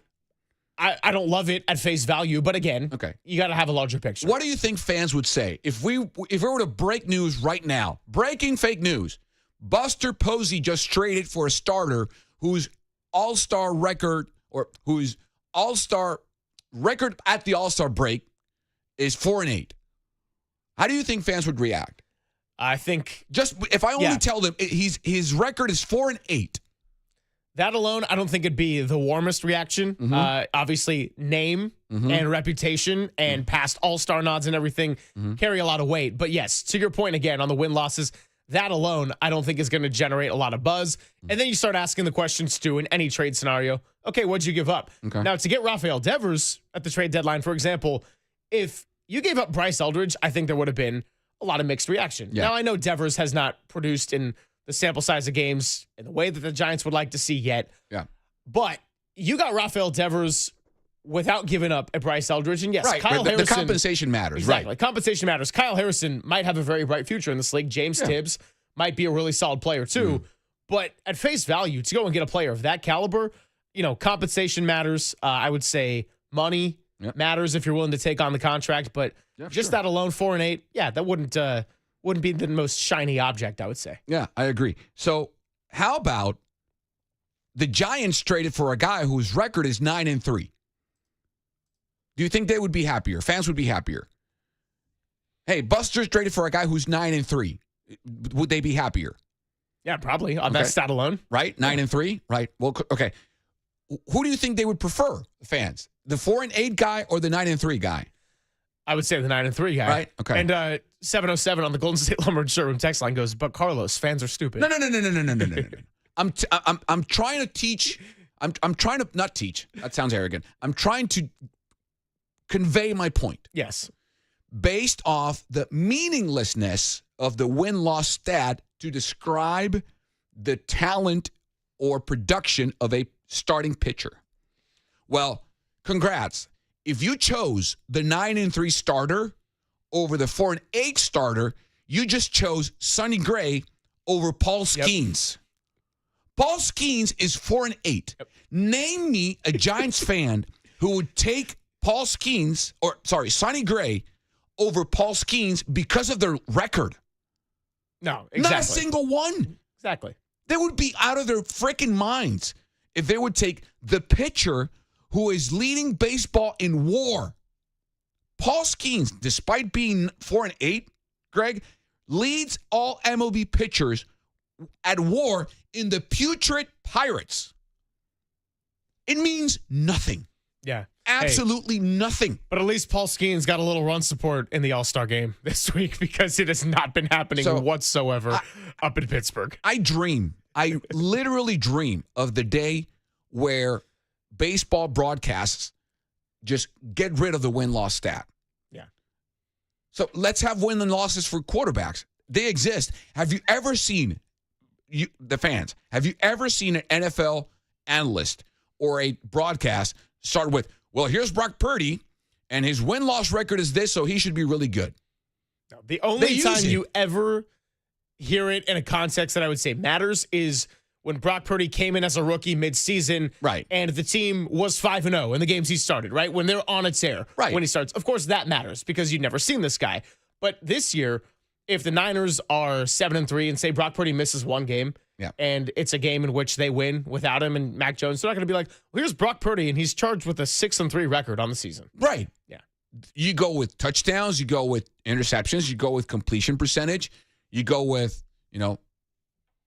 passer rating, QBR, more descriptive stats. So please, this is my plea. This would be my heartfelt request to baseball fans in the Bay Area, which is where we're listened to, or worldwide through YouTube. Please detach yourself from the, time-wasted stat of the win and loss record for the starting pitcher. I know for them it's meaningful. I know some of them might even have contract enticements or incentives attached to it. I understand it.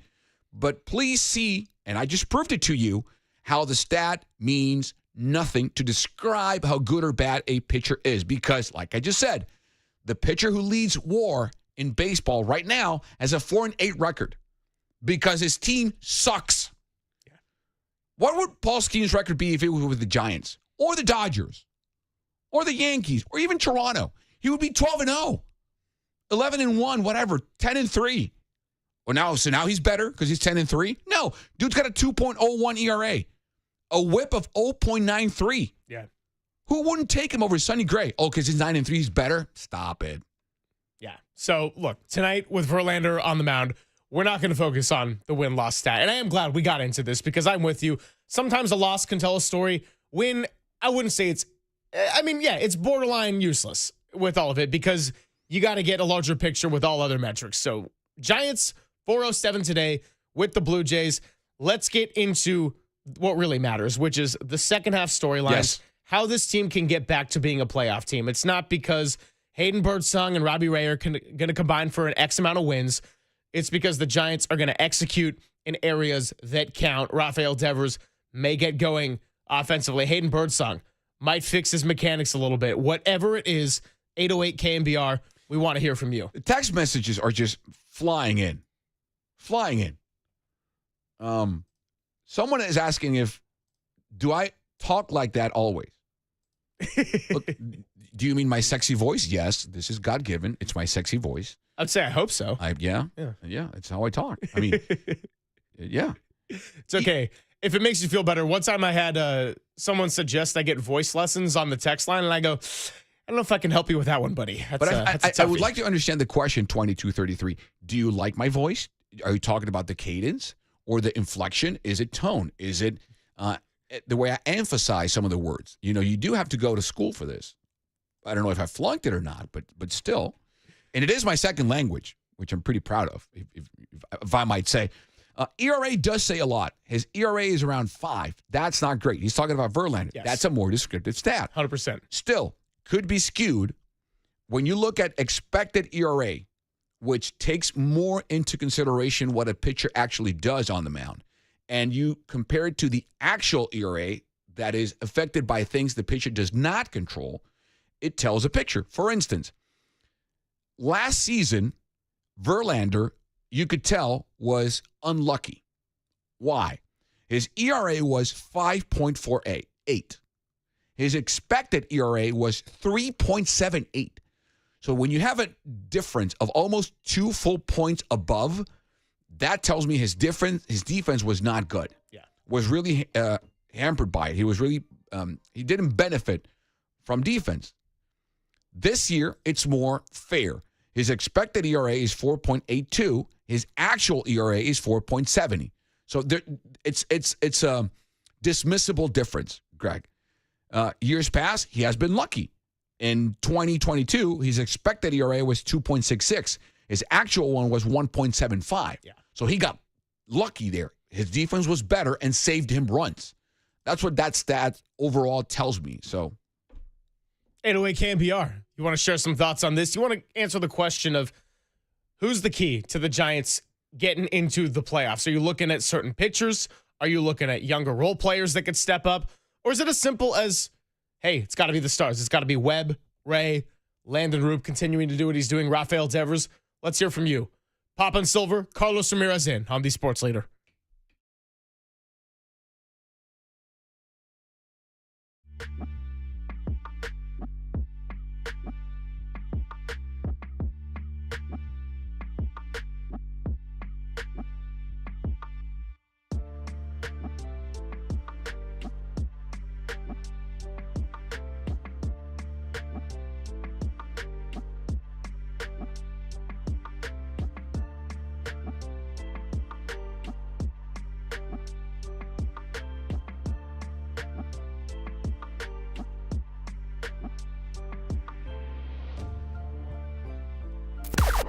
Now, from the O'Donnell Financial Group Sports Desk. Learn more at odfigroup.com. O'Donnell Financial Group, because planning is a process, not a product. Giants baseball back in action tonight to get the second half going in Toronto against a hot Blue Jays team that's won 11 of their last 14. Justin Verlander on the mound. Can he finally get, you know what, I'm not even going to say it, but he has done some damage up in Toronto before, and the Giants need every win they can get as they enter the second half, a half game out of that last wild card spot. We'll have it right here for you on the Sports Leader. First pitch at 4:07. Pregame starts at 3:07.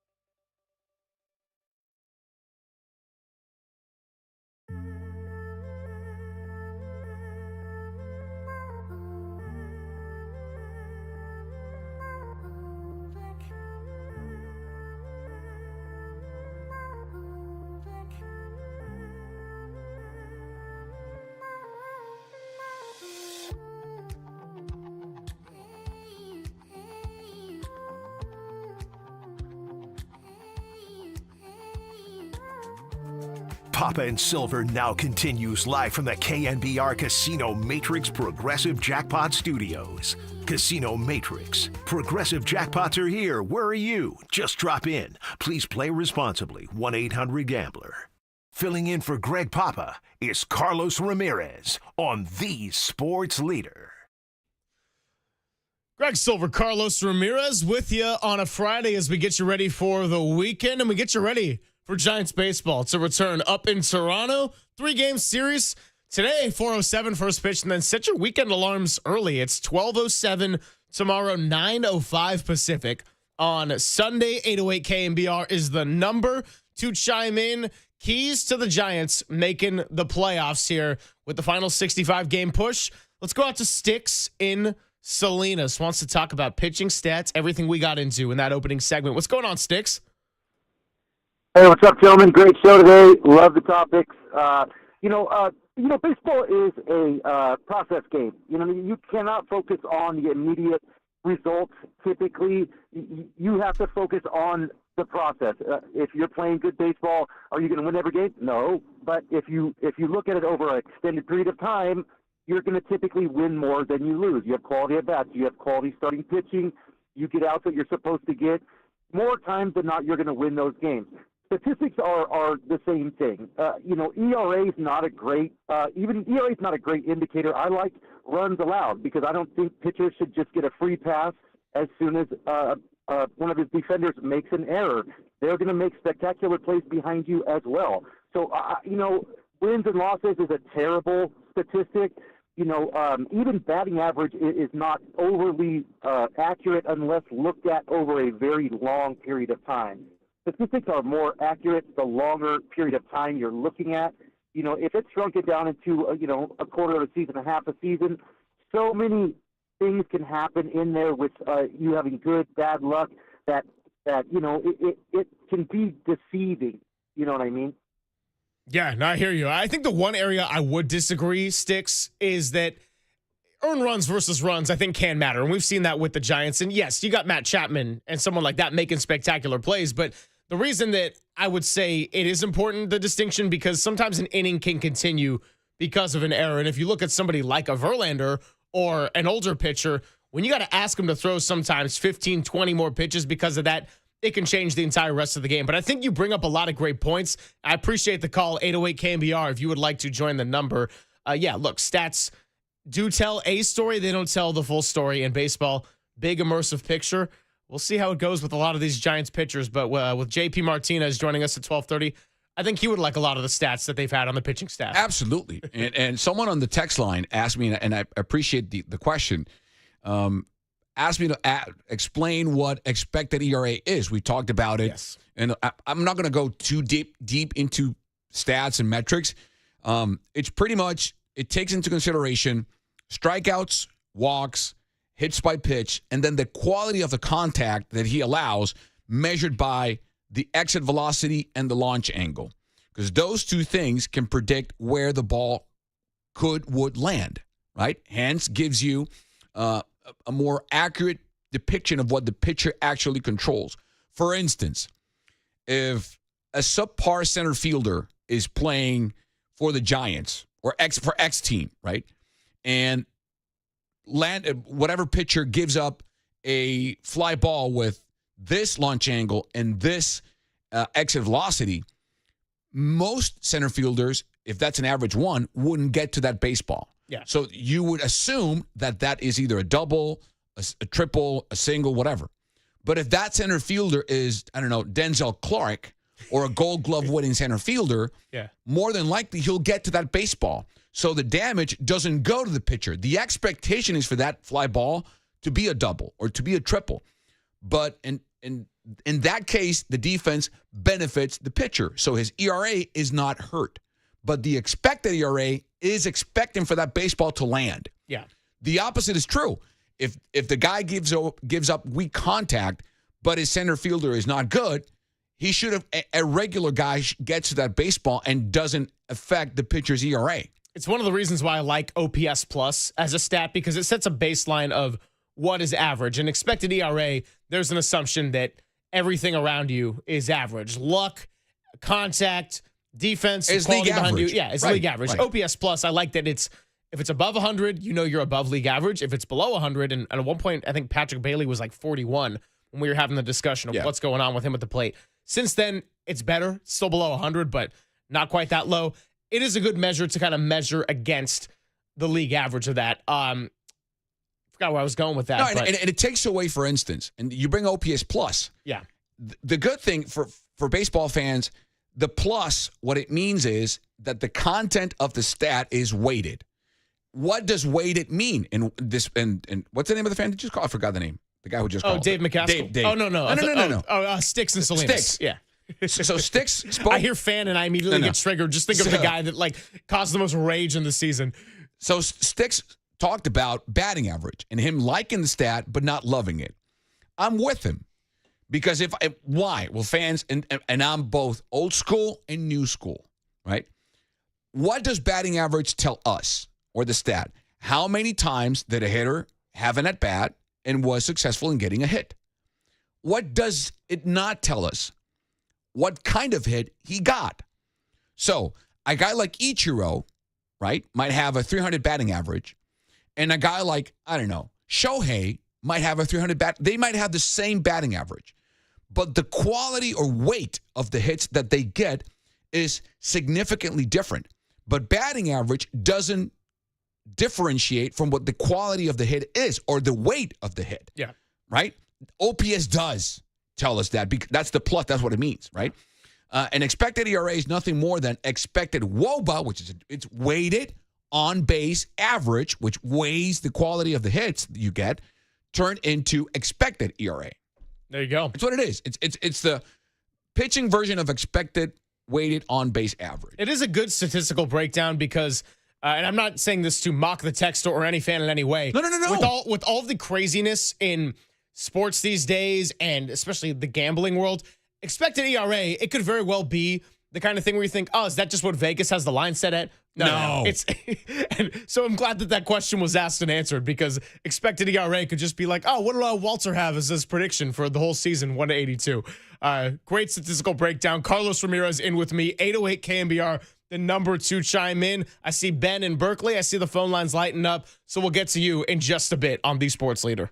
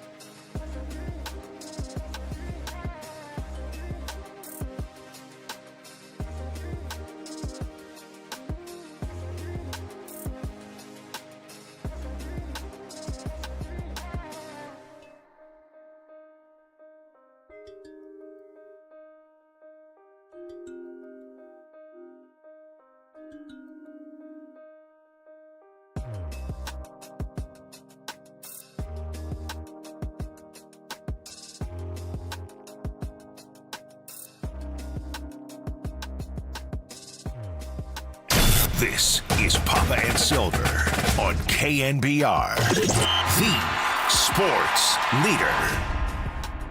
Filling in for Greg Papa is Carlos Ramirez on the sports leader. Happy Friday. Silver and Carlos Ramirez taking you up to 2 o'clock, and then a short dirty work because Giants baseball is back and pregame starts at 3:07. That's right. One of those strange start times, but I got to say, baseball, whether you say it's 6:45 and a nice clean time like that or 7:37, guess what?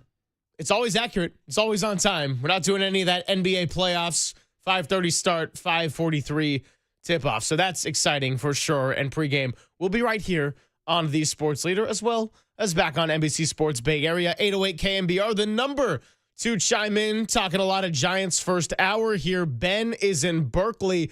Wants to talk about a couple of different arms who I think might be the most important for the second half of the season. What's going on, Ben? Hey, great show, fellas. You know, we're talking about stats, and I see Verlander at 0-7. Like you say, 15 starts for $15 million, 42 years old. You know, you brought him in. Could have been another. You could have brought somebody else in. He took 15 starts away from another pitcher. You got Hayden Birdsong, who looked incredible last year. He very easily could have been our number 3 starter, but you moved him to the bullpen. When John Smoltz had to move to the bullpen from a starter, he had to go to the minor leagues to learn how to do it. It's not just, hey, Hayden, go over there and just throw out of the stretch, dude. It's okay. So what they did is they messed up this guy's mechanics. They're putting pressure on his arm. He's probably going to have an arm problem now because now he has to throw the slider from the stretch when then come back to the mechanics. Then and you can see him slider now. It's totally different than it was last year. So when they moved him, they messed him up. And Fitzgerald was at shortstop. He was our fastest player on the team. He was looking great at shortstop. You put him at second base, the hinging on the body, those throws are different. Now he has back problems and the stress. He was looking perfect at shortstop. You didn't need to move him. So now we're having those problems. And look at the signings we have. We didn't need to sign Matt Chapman. We missed on Cam Smith in the draft last year. He's starting with the Astros right now. The executive for the Astros, Dana Brown, and Peter Bendix for the Marlins, their top executive, we should bring them over to the Giants, and I know they could do a better job than Buster Posey. It's obvious. Look at the draft this year. Look at how well the Marlins did. And look who we gave up. We gave up James Tibbs and Harrison to get Devers. We blew it, man. That Tibbs is a first-round draft pick. You could have gotten a lot more if you packaged that right, because we got Devers at $280 million for the next 8 years. He's already, and look where the youth is, in the legs and in the back. And where is Devers having problems? The legs and in the back. That means he's getting older. This is not a player you want around for 8 years. Same with Adames. His bat speed is down. So what's that mean? He's going to have problems too. So Buster is messing around with the team. He shouldn't be doing all this stuff, and I think we should get a new president of baseball operations. All right, spicy takes on a Friday. Ben in Berkeley, appreciate the call. Lots to get into here, Carlos. Do you want to take it first, or I could start? Well, we don't. No one knows what James Tibbs is. Exactly. No one does. No one knows what James Tibbs is. It's a projection, and I will take the proven commodity over the projection 7 days a week, every single day. James Tibbs might be the next James Wood. We don't know. No one does. The caller doesn't know. Buster doesn't know. The Red Sox don't know. They're projecting. Here's what I know. I know Rafael Devers has a proven track record of excellence, and he's 28. I know that his prime is right now, and he will/should be in his prime at least for the next 5 years, at least. I know that science is extending that prime for athletes east and west, north and south in different sports. Look at football, look at baseball, look at basketball, look at soccer. Cristiano Ronaldo is playing soccer at his 40s. Messi is at age 38. It's not their prime, but they're still playing, right? And I know I mentioned 2 outliers, but still. Today's player's prime is not the same as it was back in or 1970 or 73 or 68, right? Age expectancy is going up. Health expectations and technology are extending that lifespan and professional lifespan. So I have this. It's interesting because I respect takes, but this is the first take I've ever had of someone saying that the Giants blew the trade. Everyone in Boston is freaking out because they're thinking they got fleeced by Buster. I agree. And just going back to what I said last segment, I can understand how if you traded away Bryce Eldridge in that trade package, there might be a little bit more nervousness at this stage with Rafael Devers not producing right away. And oh my gosh, the prospect we've been talking about for 3 years now is gone and over in Boston. Compensation-wise, what you got for it, I think it's pretty likely we're going to look back and say they nailed the trade. Well, we're judging, or he's judging Devers based off 25 games. Exactly. So 25 games I don't think is a sample size big enough for anyone to judge. And I would say the same. If he was hitting 400, I would say pump the brakes. It's 25 games, right? What does the back of his baseball card say? He's a 277 hitter, batting average wise, has a career 128 OPS. I'm taking that to the bank. Last season, or this season with the Red Sox, he was a 151. Last year, 137 or 142. The year previous, 126. So he's had above 100 OPS plus every year of his career except for 2018. So again, I'm taking that to the bank. That's a longer sample size. And I know it's in Fenway, different conditions, smaller porch. I get that in right field. He's a left-handed hitter. I get all that. I would just give him grace and time to adapt to a new ballpark, new league, new teammates, new everything, and just give him time.